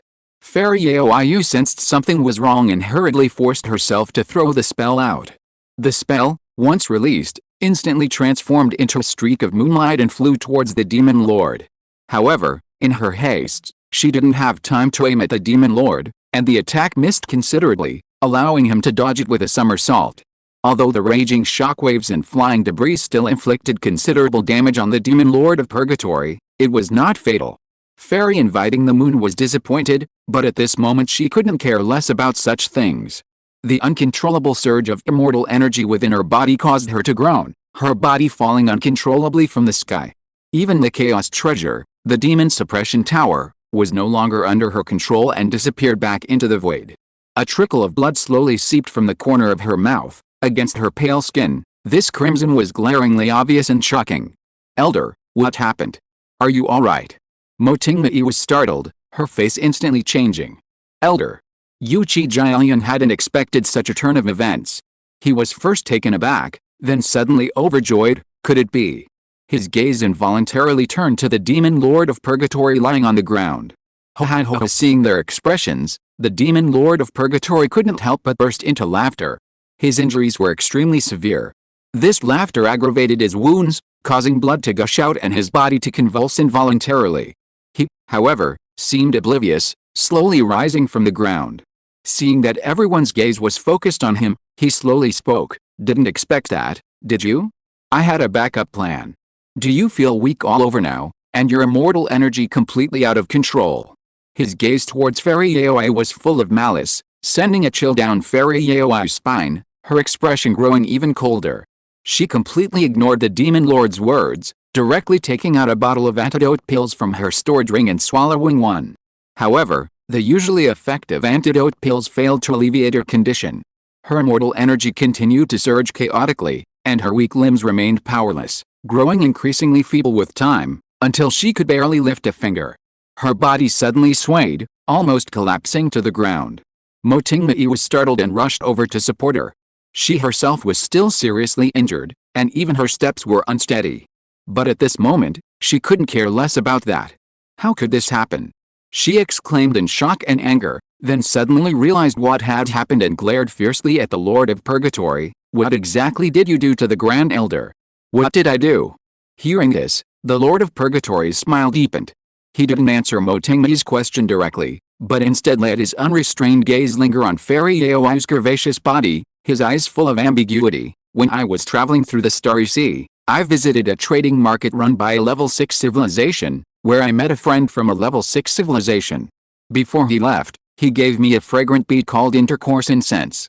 "What?" Hearing the name intercourse incense, Motingyi immediately had a bad feeling. The Demon Lord of Purgatory continued to explain. Intercourse incense, as the name suggests, is a special incense powder made from substances produced during the intercourse of certain races. This incense is colorless and odorless. Simply crush the incense bead, and the incense powder contained within will naturally diffuse. This incense powder can intermingle with the energy permeating the space. Anyone who uses their power in this space will inevitably ingest this incense powder. The more frequently one uses the power, the more incense powder they will ingest, and the greater the impact. This incense powder is extremely potent. Anyone exposed to it will initially experience uncontrollable internal energy and a feeling of weakness throughout their body. After a quarter of an hour, their body will become unbearably hot, and if this heat is not relieved, it will intensify. After an hour, if the heat is still not relieved, their mind will be affected, and their body will gradually be controlled by instinct.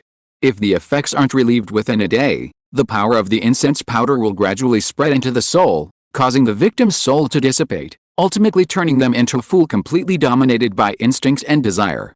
Unless you never see a man again in your life, you will immediately pounce on him and engage in sexual acts the moment you see one. With each sentence, the Demon Lord's smile grew wider. His gaze lingered undisguisedly on Fairy Yaoyu, his eyes wandering over certain parts of her body, the malice and unspoken meaning in his eyes utterly repulsive. Fairy Aoiu's expression finally changed. If you are listening to this novel on a channel other than Fanfic World, it means it was downloaded and re-uploaded without effort. We warmly invite you to visit our channel, Fanfic World. There you will find the original version of this story and many other novels of various genres. We look forward to seeing you dive into a world of incredible novels. Chapter 466 Wu Wei arrives. The consequences described by the Demon Lord of Purgatory were truly terrifying. Even with 2,000 years of cultivation and extraordinary composure, the thought of those consequences still made her heart sink. Not only her, but Mo Tingmei and Yuchi Jialiang also felt a chill run down their spines upon hearing the effects of intercourse incense, involuntarily shivering. Despicable and shameless. Mo Tingmei trembled with rage. If you can't win in a direct confrontation, you resort to underhanded tactics. The demon race is indeed treacherous and cunning. We, the Demon Lord of Purgatory, have an old saying, the enemy's curses are the best praise for us. Curse away, keep cursing, the harsher your curses, the happier I am. The Demon Lord of Purgatory laughed loudly, his laughter filled with arrogance and triumph. Mo Tingmei's eyes reddened with anger, almost bursting into tears. Seeing this, a struggle flashed in Yuchi Jialiang's eyes.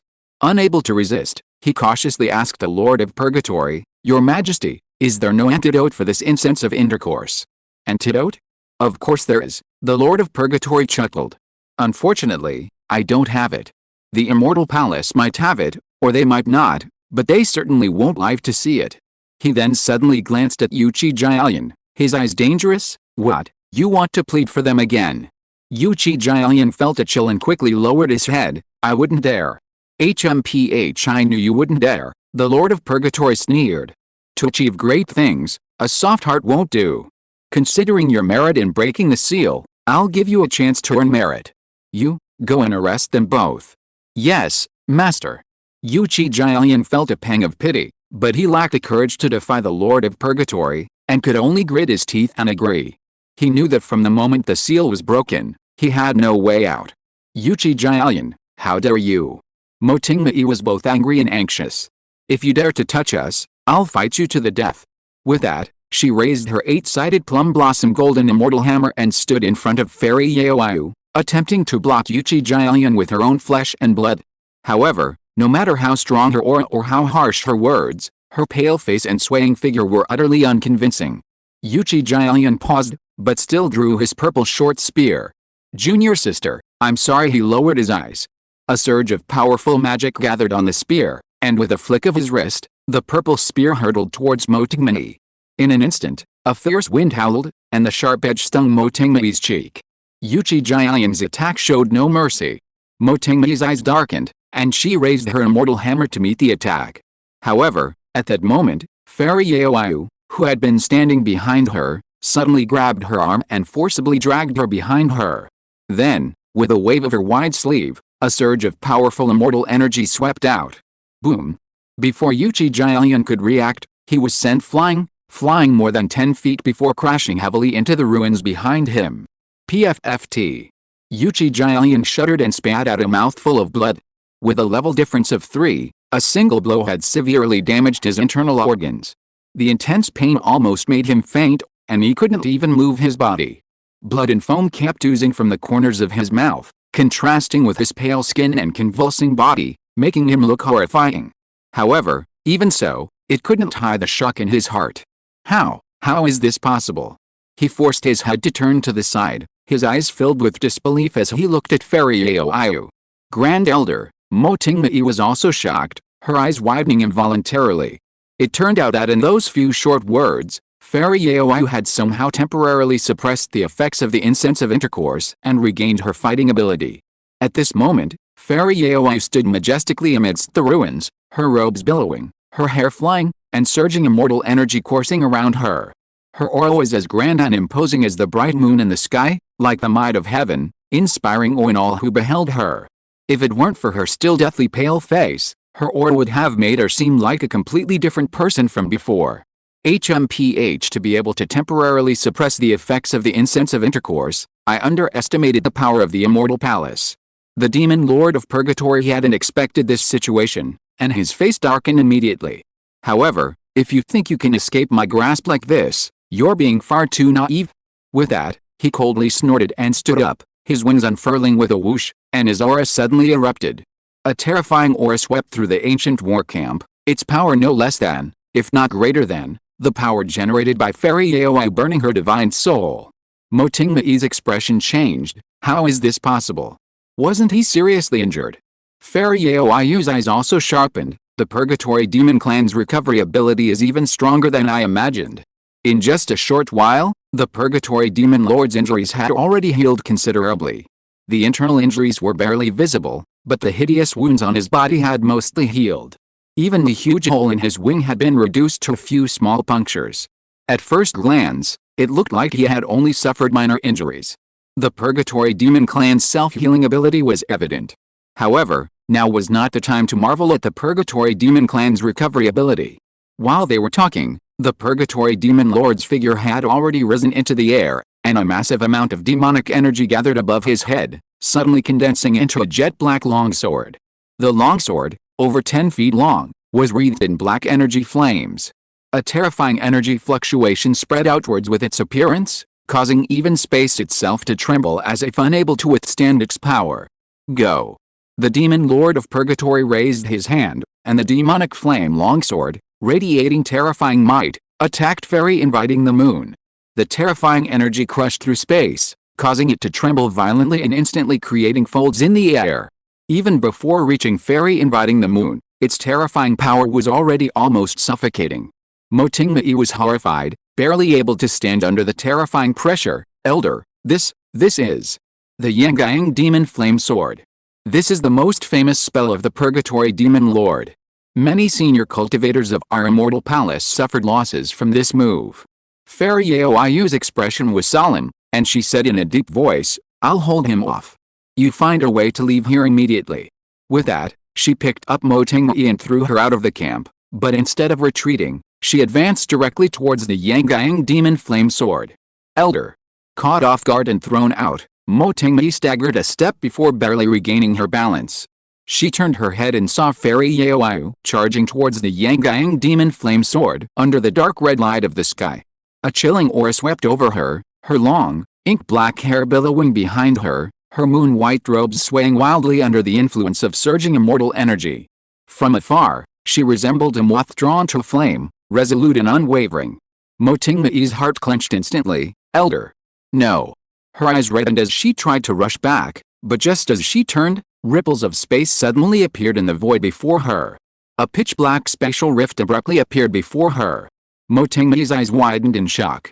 As she stood there stunned, a white folding fan with blue patterns suddenly spun out from the spatial rift, hurtling towards the Yangyang Demon Flame Sword flying through the air.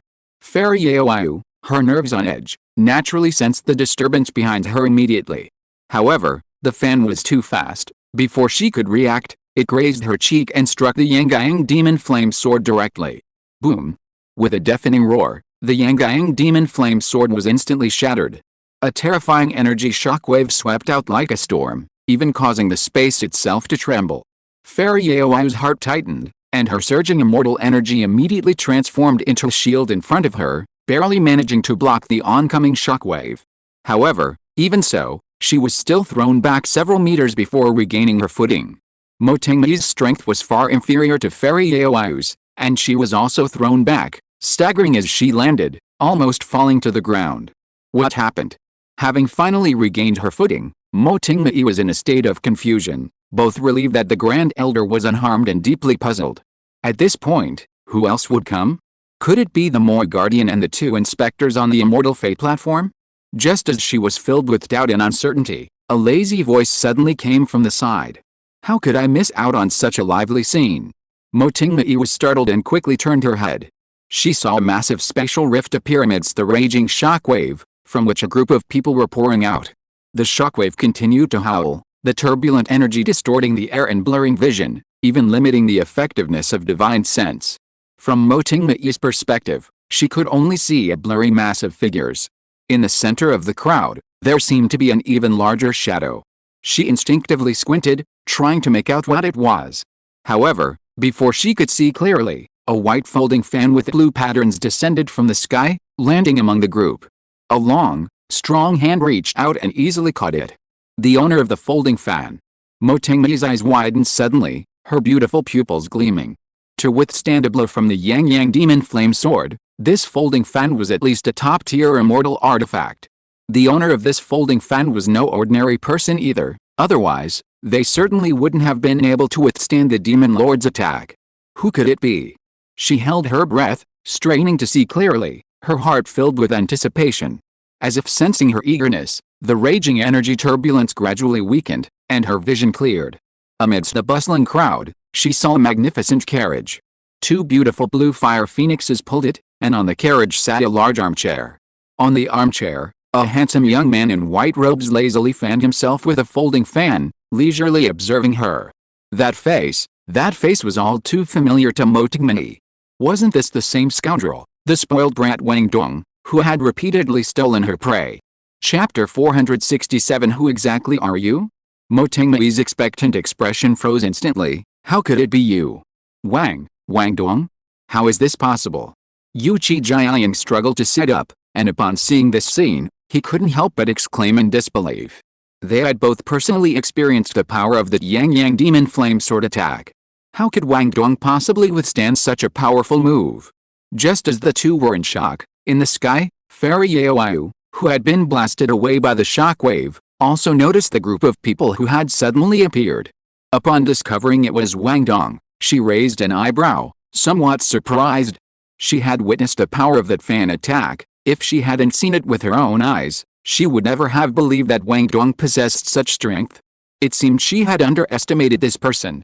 Perhaps, the strongest person in this trial tournament from the beginning was not Mo Tingmei or Yu Jiayan, but this unassuming Wang Dong who hadn't even shown his true strength. However, even if he had some strength, he shouldn't have been so reckless. She landed beside Mo Tingmei with her hands behind her back, her brows furrowed and her tone anxious. Didn't I tell you to leave first? How did you get in? Hearing her reproachful words, Huang Fu Hongke subconsciously shrank back. However, when his eyes met her pale face, his heart skipped a beat. Grandmother, no, cousin Dan Shu, are you all right? He panicked, his voice trembling. Seeing his unsteady state, Fairy Yaoyu glared at him with exasperation. Normally, she would have slapped him by now. Unfortunately, now was not the time to dwell on such things. She turned to Wu Wei and hurriedly said, "This is not something you can interfere with. Take Tingmei and leave immediately, go back to Xianmao Palace and call for reinforcements." Without waiting for Wu Wei and the others to speak, she urged them to leave quickly. Want to leave? Do you think you can leave? Just then, the hoarse voice of the Demon Lord of Purgatory suddenly came. Fairy Yaoyu's heart skipped a beat. She quickly turned her head and saw that the Demon Lord of Purgatory had somehow appeared in the sky not far away, having passed through the chaotic energy turbulence. With his words, a terrifying pressure spread through the sky, and the surrounding air almost solidified. Run! Fairy Yaoyu cried out urgently. She pushed Mo Tingmei into the crowd, then immediately leaped up, blocking the Demon Lord of Purgatory and Wu Wei's group. In an instant, a powerful aura ignited within her again, her hair flying like the radiant moon, carrying an unwavering determination. Seeing this, Mo Tingmei was immediately filled with anxiety. Her idol, Fairy Yaoyu, had already burned a significant portion of her divine soul, likely suffering immeasurable consequences. If she were to burn her divine soul again to fight the Demon Lord of Purgatory, she would likely be consumed by the flames soon, at best living like a walking corpse, and at worst perishing on the spot. At this moment, she couldn't care less about her conflict with Wu Wei. She gritted her teeth, stomped her foot, and said to Wu Wei, "Wang Dong, aren't you always full of tricks? Why are you silent at this crucial moment? Hurry up and think of a solution. You're not just good at bullying girls, are you?" Wu Wei rolled his eyes. This girl's goading skills were really bad. He wanted to retort. But unexpectedly, Huang Fu Hongke was also looking at Wu Wei expectantly from the side. "Boss, if you have a way, please save my girl." Well, Wu Wei rubbed his nose. All right, Hongke, you're still my little brother. Fine, I'll do it one more time." With that, Wu Wei closed his fan, casually took a step, and in the next instant, he was beside Fairy Yaoyu. Without saying a word, he first grabbed her delicate hand. Fairy Yaoyu never expected that Wang Dong would be so audacious as to dare to take advantage of her vulnerability and grab her hand. A surge of shame and anger welled up in her chest, and she angrily rebuked him. "How dare you? Let go of me now." She was utterly dumbfounded. In her more than 2,000 years of life, this was the first time a man had ever grabbed her hand. "Don't be ridiculous." Wu Wei frowned, his expression very serious, and he said in a low voice, "Look at you, what a mess your soul is in. Don't you value your life?" Ignoring Fairy Aoiu's anger, bewilderment, and struggles, streams of clear, spring-like divine power transformed into an invisible liquid, mixed with a trace of chaotic spiritual liquid, flowing into her body through her palm, instantly spreading throughout her entire body.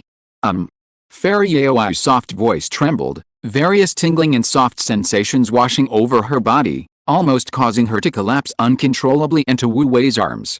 "Huh? That messy poison you planted is a bit troublesome. It can't be neutralized for a while. Oh well, I'll suppress it for you first." Wu Wei frowned again. Pure divine power plus chaotic spiritual liquid couldn't break the poison. No wonder it's a product of a level 6 civilization. As the divine power entangled and fought with the evil poison in her body, the various reactions in Fairy Aoiu's body reached their peak. Her eyes were like a dream, and for a moment she stopped struggling, her whole body somewhat dazed. Such an unbelievable scene naturally caused everyone to be dumbfounded. Especially Huang Fuhanke, who slapped his forehead, his mouth twitching, and said, boss, I'm begging you to save someone, not to seduce her." That was his most beloved great aunt. This really made him feel a mix of emotions. If something really happened, how would Huang Fuhanke face himself? How could he do this? This isn't playing games. Mo Tingyi stamped her feet, both ashamed and angry. Although she knew Wang Dong was using that miraculous healing method, did he really need to hold hands? That was the high and mighty elder Yaoiu, a figure of immense power and prestige. Wasn't he afraid of being slapped into a pulp? For some reason, Mo Tingyi's emotions were quite complicated, and she even felt a little worried about Wu Wei. However, compared to them, the demon lord of purgatory was even more provoked. The fight wasn't even over yet, and these two were already flirting right in front of him. Did they really think he was dead? How outrageous. He was so angry that his eyes blazed with fury. "How dare you? This demon lord will kill you." Before he finished speaking, the wings on his back flapped violently, and surging demonic energy burst forth. In the blink of an eye, another Yang-type demon flame sword appeared in the sky above his head. He raised his hand and waved, the Yang-Gang demon flame sword shooting towards Fairy Aoiu and Wu Wei. The chilling sword aura instantly filled every inch of the surrounding space. Fairy Aoiu's cheek stung from the oncoming sword force, instantly snapping her out of her dazed state. She was startled and hurriedly tried to defend herself. However, her immortal energy had barely begun to circulate when Wu Wei stopped her. "Don't move." Wu Wei's voice suddenly appeared in her ear. She stiffened, feeling a tingling sensation at the base of her ear. Warm breath brushed against the delicate skin of her earlobe, making her scalp tingle and her thoughts momentarily freeze. In the instant she was stunned, Wu Wei had already reached out and embraced her slender waist, taking a step forward with her. A subtle spatial ripple passed by. In just an instant, the two had left their original position and appeared several miles away on the other side. The incoming Yang-type demon flame sword missed its target entirely. With a deafening roar, another massive crater was blasted into the ground, countless rocks flew everywhere, and the turbulent energy currents distorted the surrounding air, creating a scene just as chaotic as before. Wu Wei and Fairy Aoiu, the targets, remained completely unharmed. Such pure and profound spatial laws. How is this possible? Fairy Aoiu's clear, glass-like eyes flashed with obvious astonishment and disbelief. Such profound spatial laws were not something an ordinary immortal could master, much less a cultivation family from a remote star region like Great Yanzhou. Moreover, before displaying such powerful spatial laws, he had actually blocked a powerful attack from the demon lord of purgatory with just a folding fan. She unconsciously turned her head to look at Wu Wei. From her angle, she could only see Wu Wei's sharply defined profile. At such close range, his high nose bridge and the curve of his lips became exceptionally clear. His lowered eyelids obscured the expression in his eyes, inexplicably adding a touch of mystery and making him seem unfathomable. Fairy Aoiu was shaken, her mind racing with thoughts. In her tangled thoughts, she momentarily forgot that Wu Wei was still holding her, and simply stared at his profile, lost in thought. Noticing her reaction, Wu Wei raised an eyebrow and teased, What? Has Elder Yaoyu suddenly discovered that I am incomparably handsome and have an extraordinary temperament, and wants to offer herself to me? Fairy Yaoyu blushed and couldn't help but glare at him. Perhaps reminded by Wu Wei's words, she suddenly felt a large hand around his waist become burning hot, making it impossible for her to ignore it. She was about to reach out and push Wu Wei away, and give this opportunistic scoundrel a good scolding, but her hand was only halfway there when a thunderous roar abruptly interrupted their conversation. Damn it! This is impossible. The infernal demon lord's voice was filled with obvious anger and exasperation, as if he simply couldn't accept the current situation. As he spoke, the chaotic energy currents were dispersed by gusts of wind, and the infernal demon lord's figure, flapping its enormous wings, appeared in the sky. He stared intently at Wu Wei, his crimson vertical pupils filled with suspicion and uncertainty. No. Your use of spatial laws is completely different from those despicable bastards of the Immortal Palace. This spatial teleportation technique is even more refined than that of my infernal demon clan, and far superior to those guys from the Immortal Palace. Just who are you?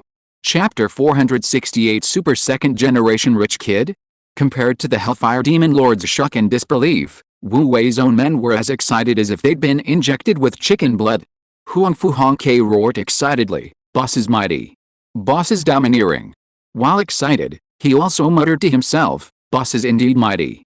Just now he was only holding his great aunt's little hand, and now he's on her waist. If this continues, tisk tisk. He shuddered and dared not think any further.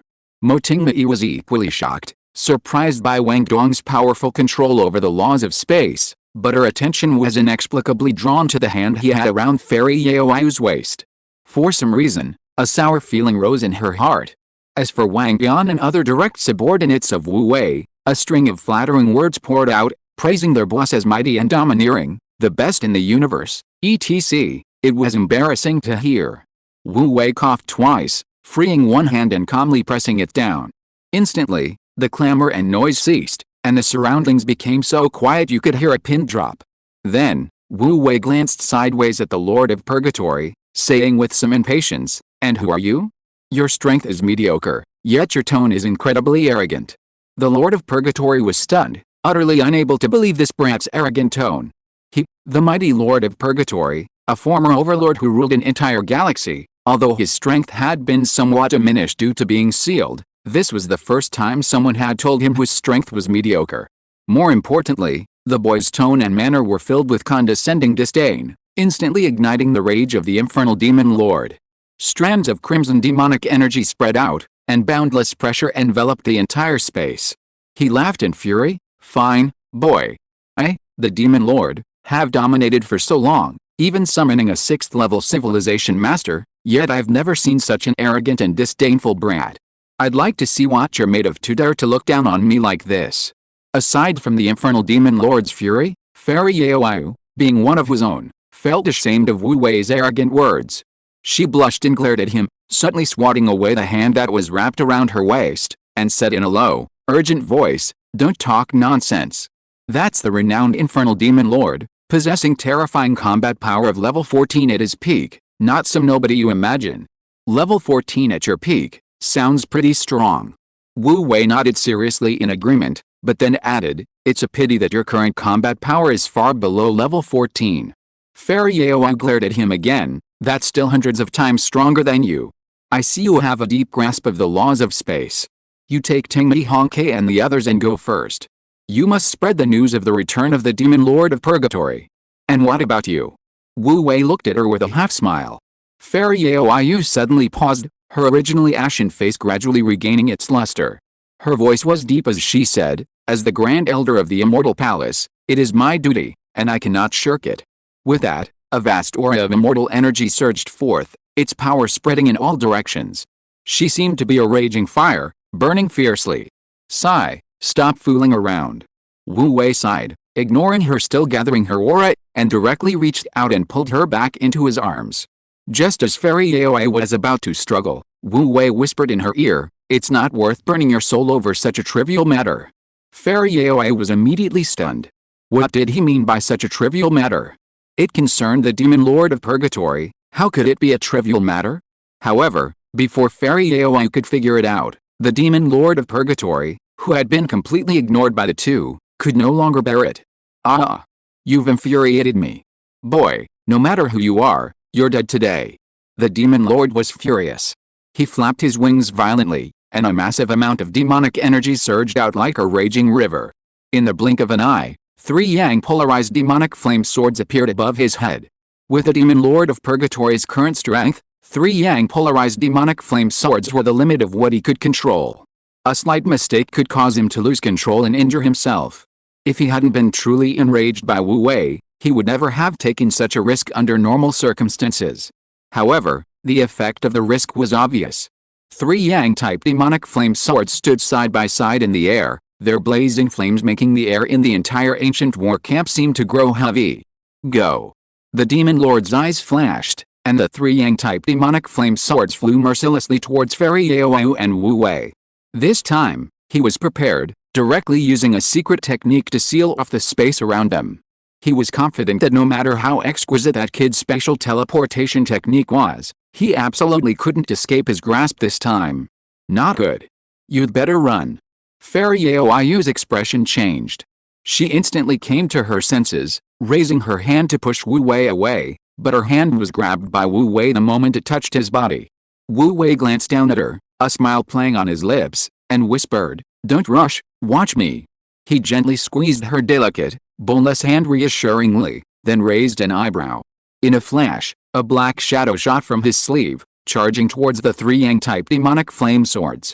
Even in mid-air, the shadow rapidly expanded, transforming into a gigantic puppet in the blink of an eye.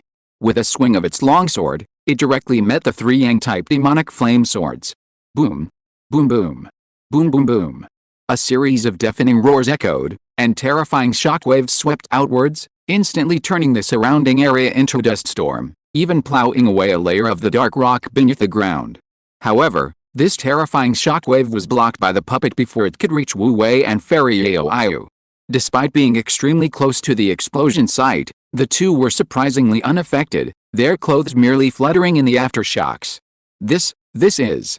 The moon fairy's glassy eyes widened slightly, almost speechless with shock, momentarily forgetting that Wu Wei was still holding her hand. At this moment, the surrounding smoke gradually settled, and the puppet's figure, previously obscured by the smoke, gradually became clear. The figure stood before them like a barrier, tall and majestic, as imposing as a mountain. The overwhelming aura emanating from it was in no way inferior to that of the infernal demon lord in the sky. Judging by its imposing presence, it was definitely a level 13 puppet, and a peak level 13 puppet at that. Even with the infernal demon lord's vast knowledge, he was terrified. A peak level 13 puppet? How could that be? Beneath his strange expression lay a surging, overwhelming shock. Combat puppets were a development direction for many civilizations, reducing the attrition of powerful individuals and adding to their combat strength. The cultivation civilization was no exception. Generally speaking, a level 5 civilization could only refine war puppets at level 11 or 12. For example, when the Immortal Palace first clashed with a Purgatory Demon clan for the position of Overlord of the Crimson Sky Galaxy, they could only refine some level 11 golden armored warrior puppets. It wasn't until the last tens of thousands of years that they gradually developed level 12 golden armored warriors. Of course, this was merely the development of level 12 war puppets. It required the combined power of the entire civilization and an immense expenditure of resources to accumulate even one. Therefore, even with tens of thousands of years of accumulation, the Immortal Palace's number of level 12 war puppets was definitely not large. However, possessing level 12 war puppets also meant that the Immortal Palace had, as a whole, transcended the initial stage of a level 5 civilization and possessed the ability to challenge the peak of level 5, a feat that surpassed many civilizations of the same level. However, a level 5 civilization is ultimately just a level 5 civilization. Level 13 war puppets are an insurmountable chasm, a realm absolutely beyond the reach of a level 5 civilization. Even civilizations that specialize in war puppets as their primary fighting force are no match. At most, they can create more variations on war puppets, increasing production and lowering costs, but they can never reach the level of level 13 puppets, because that's the level of a level 6 civilization. A level 6 civilization. If level 5 civilizations are called Star River Overlords, then level 6 civilizations are absolutely the ruling class of the entire universe. their influence often spanning the entire cosmos. In fact, a level 6 civilization could easily crush a level 5 civilization with just a flick of its wrist. The demon lord of purgatory was considered a powerful overlord, arrogant and incredibly powerful, even disregarding the mighty immortal palace. Yet, upon encountering anything from a level 6 civilization, he immediately trembled with fear, his confidence crumbling. Moreover, this war puppet didn't seem to be an ordinary level 13. His gaze towards Wu Wei suddenly became exceptionally serious. This kid's spatial mastery was extremely strong, and he had casually produced a peak level 13 war puppet. Most importantly, this kid was incredibly arrogant, showing no regard for a level 5 civilization's level 13 elder, or even for him, a former overlord of a star river. It seemed only a level 14 star river overlord would command his respect. What did this mean? It meant this kid had enough confidence to disregard level 13's strength. And his own cultivation level seemed rather ordinary. There was only one possibility. The infernal demon lord took a deep breath. This kid was probably the offspring of some super powerful figure in a level 6 civilization, and an extremely pampered and spoiled second-generation rich kid at that. He wasn't the first, nor would he be the last, super second-generation rich kid to run around in a lower-level civilization, indulging in the thrill of showing off. As the demon lord of purgatory's heart churned with turmoil, Fairy Yaoi stared wide-eyed at Wu Wei in utter astonishment. As the Grand Elder of the Immortal Palace, she could only temporarily request a level 12 golden armored warrior for protection during high-risk missions like this. After all, for the Immortal Palace, a level 12 golden armored warrior was a strategic resource, the cost of crafting each one being incredibly high. But a level 13 war puppet, even with Fairy Yaoi's vast experience, she had never seen one before. Chapter 469 Fairy. Don't overthink it. You, Fairy Yaoi's pretty eyes were filled with suspicion. Who exactly are you? Why do you have a level 13 war puppet? And you even dare to? She swallowed the rest of her sentence. What if she accused him of infiltrating the Immortal Palace disciples with ill intentions and angered him? Anyone who possessed a level 13 war puppet must have an extraordinary background. Even the palace master would probably have to be polite and avoid offending him too much. As long as he didn't cause too much trouble within the Immortal Palace's territory, he would most likely turn a blind eye. Wu Wei, however, calmly chuckled, Elder Yaoyu, now is not the time to talk about this. Let's solve the problem at hand first. After saying that, he waved his hand and said, Honkai, Wang Yan, you take the brothers and the Mo family junior sister and retreat first. This matter is beyond your control. Yes, sir, as you command. Huangfu Honkai and Wang Yan did not hesitate. They were only level 10 combatants, practically a hindrance in this level of battle. Rather than getting in the way, it was better to retreat obediently and give the boss room to maneuver. Wang Yan first assigned a female disciple of the Wang family to help Mo Tengmi up, and then, together with Huangfu Honkai, detained Yuqi Jiaoyang and took him away. During this time, Yuqi Jiaoyang dared not resist, only watching the demon lord of purgatory from afar with a pale face. Unexpectedly, the demon lord of purgatory watched coldly from beginning to end, seemingly wary of something, and did not intervene, ignoring Yuqi Jiaoyang's pleading eyes. In an instant, Yuqi Jiaoyang fell into despair, being taken away like a walking corpse. After everyone had left, the demon lord of purgatory dropped his cold and arrogant demeanor, his tone slightly ingratiating. How should this young master be addressed? Whoosh! Wu Wei flicked open his fan, appearing calm and composed, and said, just call me Wang Dong. He was neither overly arrogant nor overly friendly, but rather carried a hint of aloofness. This name, it was obviously a pseudonym. So it's young Master Wang. The demon lord of purgatory forced a friendly smile. It was my fault for unintentionally dragging you into this. But we've become friends through this misunderstanding, so let's be friends this time and look out for each other in the future. Can we just let bygones be bygones? Wu Wei chuckled, continuing to fan himself with his folding fan without speaking. The demon lord of purgatory paused, his expression becoming somewhat unnatural. He chuckled dryly twice and said, what does young Master Wang mean? I say, you're an old monster who's lived for countless years, don't play dumb in front of me. Wu Wei's eyes revealed a hint of disdainful mockery. It's already happened, and I've been dragged into it too. You think you can just let bygones be bygones with your empty words? Several consecutive He stirred up the demon lord of purgatory's emotions. His face suddenly turned ugly, and his demonic eyes flickered uncertainly, as if he were pondering something. In the end, he suppressed his anger. Young Master Wang Dong is right. It was my oversight to involve you in this matter. How about this? If you're willing to let go of this matter, I'm willing to give you 30% of my assets as an apology, and also as a way of making friends. 30% of his assets? Wu Wei looked at the demon lord of purgatory suspiciously, as if questioning, what assets could an old relic like you, suppressed for millions of years, possibly have? Young master, you are unaware of the truth. The Lord of Purgatory was a ruthless character. Having made his decision, he no longer hesitated and explained politely, when those invaders from the Immortal Palace invaded our star system, I gathered a large amount of supplies and stored them in a secret location, which can only be opened with my blood essence. I swear by the origin of the universe that as long as you do not become my enemy, I am willing to contribute 30% of these supplies to you, just as a token of friendship. He had vaguely guessed the background of this mysterious young master, and of course, he knew that a young master of this level would not be interested in anything less. The other party could casually produce a level 13 war puppet, which was already an astronomical price. Hearing this, Wu Wei's expression also became serious. He could feel the sincerity of the Lord of Purgatory from this, and immediately frowned and thought carefully. If he could side with the Purgatory demon clan, it might not necessarily be a bad thing. With the abilities of the demon Lord of Purgatory, once he escapes and regains his strength, he will surely be able to turn the Crimson Star River upside down and tie down a lot of the Immortal Palace's energy. Just as Wu Wei was pondering, Fairy Yaoi beside him grew anxious. Her expression changed drastically as she exclaimed, Young Master Wang Dong, you absolutely cannot agree to him. This demon is eccentric and violent. If we let him go, the entire Crimson Sky Galaxy will be plunged into chaos. Wu Wei rubbed his nose, looking at her with a half-smile. Fairy Yaoi, I only saved you because of my close relationship with Honkai. I only reluctantly intervened after Honkai asked. Besides, the demon Lord of Purgatory is not weak either.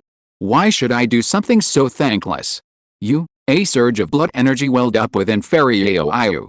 She immediately channeled her immortal energy to suppress her injuries, forcibly suppressing her anger and resentment, and patiently said, Young Master Wang Dong, please name your conditions. This matter concerned the future of the Immortal Palace, and Fairy Yaoi could not afford to be capricious. Conditions? Wu Wei stroked his chin, sizing up Fairy Yaoi from head to toe. Judging from her appearance, her wealth was probably far less than that of the demon Lord of Purgatory. Fairy Yaoi's pretty face flushed crimson. She couldn't help but push Wu Wei away and take a few steps back, glaring at him angrily. You despicable and shameless bastard. Even if I die in battle, I will never let you take advantage of me. Wu Wei looked bewildered. Fairy, why are you so upset? What kind of nonsense are you thinking? He paused, then his gaze swept contemptuously over Fairy Yaoi. Fairy, please don't flatter yourself. What kind of person am I? What kind of woman don't I have around me? Do you think I look so thirsty and indiscriminate? PFFT. Fairy Yaoi finally spat out a mouthful of blood she had been suppressing for so long, glaring at Wu Wei with utter shame and indignation. If it weren't for the greater good, she would have liked to slap this brat to death right now. Seeing how furious she was, Wu Wei sighed, oh well, never mind, I'm always magnanimous, I won't hold it against you. You won't hold it against me? Fairy Yaoi stared at Wu Wei in disbelief, utterly shocked by his shamelessness and arrogance. However, before she could retaliate, Wu Wei continued, for Honkai's sake, I'll help you out again. I won't ask for much, just 10,000 top-grade spirit stones. Just one thing, no reneging, or you'll bear the consequences. Fairy Yaoi was stunned. She truly hadn't expected Wang Dong to give in so easily. Such a good opportunity, and he didn't take advantage of her misfortune? 10,000 top-grade spirit stones was indeed an astronomical figure, far beyond what even she, as the Grand Elder, could afford. However, with the entire Immortal Palace's millions of years of accumulated wealth, taking 10,000 top-grade spirit stones from the public treasury wouldn't be a crippling blow. Compared to her life, and even the immense trouble that would ensue after releasing the Demon Lord, the conditions offered by the spoiled brat were not high. A hint of confusion flickered in her clear, glassy eyes. She felt increasingly unable to understand Wang Dong.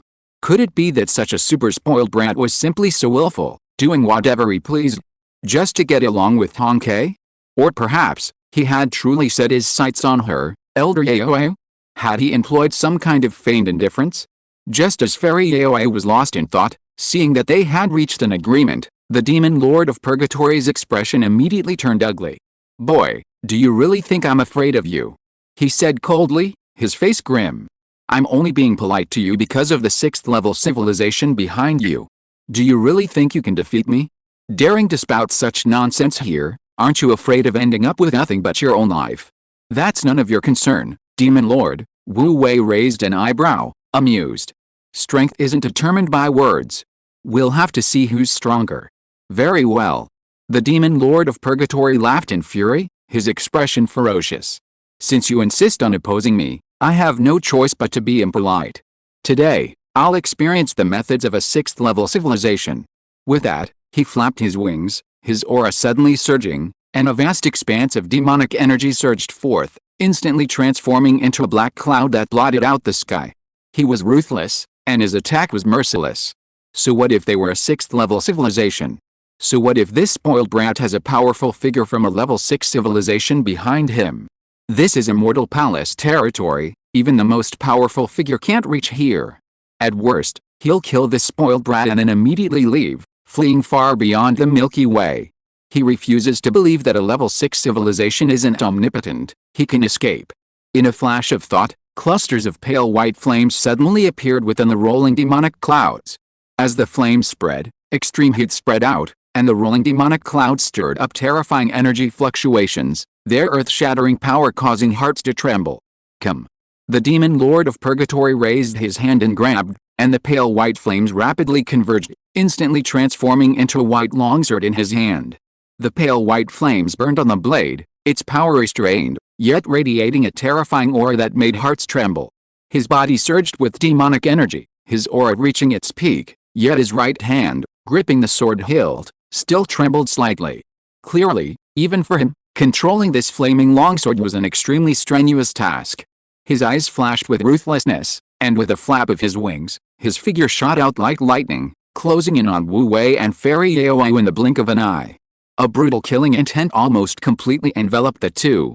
However, when he was still a dozen feet away from them, the infernal demon lord's charging figure was stopped by Wu Wei's war puppet. The demon and the puppet instantly clashed. Boom, boom, boom. The continuous sounds of collision rang out, and terrifying shockwaves swept across the area. In an instant, the entire ancient war camp trembled violently, and even the formation covering the entire camp began to shake incessantly, seemingly on the verge of collapse.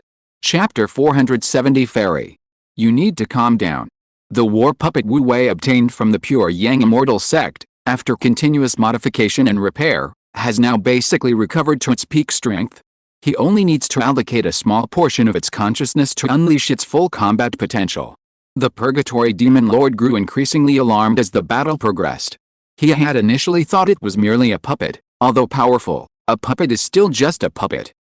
The Purgatory Demon Lord, a former level 14 powerhouse, possessed vast combat experience and a multitude of techniques. Yet, unexpectedly, he was unable to defeat this war puppet for the time being. Similarly, the fierce battle between the puppet and the Purgatory Demon Lord was somewhat beyond Wu Wei's expectations. He couldn't help but nod in approval, saying, "I underestimated this native. It can actually fight my puppet to a standstill. Its strength is not weak." "Native?"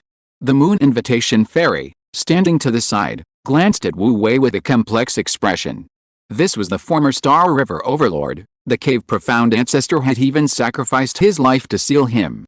Yet, was such an existence merely a native in his eyes? So what did she, Fairy Yaoi, become? In his eyes, was she just a rustic village woman? Fairy Yaoi muttered to herself, but she was still inwardly shocked. A mere puppet could fight the fallen demon lord of Purgatory to such an extent. Wasn't that stronger than most of the Grand Elders of the Immortal Palace? Could it be that a level 6 civilization was truly so powerful and unattainable? Could a mere super-rich second-generation heir influence the progress of a level 5 civilization? Just as Fairy Yaoi was muttering to herself, the demon lord of Purgatory, who was fiercely fighting the war puppet, suddenly revealed an opening. The war puppet seized the opportunity and slashed him hard with its sword. Bang! The demon lord of purgatory's body was instantly sent flying backward, caught on the turbulent energy currents. Fairy Yaoi was overjoyed and was about to turn around and say a few words to Wu Wei when she saw a barely perceptible spatial ripple suddenly appear behind Wu Wei. The next moment, the infernal demon lord, who should have been fighting the puppet, suddenly appeared behind Wu Wei, accompanied by a sly grin of triumph. "Boy, serves you right for treating me like a native, for trying to use me to pick up girls. Besides, in terms of understanding the laws of space, I'm not far behind you. The infernal demon clan is an extremely powerful race. If they hadn't been suppressed by the Immortal Palace a million years ago, they might have developed even faster than the Immortal Palace, and had a certain chance of reaching the peak of a 6th-level civilization." Careful. Yao Yu's expression changed, and without thinking, she pushed Wu Wei away. However, her hand had barely left Wu Wei's chest when he grabbed it and forcefully pulled her back into his arms. "What are you doing?" Fairy Yao Yu was shocked and furious. What kind of time is this? He's still trying to take advantage of her. However, before she could break free, Wu Wei had already wrapped his arms tightly around her slender waist, pulling her forward and casually appearing hundreds of feet away. The sword light wielded by the demon lord of purgatory flashed like lightning, but only barely struck the afterimages left by the two, not even touching the hem of their clothes. Clearly, Wu Wei's mastery of the laws of space was far beyond that of ordinary immortals. Boom! The longsword slammed into the ground, instantly stirring up countless dust and pebbles. A terrifying shockwave raged outwards, and the surrounding area was instantly filled with flying sand and stones. The demon lord of purgatory, however, seemed completely unaffected. He flapped his wings and charged forward, directly bracing himself against the shockwave, catching up with Wu Wei and Fairy Yaoi in the blink of an eye. He hardened his heart, risking the backlash to forcefully gather his demonic energy, and once again attacked Wu Wei with his sword. As long as he killed this kid before the puppet could react, that puppet would be no threat. However, just as the infernal demon lord's second sword strike was about to land, Wu Wei, whom he was targeting, suddenly turned around and threw something at him. It was an ordinary-looking oval object with a dark, deep surface that seemed to devour light. Upon seeing this object flying towards him, the infernal demon lord, who had been somewhat smug, immediately changed color and exclaimed in shock, "It's annihilation lightning." He panicked and hurriedly leaped into the air, flying backward. But even so, he was still a beat too slow. Boom! The seemingly unremarkable grenade exploded violently, a black flash appearing briefly at its center, followed by the surrounding space collapsing inward. The infernal demon lord, who was at the edge of the annihilation explosion's radius, frantically released powerful demonic energy to resist being pulled into the point of annihilation and collapse. Fortunately, this annihilation explosion lasted only a moment.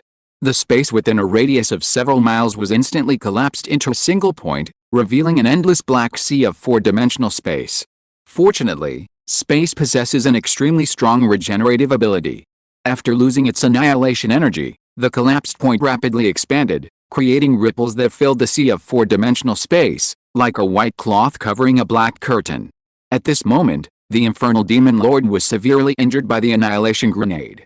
Large patches of scales and muscle were torn apart, revealing crimson and grotesque bones, and even some internal organs were exposed, emitting a terrible stench. Clearly, this annihilation grenade had severely wounded the infernal demon lord. Too much? The infernal demon lord roared with a sorrowful expression. Too much? There was even a hint of tears in his roar. The moon invitation fairy, recovering from her shock, stared blankly at Wu Wei. You, how do you have an annihilation grenade? That's a standard-issue weapon of a certain level 6 technological civilization, never sold to outsiders. Especially forbidden to lower-level civilizations. She knew a little about annihilation grenades. The Immortal Palace had spent a huge sum of money and favors to secretly acquire a few for research, hoping to integrate the annihilation laws within them into their immortal talismans, but to this day, there had been no progress. Wu Wei coughed twice, saying casually, I don't know who got them for me to play with. The moon invitation fairy's eyes were somewhat vacant. Just playing around with them? Truly a second-generation rich kid, annihilation grenades are just for playing with. Upon hearing Wu Wei's words, the demon lord of purgatory coughed up several mouthfuls of blood, staring at Wu Wei with a mixture of suspicion and uncertainty. Super rich second-generation kids are truly detestable. know those who throw money around. Who knows what other hidden cards they have up their sleeves? This is hopeless. It's best to retreat. A series of chaotic thoughts flashed through the Purgatory Demon Lord's mind. He immediately made up his mind, transforming into a ball of crimson demonic energy to escape. Unexpectedly, Wu Wei had already anticipated his escape. With a slight thought, a level 13 war puppet blocked the Purgatory Demon Lord's path. At Wu, the Purgatory Demon Lord roared angrily, "Boy, don't go too far. I've already let you have your way, and you still want to wipe us out.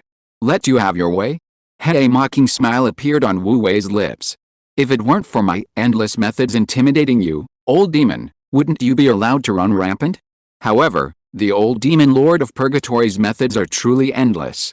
If he gets away like this, it might cause him a lot of trouble in the future. Oh well, let it be a waste. He snapped his fingers. Snap. After a crisp sound, the war puppet's limbs twisted rapidly, like an octopus, binding the Purgatory Demon Lord who was trying to escape again. Before anyone could react, boom! A violent explosion rang out, and a world-destroying shockwave spread outwards. From the center of the explosion, the Purgatory Demon Lord's frantic and terrified roar echoed, mixed with the sound of the explosion. "Madman, you're a madman." Such a sudden and devastating explosion even made Fairy Yaoyu's beautiful eyes widen, staring at Wu Wei in disbelief. This is a level 13 war puppet. However, before she could finish speaking, the shockwave from the explosion had already swept over them. The two of them immediately stopped talking and took action to defend themselves. Even so, the two were still thrown back dozens of miles by the shockwave, nearly buried in the rubble. It took a while for the terrifying shockwave from the explosion to subside.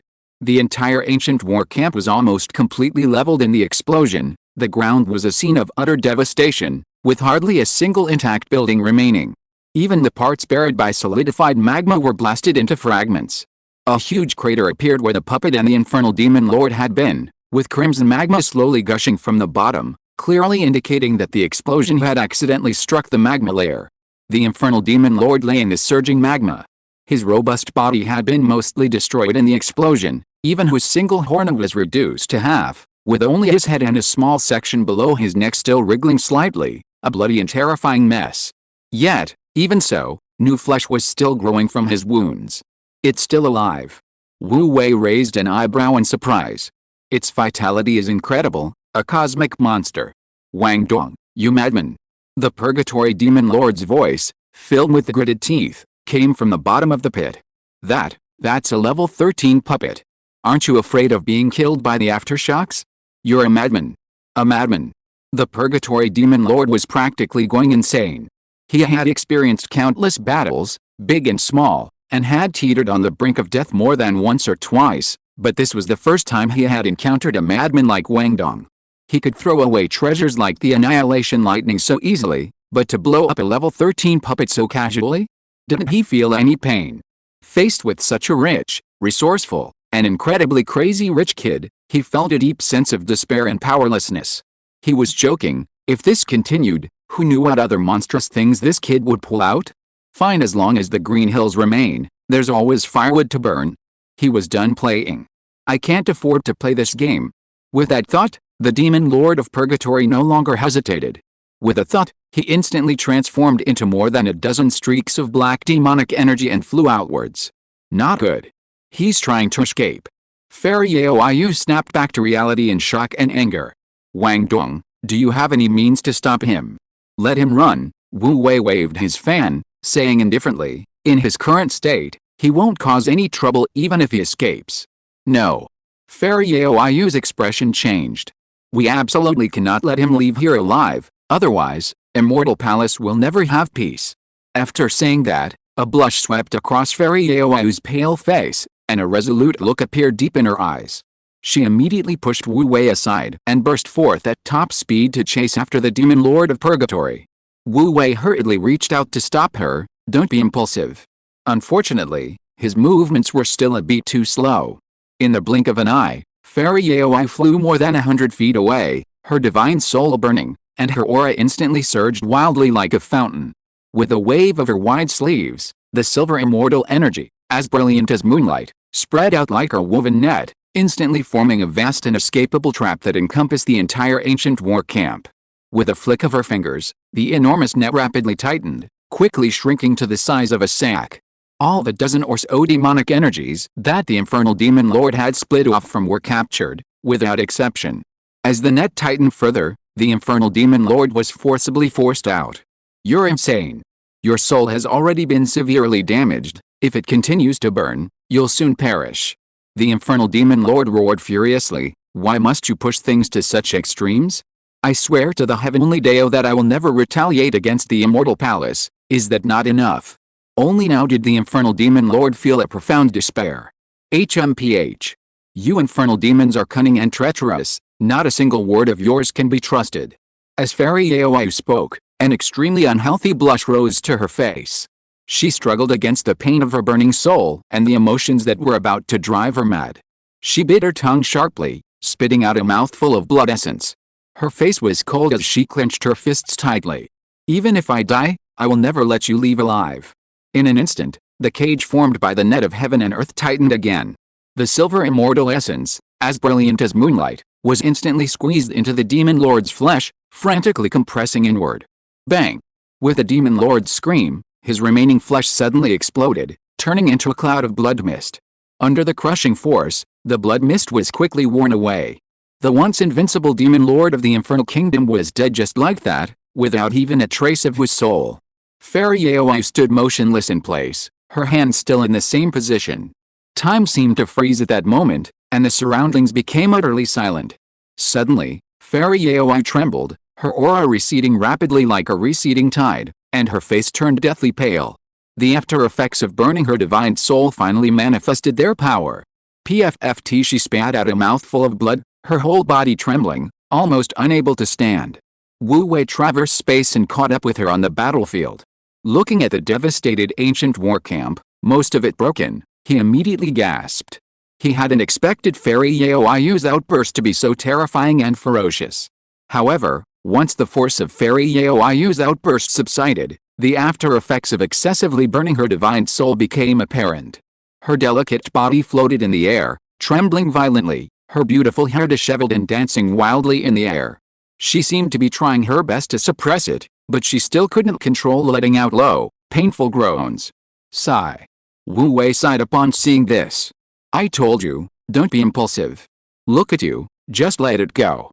Consider it a favor to Brother Honkai." With that, Wu Wei stepped forward and took her delicate hand, preparing to treat her again. Suddenly, Fairy Aoiu abruptly raised her head, her flowing hair cascading down, revealing her beautiful eyes. Those eyes, which should have been cold and clear, were now filled with a light that chilled Wu Wei to the bone, like a 10,000-year-old fox spirit about to devour him. Startled, Wu Wei released her hand, his heart pounding with anxiety. "Oh no, could it be that the aphrodisiac has taken effect?" he thought. "This is no place to linger, I'd better leave." Immediately, Wu Wei prepared to take a step forward. Suddenly, Fairy Aoiu grabbed Wu Wei, and before he could resist, bursts of crimson mist rose and spread, instantly engulfing both of them. At the same time, from within the boiling crimson mist, Wu Wei's voice, filled with terror, rang out, "Fairy Aoiu, Elder Aoiu, calm down, no. You must calm down." Chapter 471, An Unparalleled Battle.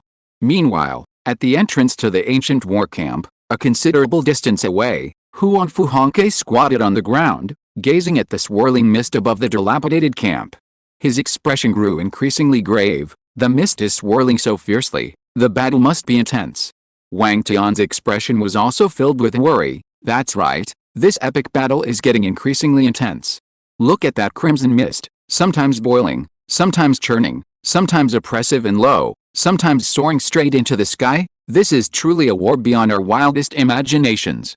Time flew by, and 3 days and 3 nights passed quickly. Amidst Huang Fu Honkai and the others' worry and eager anticipation, the mirage-like crimson mist finally subsided. Wu Wei's figure slowly appeared at the entrance to the now ruined ancient war camp, his flight slightly unsteady, his face pale and showing signs of exhaustion. Upon seeing this, everyone was overjoyed and rushed to him. Boss, are you alright?" Huang Fu Honkai tenderly supported Wu Wei, asking with concern. "This battle was too brutal. Even you, boss, Are exhausted. How did the battle end? Wu Wei looked at Huang Fu Hongke with a complicated expression, his pale lips parting as if to speak, but he hesitated. Hongke, stop talking nonsense. Isn't the outcome obvious? Quickly help your cousin back to camp to rest.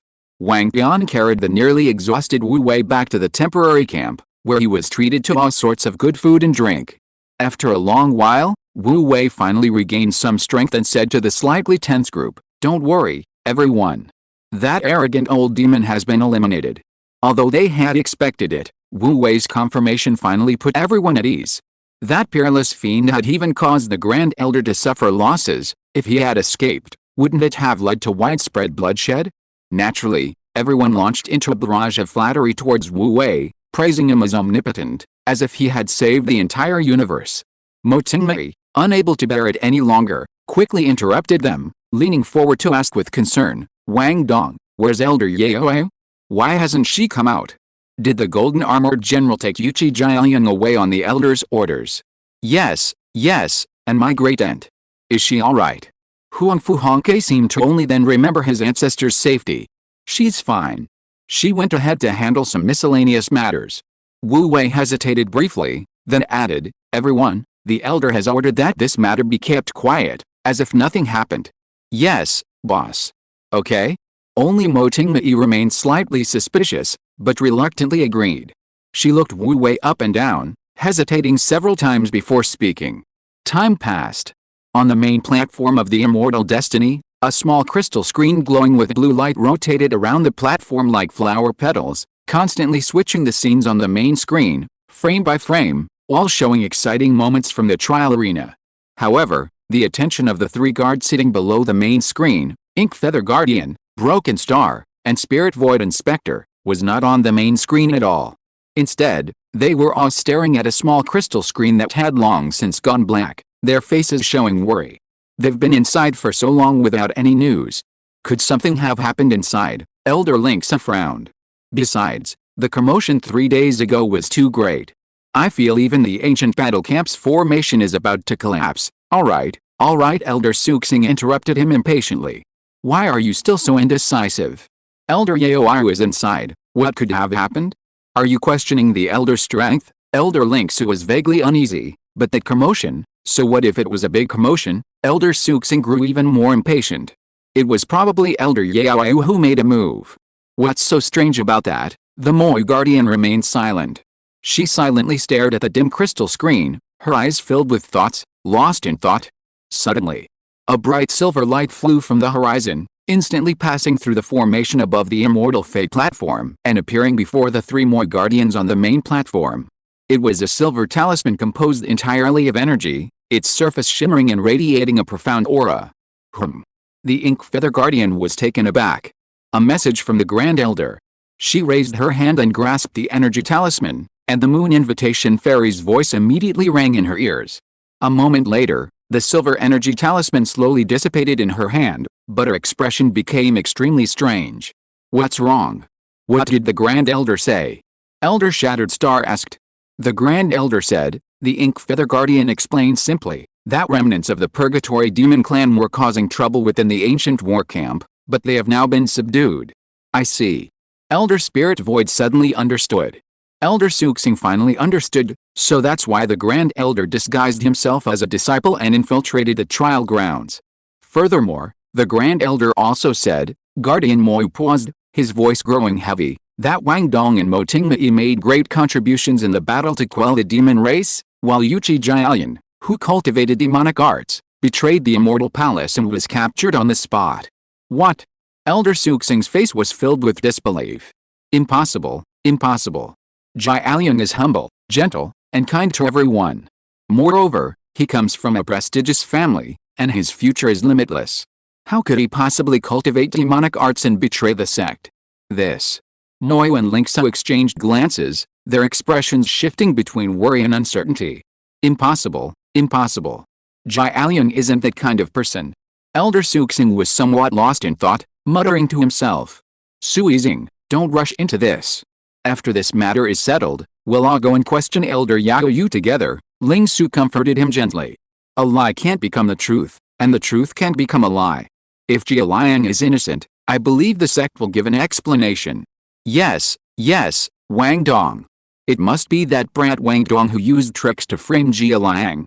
Elder Sui Zing seemed to have anticipated the outcome, so excited he was practically spitting out saliva. Ling Su nearly choked on his own blood. He'd only offered a few words of comfort, and not only did the elder take it seriously, but he'd even tried to pin the blame on his disciple. He immediately snorted coldly, "Elder Suxing, I think you shouldn't have too high hopes. Since Elder Yaoyu has already made it clear, Yuchi Jiaoyang is most likely implicated. I think you should reflect on your judgment." "All right." Mo Yu interrupted them, "This matter will eventually come to a conclusion." "Wait, they'll come out, we can find out by asking them." Just as Mo Yu and the other two garrison commanders were both shocked and somewhat doubtful about Yuchi Jiaoyang's betrayal, Wu Wei and his group returned to the Immortal Fate platform through the teleportation array in a lively atmosphere. This trial had been lengthy, involving countless battles. Whether it was Wang Bian and the other members of the Wang family or Mo Tingmei, they had all expended a lot of energy. They were constantly on guard in the trial grounds, and while their minds were tense, they were fine. But once they left the trial grounds and relaxed, they were already feeling the strain. After chatting for a while, many of them showed signs of fatigue. Seeing this, Wu Wei waved his hand, "Everyone, you've all worked hard. The results won't be out for another 2 days, so everyone should go back and rest." Disperse with that, he said goodbye to Mo Tingmei and prepared to leave with his men. Suddenly, a thunderous roar echoed in the air. "Wait!" Everyone stopped abruptly. At the same time, a burly and imposing figure appeared before Wu Wei's carriage as if by teleportation. His surging aura spread outwards with his appearance, causing the surrounding air to freeze. "Elder Suxing." Someone in the crowd immediately recognized him and bowed respectfully. Elder Suxing's attention, however, was completely elsewhere. He strode towards Wu Wei, angrily questioning, "Boy, you framed my disciple, didn't you? I saw through your wicked intentions before, but I never imagined you'd do something so despicable." Wu Wei's smile vanished upon hearing this. He sneered, "Ha, Elder Suxing's words are utterly unreasonable. Your disciple himself was corrupted and misled into the demonic path. What does that have to do with me? You still won't tell the truth. It seems you won't shed a tear until you see the coffin." Elder Suxing was furious, and suddenly raised his hand. A large hand made of energy appeared in the air, directly grabbing at Wu Wei. The large hand, gathering terrifying power, swept through the air, instantly stirring up a whistling wind. Everyone present immediately changed their expressions. Wang Tian's expression changed drastically, and he subconsciously stepped forward to block Wu Wei. Even Mo Tingmei subconsciously raised her leg to try to stop them. However, they were fast, but someone was faster than them. Just as they were about to make their move, a figure suddenly appeared next to Elder Suxing, directly grabbing his arm. Boom! A low thud came from where the two hands touched. Elder Suxing's arm trembled, his internal immortal energy disrupted, and the energy palm that had attacked Wu Wei instantly dissipated, transforming into a gentle breeze that lightly brushed against everyone's faces. Only then did everyone finally see clearly that the one who had stopped Elder Suxing was Elder Ling Su. "Suxing, are you crazy?" Elder Ling Su's face was cold, his dark eyes gleaming with anger. "To attack your own disciple in public without any evidence, you really can do that? You're thousands of years old, how can you not restrain your temper?" "Ling Su, let go." Elder Suxing's anger had not subsided, and he suddenly shook his arm, trying to break free from Elder Ling Su's grasp. However, in this situation, how could Elder Ling Su allow him to actually make a move? He held on to Elder Suxing's arm tightly, refusing to let go no matter how much he struggled. Both of them were level 12 celestial immortals. If they really fought, they could tear down the entire Immortal Destiny platform, and all the disciples on the platform would inevitably suffer. Hesitant and conflicted, the two remained locked in a stalemate. Everyone present stared in disbelief. Just then, the Guardian of Moyu Town finally arrived, albeit belatedly. "Enough," she said coldly, looking at Elder Suxing, her voice stern. "Have you not lost enough face already? If you continue this nonsense, I think you don't even want to be a patrol officer anymore." "Moyu, I..." Elder Suxing's face flushed and paled, stammering an explanation. However, the Guardian of Moyu Town had no intention of listening to him. She impatiently interrupted him, then beckoned to Mo Tingmei, softening her tone as she asked, "Tingmei, you are upright by nature, I believe you wouldn't lie to me. Tell the ancestor, What exactly happened in the ancient war camp? Hearing this, Elder Suxing and Elder Linksu immediately forgot their argument and were completely drawn to the question. Mo Tingmei's expression was conflicted. The Grand Elder has strictly ordered that unless the Palace Master inquires, I cannot tell anyone what happened in the ancient war camp. Since the Grand Elder has given the order, then I won't ask for details. The Moyu garrison commander nodded understandingly. You only need to tell me whether Yu Chi Jialian truly entered the demonic path and whether he truly betrayed the immortal palace. Mo Tingmei breathed a sigh of relief and nodded. Yu Chi Jialian did indeed enter the demonic path and indeed betrayed the immortal palace. I witnessed this with my own eyes, and it is beyond doubt. What? Elder Suxing's face immediately darkened, as if he had aged hundreds of years in an instant. The Moyu garrison commander and Elder Linksu looked at him worriedly, fearing he couldn't withstand such a blow. For a moment, the surroundings were unusually quiet, and the atmosphere was exceptionally oppressive. After a long while, Elder Suxing finally caught his breath, his expression shifting between anger and uncertainty as he asked, "Where's he?" Before we left the trial grounds, Elder Yaoi's golden armored generals had already taken him away, Mo Tingmei replied. Good, good. Elder Suxing nodded, his voice deep and serious. No matter what, I don't believe Jialian would do such a thing. I will personally investigate. If Jialian has truly betrayed the immortal palace, I will personally kill him as a warning to others. If he has been framed, I will never let the framer go. He glanced at Wu Wei and snorted coldly. Herr Wu Wei didn't bother with him, shaking his folding fan with an air of calm composure. Seeing this, Linksu, mindful of their millennial-long friendship, hurriedly said, Wang Dong, Elder Suxing is just an impatient fellow, but he's not a bad person. Don't take it to heart. He paused, then quickly changed the subject. My dear disciple, I haven't yet congratulated you on winning the Immortal Fate trial. Truly worthy of being the disciple I chose at first sight. You're like a hidden dragon rising to the heavens, unstoppable from the start. Not at all, not at all, you flatter me, Wu Wei replied with a smile. It's all thanks to Master's guidance and cultivation that I've reached this point.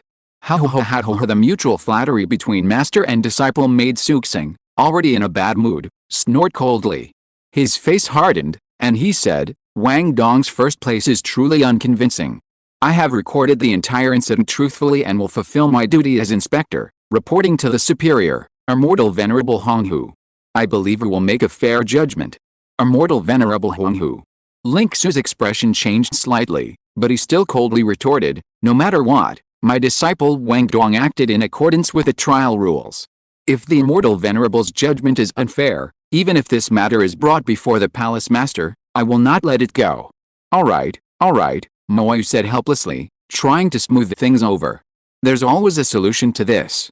Everyone, don't stand here anymore. Go back and rest, and wait for the results to be announced in 2 days. After everyone had dispersed, Moyu pulled Mo Tingmei aside and asked in a low voice, Tingmei, I noticed your score surged at the last moment. Is it related to assisting Elder Yao in quelling the remnants of the demon race? Ancestor, Mo Tingmei answered honestly without avoiding the question, I assisted the Golden Armored General in killing 2 purgatory demons, and I delivered the final blow to one of them. Good. Moyu breathed a sigh of relief, her face lighting up with joy. Adding your other overall scores, you're only slightly inferior to that kid Wang Dong.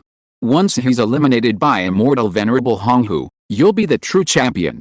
Her eyes flickered slightly as she whispered, although that old rascal Suxing is impulsive, he did the right thing in this respect. We absolutely cannot let Wang Dong take the championship. Ancestor, Mo Tingmei's expression turned somewhat strange, and she hesitated, as if she wanted to say something but then stopped. Good child, I know you have a kind heart, Moyu looked at her with affection. However, the cruel competition of the universe is just like this. Whether you can win the championship or not is related to your future resource allocation. What's more, Moyu paused, his words filled with disdain. That Wang Dong is a good-for-nothing, he doesn't do his job properly. If he wins the championship, it will only be a waste of resources. Tingmei, you've worked hard these past few days. Go back and get some rest, and wait for the results in 2 days. Mo Tingmei lowered her head, her eyes flickering, and after hesitating for a few moments, she said, Yes, Ancestor, I'm going to rest. With that, she gracefully left. Chapter 472 Infuriating Tingmei.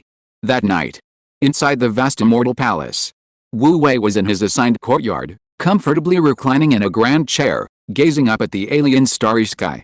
Aside from the faint twinkling stars, the most striking feature wasn't the three blazing suns orbiting.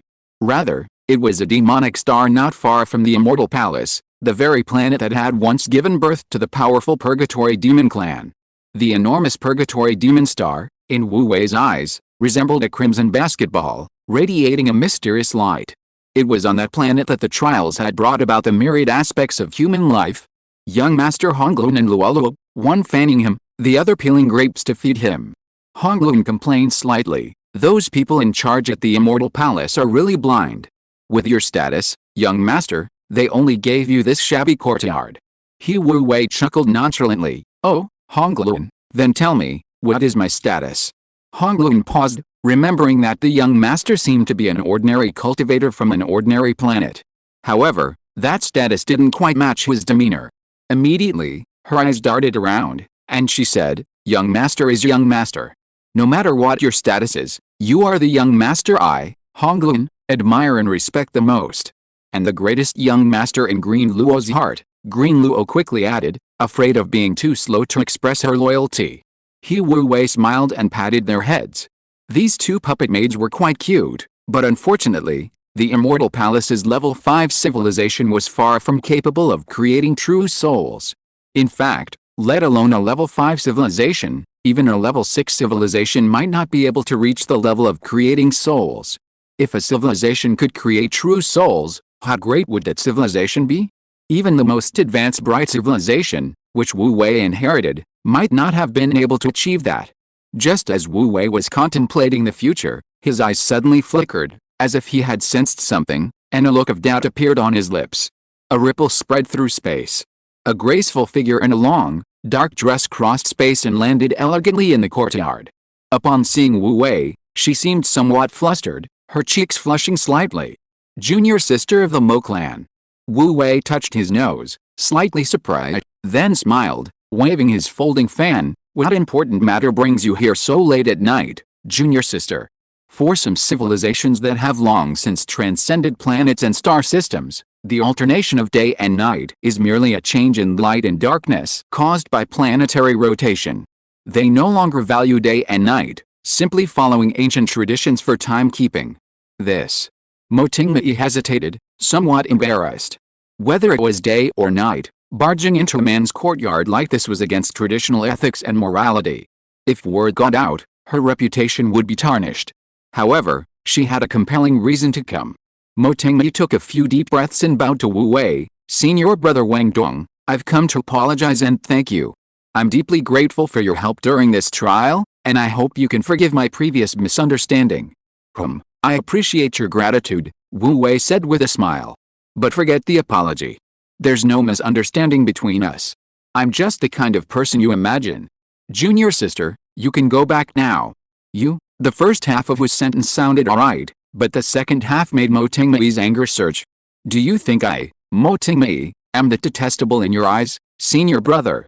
She had disregarded her ladylike reserve and taken the initiative to thank and apologize, only to be met with such a dismissive attitude.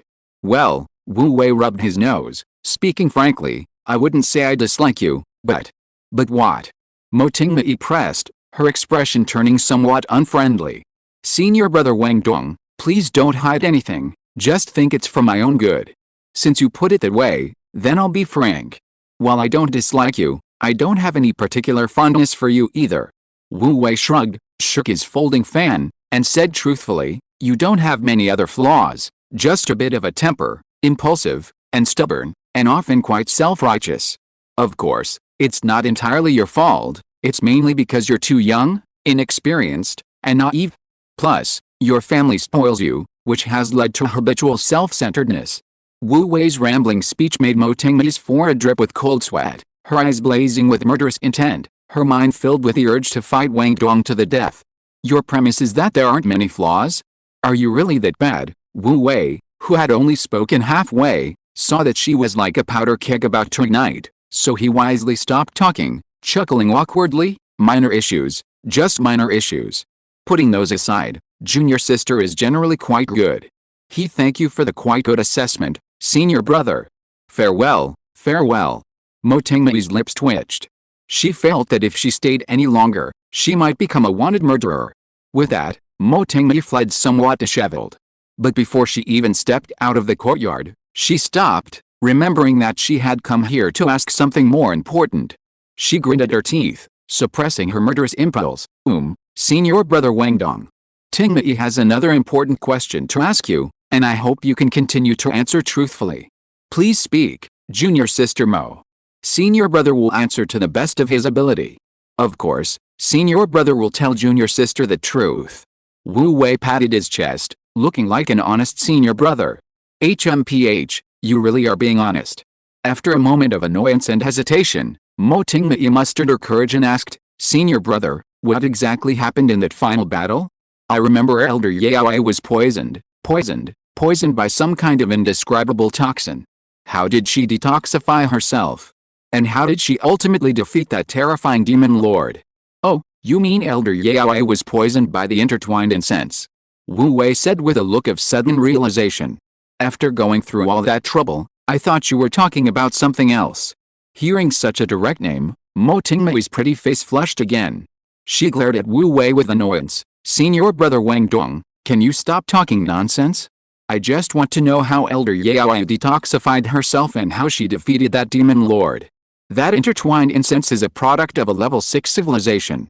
With Elder Yaoi's strength, if she had been given several months of quiet contemplation, she might have been able to slowly expel it. However, she was so focused on defeating the demon lord that she burned her divine soul, so naturally she couldn't resist the poison's effects. Mo Tingmei's heart skipped a beat, and she immediately had a bad feeling. Then, what if the poison can't be cured? What else can we do? We can only leave it like that. Wu Wei smiled. What do you mean, just leave it like that? Mo Tingmei almost fainted from anger, anxiously asking, what exactly happened? Well, these things can't be explained in words.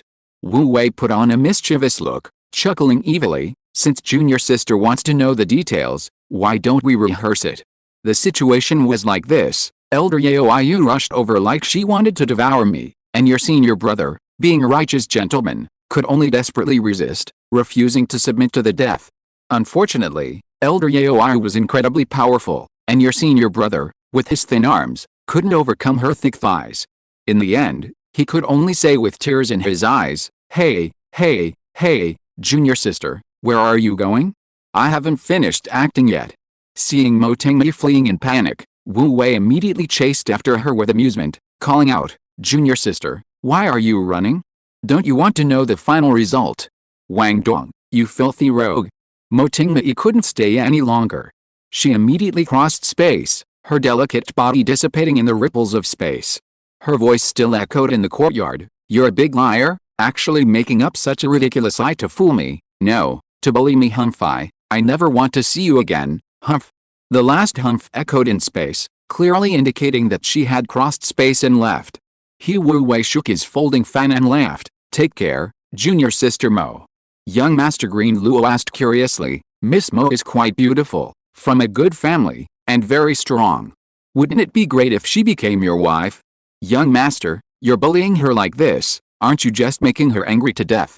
Wu Wei touched her lifelike face and laughed, those rich young ladies have bad tempers, wouldn't they cause a huge commotion if I married them? My Green Luo is much better, obedient and well-behaved. Young Master, you're so mean, I won't let you get away with this. Green Luo ran away shyly, glancing back at Wu Wei every now and then. These two top-grade puppet maids were naturally the best of the best. Besides being highly anthropomorphic, they possessed all the necessary functions, even the ability to act as surrogates. The strange fetishes of certain barbarian men were, of course, easily accommodated. Life is actually quite interesting, Wu Wei chuckled as he returned to his room. Green Ivy, don't run away, quickly give your young master a massage. A chilling killing intent, making his hair stand on end, enveloped Wu Wei.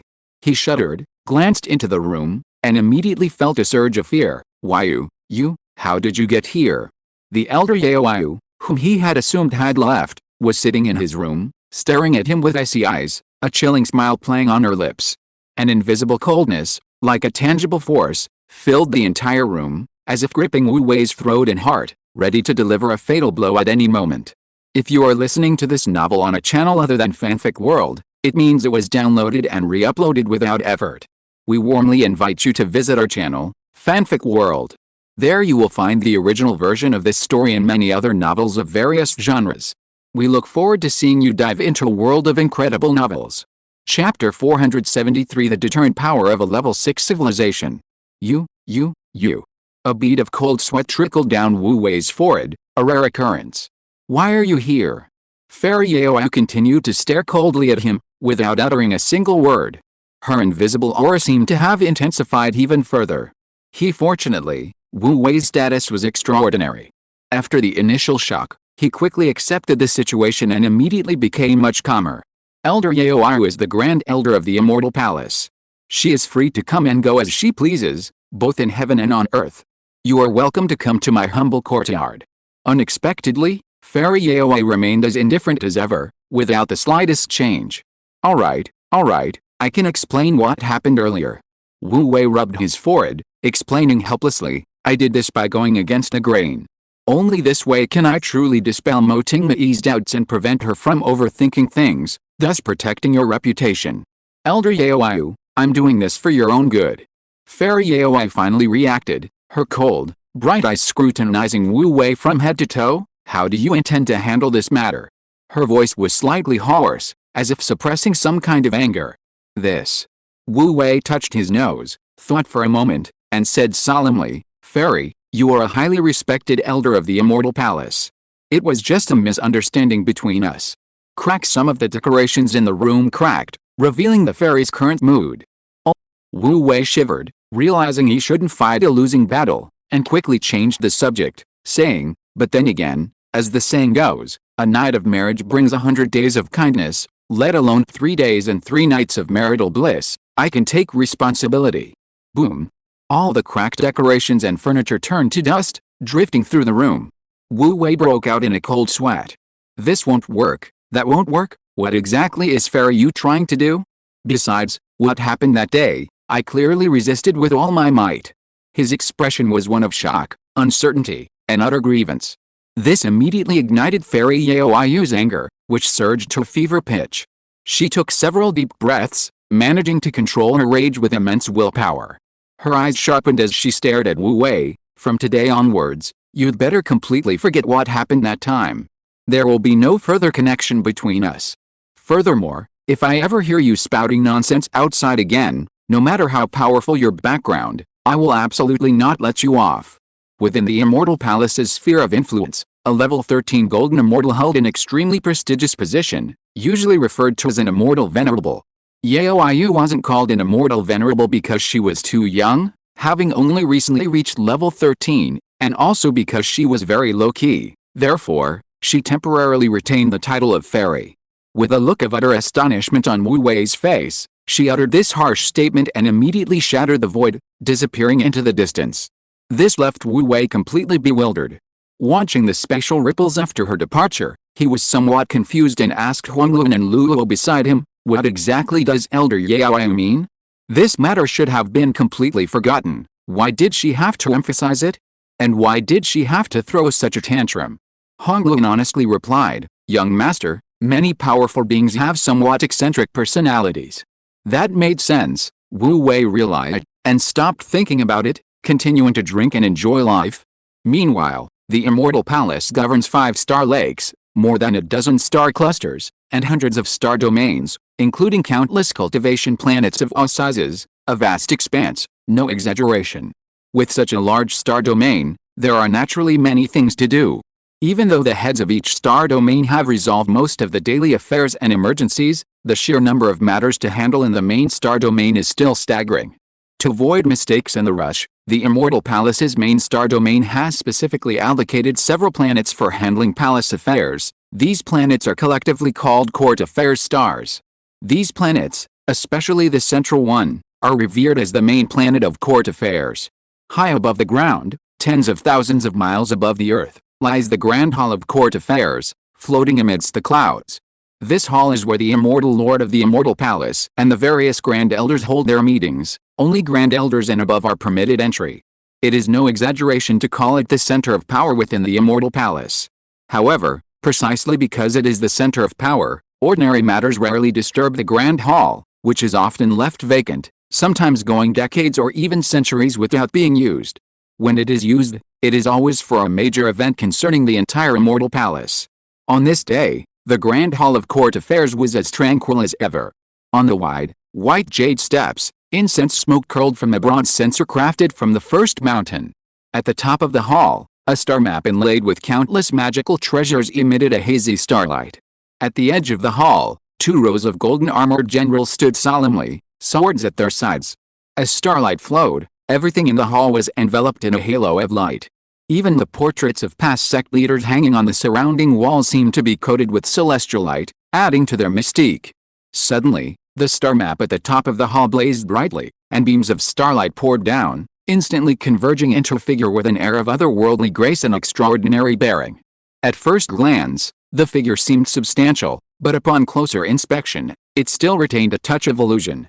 Clearly, it was not a real person, but a projection of a powerful being of the celestial immortal level or higher, condensed with immense magical power. Even as a projection, the figure still exuded a powerful aura, its majestic presence commanding respect. The golden-armored generals standing in the hall immediately clasped their hands in salute, Immortal Venerable Honghu. It turned out that the owner of this projection was none other than Immortal Venerable Honghu, one of the 9 Grand Elders of the Immortal Palace, the oldest and most respected among them. Honghu Immortal Venerable nodded slightly to the golden-armored general as a greeting, then bowed deeply to the jade throne representing the sect leader at the head of the hall, respectfully saying, "Honghu requests an audience with the sect leader. I have important matters to report." As soon as he finished speaking, the wide-backed high chair, carved entirely from immortal jade, seemed to sense his presence and suddenly emitted a hazy immortal light. The next moment, a figure materialized on the chair.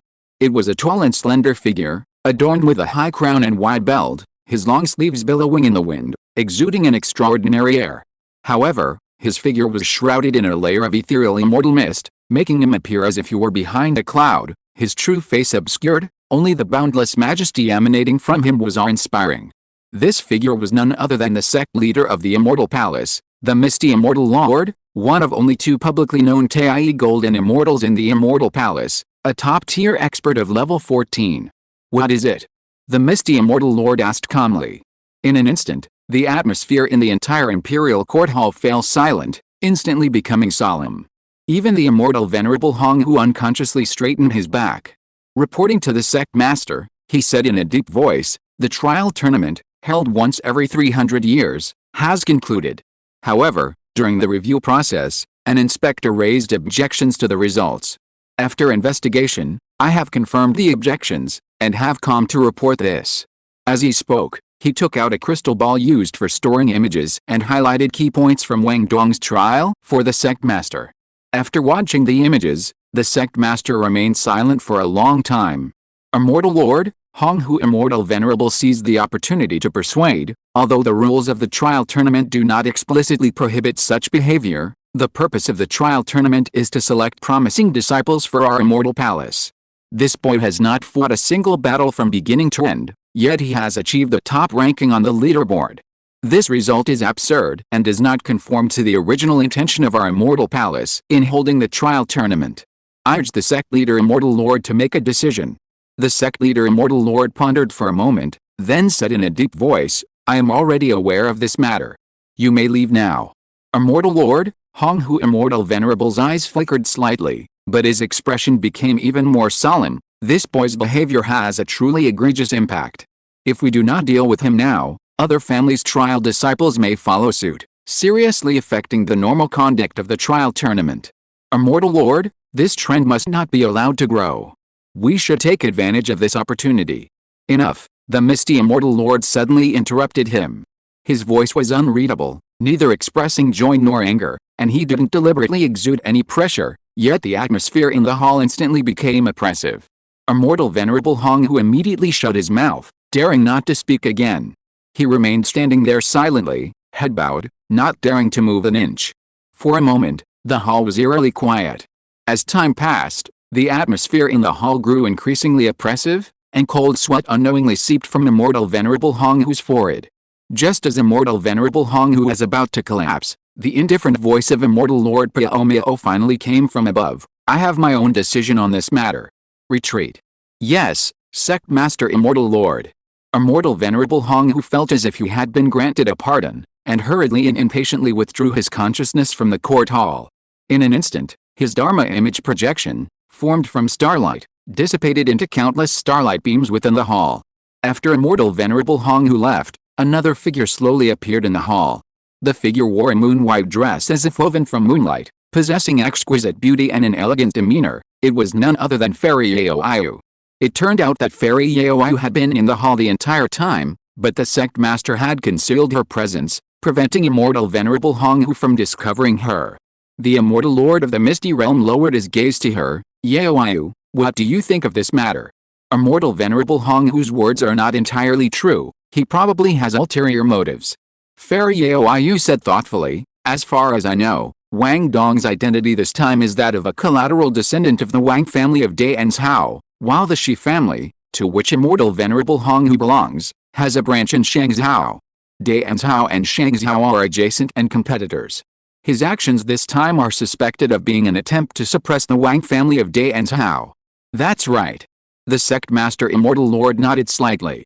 Then, in your opinion, how should this matter be handled? Fairy Yaoyu pondered for a moment and replied solemnly, although Immortal Venerable Hong who does have selfish motives, Wang Dong comes from a level 6 civilization. His participation in the trial tournament is inherently unfair to the other disciples. The position of champion of the Immortal Destiny Starfield should indeed not be given to him. The Immortal Lord of the Misty Realm fell into a suspicious silence upon hearing this. After a long while, he said calmly, what you say makes sense. But he didn't break the rules, and changing the rules at the last minute is a major taboo. Then, what does the sect master mean? Fairy Yaoyu seemed thoughtful. Immortal Master Piaomio said calmly, just follow the rules. Fairy Yaoyu nodded slightly, I understand. As she was about to take her leave, she heard Immortal Master Piaomio speak again. However, Wang Dong is ultimately from a level 6 civilization, and it's not appropriate to leave him completely unrestrained. He pondered for a moment, then slowly said, how about this? You've had the most contact with him and know his identity best, so let him become your disciple. What? Fairy Yaoyu was stunned, and subconsciously wanted to refuse. Sect Master, Yaoyu. Immortal Master Piaomio interrupted her, I know you have concerns, but this matter shouldn't be publicized. You are the best choice, and the only choice. Fairy Yaoyu opened her mouth, but in the end, she had nothing to say and could only respectfully agree. Yes, Immortal Master. The misty Immortal Master waved his hand, go. Yes. Fairy Inviting the Moon respectfully replied, then transformed into countless starlight and disappeared from the hall. For a moment, only the misty Immortal Master remained in the entire court hall. He sat on his jade throne, staring blankly at the spot where Fairy Inviting the Moon had disappeared, lost in thought. After a long while, he sighed deeply. A level 6 civilization, that's a level 6 civilization. As his voice fell, his figure also transformed into starlight and dissipated from the hall, only the long, lingering echo of his voice still reverberating in the hall. Chapter 474. You get used to it after fighting for a while. Several days later, in the core control area of Immortal Destiny Star Lake, at the Immortal Destiny platform of the Immortal Destiny Palace. Since the trial grounds had closed, the auxiliary small crystal screens on the main platform had long been shut down, and the dazzling scene of countless crystal screens rotating around the main screen was no longer visible. However, the largest main crystal screen was still on, currently playing a loop of exciting footage captured during the trial. Today, the Immortal Palace would officially announce the results and rankings of this trial competition here, and hold the disciple selection ceremony. With more than half a day to go before the start time, the Immortal Destiny platform was already crowded with cultivators waiting for the results. Everyone had gathered in small circles, discussing the previous trial, exchanging information gathered through various channels over the past 2 days, their expected rankings in this trial, and which elders they might be assigned to. Perhaps because the most crucial trial had ended, these trial disciples were relatively relaxed and much more talkative than before, making the entire Immortal Destiny platform exceptionally lively. Truly magnificent. Wu Wei led the disciples of the Wang family of Daenzhao to the Immortal Destiny platform, and couldn't help but sigh at the sight. There must be nearly 100,000 cultivators in these mirrored spaces combined, and these were only the cultivators participating in the trial within the Immortal Destiny Starfield. There were 5 such starfields in the entire trial tournament. The legendary success of passing the Imperial examination in his previous life paled in comparison. Just as he was marveling at this, Huang Fu Hongke's voice suddenly came from the side. "Hey, boss. Brother Wang Tian." Wu Wei raised an eyebrow, only then noticing that the Huangfu family had arrived early. With Fairy Yaoi as their pillar, the Huangfu family had developed quite well over the past 1,000 years, and their numbers were considerable, forming a truly massive group. In terms of sheer numbers, the Huangfu family's disciples participating in the trial far outnumbered those of a small family like the Wang family of Dianzhao. Even standing among so many people, Huang Fu Hongke was still the most conspicuous. His flamboyant navy blue brocade robe was easily spotted even from a distance. "Boss, you've finally arrived. I've been waiting for hours." Seeing Wu Wei notice him, Huang Fu Hongke greeted the others in the clan and then left them to approach. However, he had barely gotten close when Wang Yuan couldn't help but burst out laughing. Huang Fu Hongke, for some reason, had a bunch of bruises on his normally fair face, especially around his eyes, which were a dark purple, as if he'd been punched many times. He looked incredibly funny. In fact, not only Wang Yuan, but the other members of the Wang family also wanted to laugh at his appearance, but ultimately didn't dare to laugh out loud in front of Huang Fu Hongke. That's enough. Huang Fu Hongke knew what Wang Yuan was laughing at the moment he saw Wang Tian's expression, and his expression immediately turned resentful as he angrily complained, "I'm already in such a miserable state, and instead of comforting my brother, you're laughing at me. That's too much? Okay, I won't laugh anymore, I won't laugh anymore." Wang Yuan forced himself to suppress his laughter and raised his hands in surrender, but his lips still twitched uncontrollably, making it extremely difficult for him to hold back his laughter. You have to understand, a cultivator like Huang Fu Hongke at the immortal realm has long since transcended the mortal body, and his physique is extraordinary. Ordinary skin injuries can heal quickly, so it's quite remarkable that he's in this state. Wu Wei couldn't help but chuckle and asked, "What happened to you?" "Sai, don't even mention it." Huang Fu Hongke sadly touched the marks on his face and explained, "One night, my great-aunt suddenly came to the clan's villa for some reason, beat me up, and wouldn't let me use my immortal energy to erase the marks." He sighed again as he spoke. Because of this, he had been mocked by his clan for 2 whole days. Heartbreaking. However, what he said was unintentional, but the listener took it to heart. Wu Wei paused, then asked, "Which night?" Huang Fu Hongke didn't seem to care and casually replied, "The day the trial ended." Wu Wei, wasn't that the day he angered Fairy Yaoi? So Fairy Yaoi didn't lash out at him then, but went to vent her anger on Huang Fu Hongke? His gaze towards Huang Fu Hongke was immediately filled with sympathy, and he couldn't help but pat him on the shoulder, saying with emotion, "Brother, you've suffered." Wu Wei felt somewhat apologetic, after all, he had taken the beating for him. However, Huang Fu Hongke seemed quite easygoing. Not only did he not hold a grudge against Fairy Yaoi, but he even explained for her, "My great-aunt has always disapproved of my carefree attitude. I think I must have unintentionally done something to anger her again, which led to this beating. It's alright, you'll get used to it after a while." As he spoke, he waved his hand, looking indifferent. Unfortunately, his appearance, coupled with the fist mark on his forehead, didn't show any coolness at all. Instead, it looked rather comical. Wu Wei's lips twitched, and he was momentarily at a loss for words. Fairy Yaoi had quite a temper, but Huang Fu Hongke was much more easygoing, actually getting used to being beaten after a while.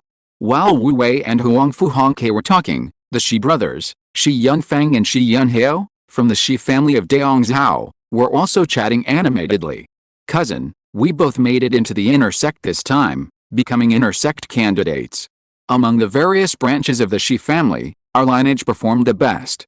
You have no idea how proud my father was when I sent him a message the day before yesterday. He kept praising me for making him proud."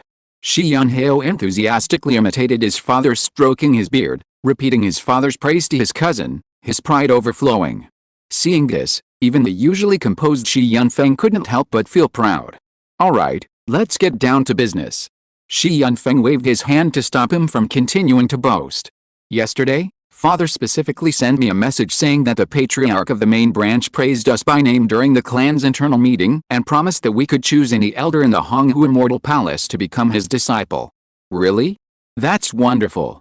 Shi Yunheo's eyes lit up. There are several elders in the Honghu Immortal Palace who are at the 12th level of Golden Immortal Realm. Their strength is only one step away from the Grand Elder. Without the Patriarch's words, under normal circumstances, with our strength, we wouldn't even have the chance to become their disciple. Shi Yunfeng nodded, a glint of light flashing in his eyes. This is a good opportunity, we must seize it. Even among elders, the difference can be huge. An 11th level True Immortal Realm Elder and a 12th level Celestial Immortal Realm Elder are completely different concepts. Elders at the True Immortal Realm have limited power, only responsible for trivial matters such as tending the herb garden and guarding the formation.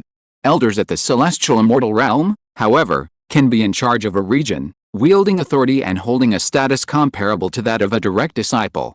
If one could become an apprentice of a 12th level Celestial Immortal Realm Elder, the cultivation resources and future potential would be vastly different. However, the Honghu Immortal Palace has numerous elders with deeply entrenched power, and even among 12th level Celestial Immortal Realm Elders, the differences are considerable.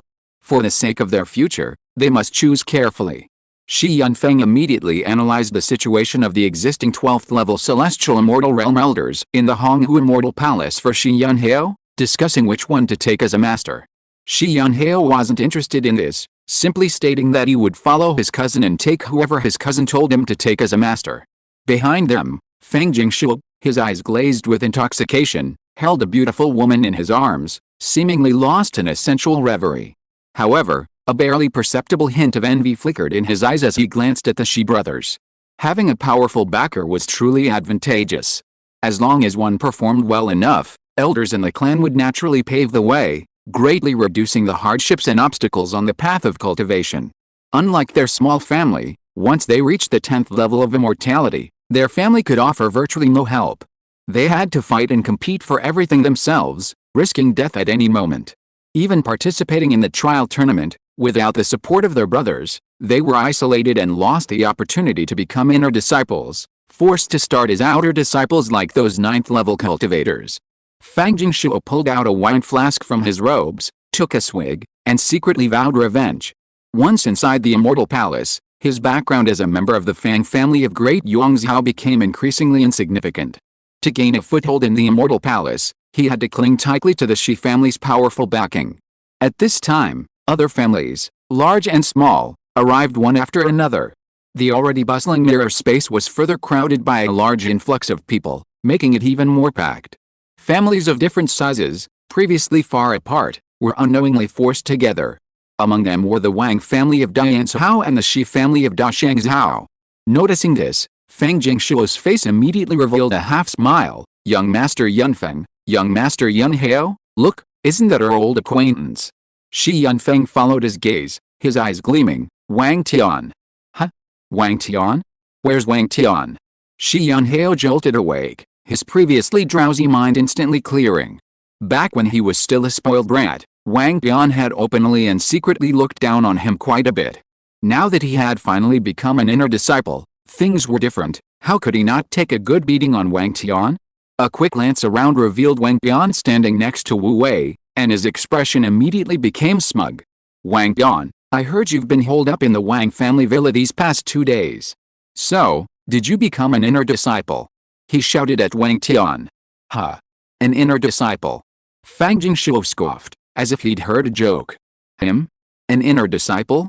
Maybe he didn't get in and is hiding in his room crying." They deliberately spoke loudly, so everyone around could hear them clearly, including Wang Tian. He snorted, "The results haven't been announced yet, what are you so smug about? Who's crying is still uncertain." "Cry? What a joke."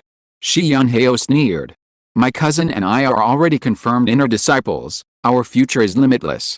You're not even qualified to carry your shoes." He looked arrogant, as if he already had Wang Tian under his feet. Wang Tian scoffed, too lazy to waste words on this fool. Huang Fu Hongke couldn't help but glance at Shi Yunheo, then asked Wu Wei curiously, "Boss, who's this idiot?" Wu Wei waved his hand, "Just some nobody, ignore them."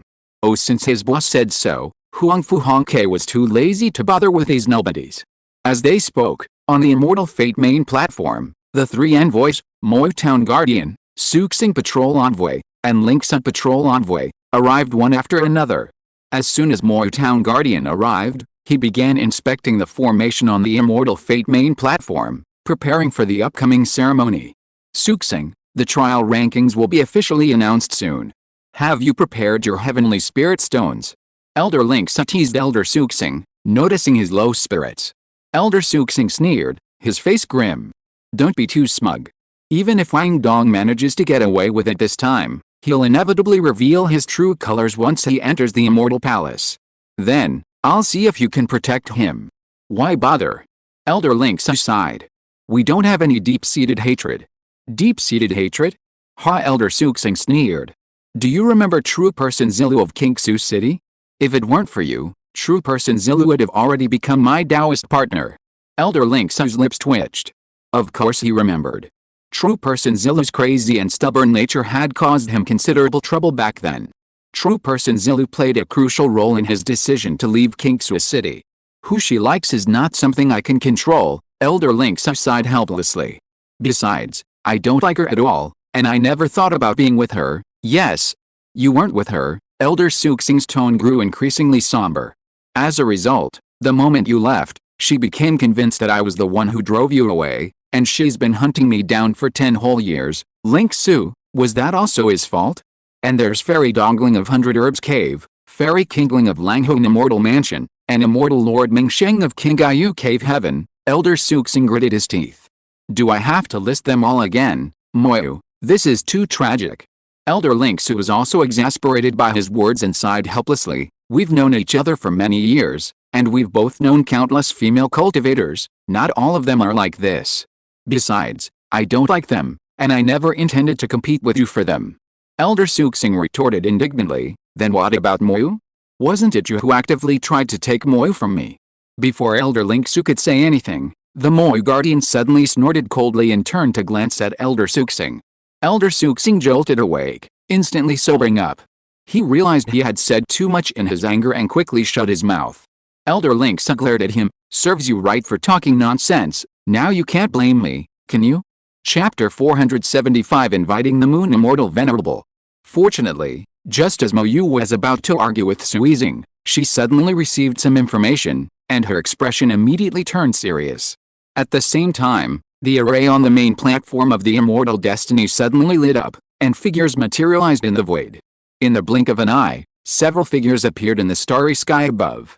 It turned out that the elders who were going to accept disciples in this trial conference had arrived.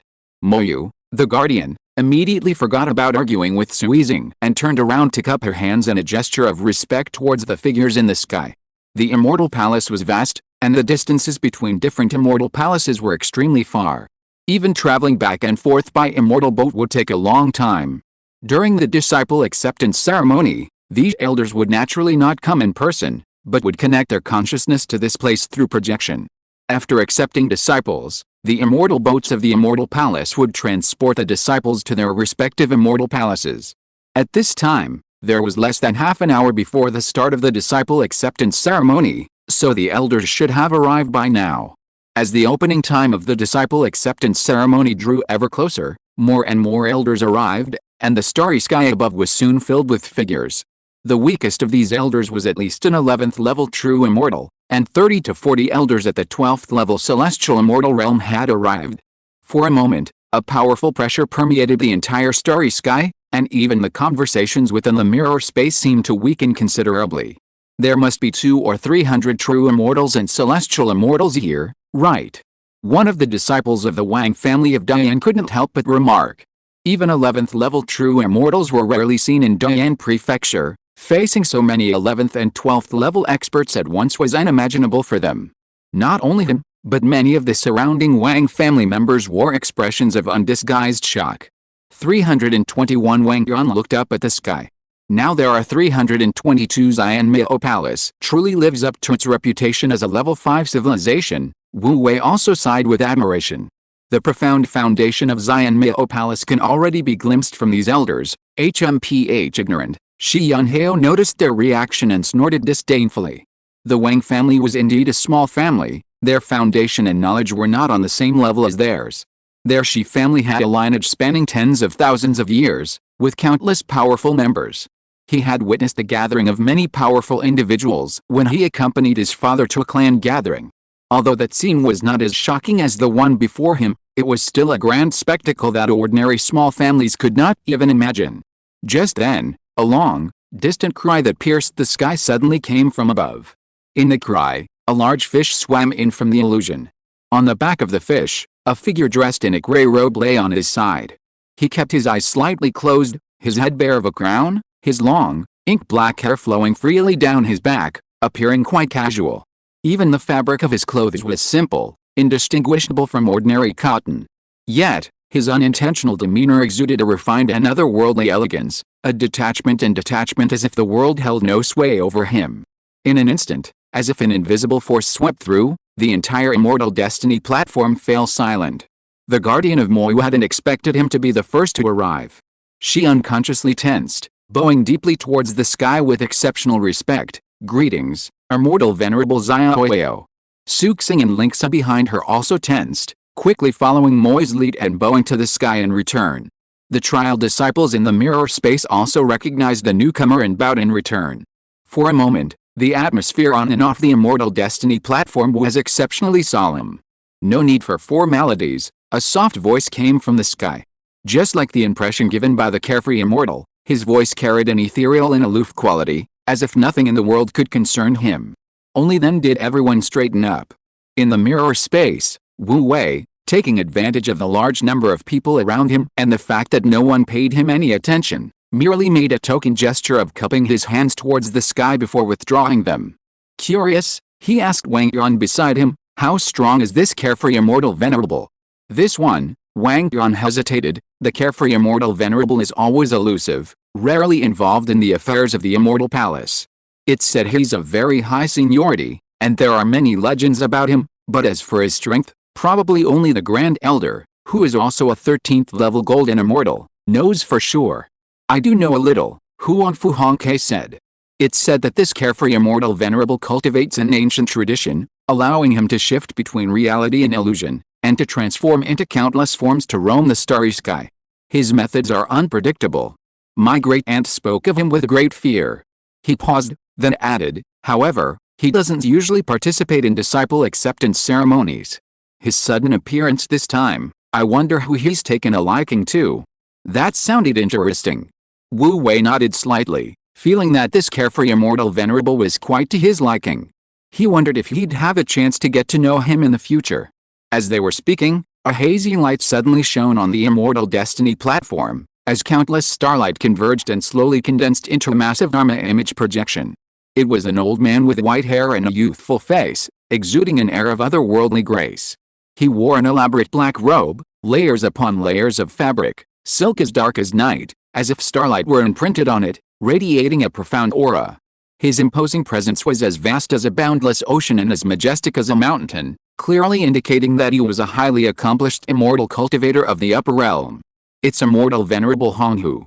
Immortal Venerable Honghu has indeed arrived." Upon seeing him, the mirror space, which had quieted down due to the appearance of Immortal Venerable Xiaoyao, immediately stirred. Many trial disciples' faces showed excitement. "Greetings, Immortal Venerable Honghu." Led by the Guardian of Moyu, the cultivators on and off the Immortal Destiny platform immediately bowed to Immortal Venerable Honghu in unison, the scene exceptionally orderly. This Immortal Venerable Honghu is the oldest and most respected of the 9 Grand Elders of the Immortal Palace, Huang Fu Hongke whispered to Wu Wei. "Among the 9 Grand Elders, he's the most active in accepting disciples. He's present at almost every disciple acceptance ceremony. It's said he's already taken on over 30 personal disciples, the most in the entire Immortal Palace." "So he's Immortal Venerable Honghu." Wu Wei nodded slightly. He'd heard the name Immortal Venerable Honghu several times recently, but this was the first time he'd seen him in person, and he was exactly as he'd imagined. He glanced at the Shi brothers not far away. Shi Yunfeng and Shi Yunhao stood tall and proud, accepting the gazes of those around them. Clearly, the appearance of Immortal Venerable Honghu had greatly excited them. Sigh. "I wonder if they'll be able to accept reality later." Wu Wei sighed inwardly, not entirely sincerely. Just then, A commotion suddenly arose around them. Many trial disciples couldn't help but let out soft gasps. Wu Wei quickly looked up and saw that the entire Immortal Destiny platform had been enveloped in a layer of silvery moonlight. As the moonlight flowed, the entire platform seemed to gain an ethereal quality. Amidst the whispers of the crowd, a tall and slender figure slowly emerged from the moonlight, gradually appearing before everyone. She was beautiful, with a noble bearing, her aura like the bright moon high in the sky, naturally becoming the center of everyone's attention. She was exceptionally refined, possessing a magnificent presence. It's Fairy Yao Ayu. No, it's Immortal Venerable Yao Ayu. She actually came to participate in the disciple acceptance ceremony this time. Is this her first time accepting disciples? 3 Immortal Venerables have come to this disciple acceptance ceremony. The crowd instantly erupted in excitement. Even though Mo Tengmei knew that Fairy Yao Ai would participate in the disciple acceptance ceremony, she still couldn't help but get excited at the sight. Wu Wei also unconsciously opened his folding fan and murmured, "She's got the air of a celestial venerable." Besides the 3 imposing and highly anticipated Grand Elders, there were hundreds of other elders who descended via projection, including 30 or 40 celestial immortals. They were all powerful elders of various celestial palaces, each actually in charge of various matters, large and small. The Immortal Palace had an elder system, and every elder was a person of real power. Even the more leisurely positions among the elders, such as regional inspectors, wielded considerable power, and a single word could affect the rise and fall of a small family. It's not hard to understand, really. Apart from the 9 Grand Elders on the surface, the entire Immortal Palace only had 1 or 200 celestial immortals. It was they who formed the backbone, supporting the vast civilization of the Immortal Palace that spanned the entire galaxy. Below the elders are an even larger number of managing elders, who are the true middle management of the Immortal Palace, in charge of countless matters large and small. Within the Immortal Palace's sphere of influence, countless young talents aspire to become managing elders as their lifelong goal. Therefore, although the aura of those celestial immortal realm elders' projections may seem far less imposing than that of the 3 Grand Elders, they actually evoke countless fervent and admiring gazes. To be able to follow a powerful elder and rise to the level of managing elder would truly bring glory to one's ancestors and make one's life worthwhile. Brother Daoxun, you've also come to Immortal Destiny Star Lake to select inner disciples. A dignified middle-aged man in the projection smiled at the projection beside him. Doesn't your Guangxuan Palace usually only select outer and inner disciples from Lanlao Star Lake, where your families are based? Brother Daoxun, with his flowing robes and elegant demeanor, turned and bowed, saying, "So it's Elder Jinang. Daoxun greets you. Elder Jinang, are you unaware that a large number of outstanding inner disciple candidates have emerged in this year's Immortal Destiny Star Lake trial? Meanwhile, our Lanlao Star Lake trial has been quite mediocre this year, with very few outstanding individuals. Therefore, I've come to Immortal Destiny Star Lake to try my luck and see if I can select a few satisfactory inner disciples." Elder Jinang suddenly realized, no wonder 3 Grand Elders have descended upon Immortal Destiny Star Lake this time. Perhaps some monstrous candidates for personal disciples have appeared. Elder Daoxun chuckled, "We have no chance of being candidates for direct disciples. It would be better to recruit more outer disciples or outstanding inner disciples. We have too many miscellaneous affairs in Guangxuan Palace right now. Even with more manpower, it's not enough. If we could recruit a few outstanding inner disciples, they would be good helpers after some training. Xianmiao Palace has extremely strict requirements for inner disciples. Defeating a level 10 demon is a basic requirement. Such talent is highly valued even by the elders of the various sects. Some outstanding individuals among them can often become head elders within 200 or 300 years. There are even some inner disciples with both luck and strength who eventually become heavenly immortal elders. In fact, at least half of the elders within Xianmiao Palace's sphere of influence were originally inner disciples, the remaining half were direct disciples, and a very small number were outer disciples who climbed to the position of heavenly immortal elder. Besides Elder Daoxun and Elder Jinang, many familiar elders were also chatting, catching up, and discussing the upcoming Immortal Destiny Assembly trial. Most of these celestial immortal elders were regional leaders, and the Crimson Sky Star River was so vast that many old friends might not have the chance to meet again for centuries.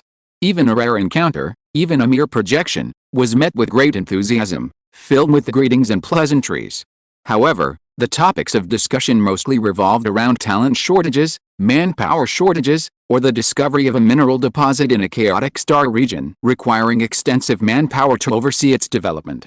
The most popular elders were actually Suizing, Ling Su, and the Ink Feather Guardian. These three had presided over the entire selection process for the Immortal Destiny Star Lake. Many elders were enthusiastic towards them, hoping to glean information about promising disciples beforehand. Ling Su and Ink Feather engaged with them with great interest, while Suizing remained consistently uninterested. Clearly, Suizing had confirmed that his disciple, Yuchi Jialang, had indeed cultivated demonic arts and caused the chaos of this trial. This left Suizing feeling dejected, forcing a smile while occasionally casting a cold glance at Wu Wei. The elders were deliberating on selecting talent, while the countless participants in the Immortal Destiny Assembly below watched them with intense enthusiasm. To them, the Grand Elders at the top of the food chain were far too distant. Of course, those qualified to enter the outer sect candidate ranks, due to their insufficient status, were far from being able to actively choose which elder to follow and could only silently await assignment. At this moment, the Moyu Town Guardian received a report from his subordinate elder and immediately picked up 3 jade slips, bowing respectfully to the 3 Grand Elders, saying, Immortal Venerable Honghu, Immortal Venerable Xia Oyo, Immortal Venerable Yaoyu, the list of all selected outer sect disciple candidates has been reviewed and, according to the requests of the elders, has been uniformly assigned. Please review it, 3 Immortal Venerables. In formal settings, the Moyu Town Guardian was extremely meticulous, registering in the order the 3 Grand Elders became Immortal Venerables, and also referring to Fairy Yaoi as an Immortal Venerable, ensuring his actions were flawless. Having said that, the 3 jade slips slowly floated towards the projections of the 3 Grand Elders. Each of the 3 Grand Elders enveloped the jade slips with their divine sense and read their contents at lightning speed. At their level, even as mere projections descending to the mortal realm, their consciousness and divine sense were incredibly powerful. In just a few breaths, they had read all the information and understood it perfectly. Immediately, the projections of Immortal Venerable Xia Oyo and Immortal Venerable Yaoyu each turned their gaze to Immortal Venerable Honghu. All 3 were Immortal Venerables, but even among them, there were differences in seniority and even strength. Among the 9 Immortal Venerable Grand Elders, Immortal Venerable Honghu is not only the oldest and most senior, but also ranked among the top 3 in strength. Therefore, Xia Oyo and Yaoyu naturally gave him more face, displaying an attitude of following Immortal Venerable Honghu's lead. End of this chapter. Thank you so much for reading until the end. Don't forget to give it a like. Looking for more exclusive content and immediate access? Subscribe to our Patreon. Remember, every like, subscription or donation encourages us to continue. Thank you all. See you in the next video.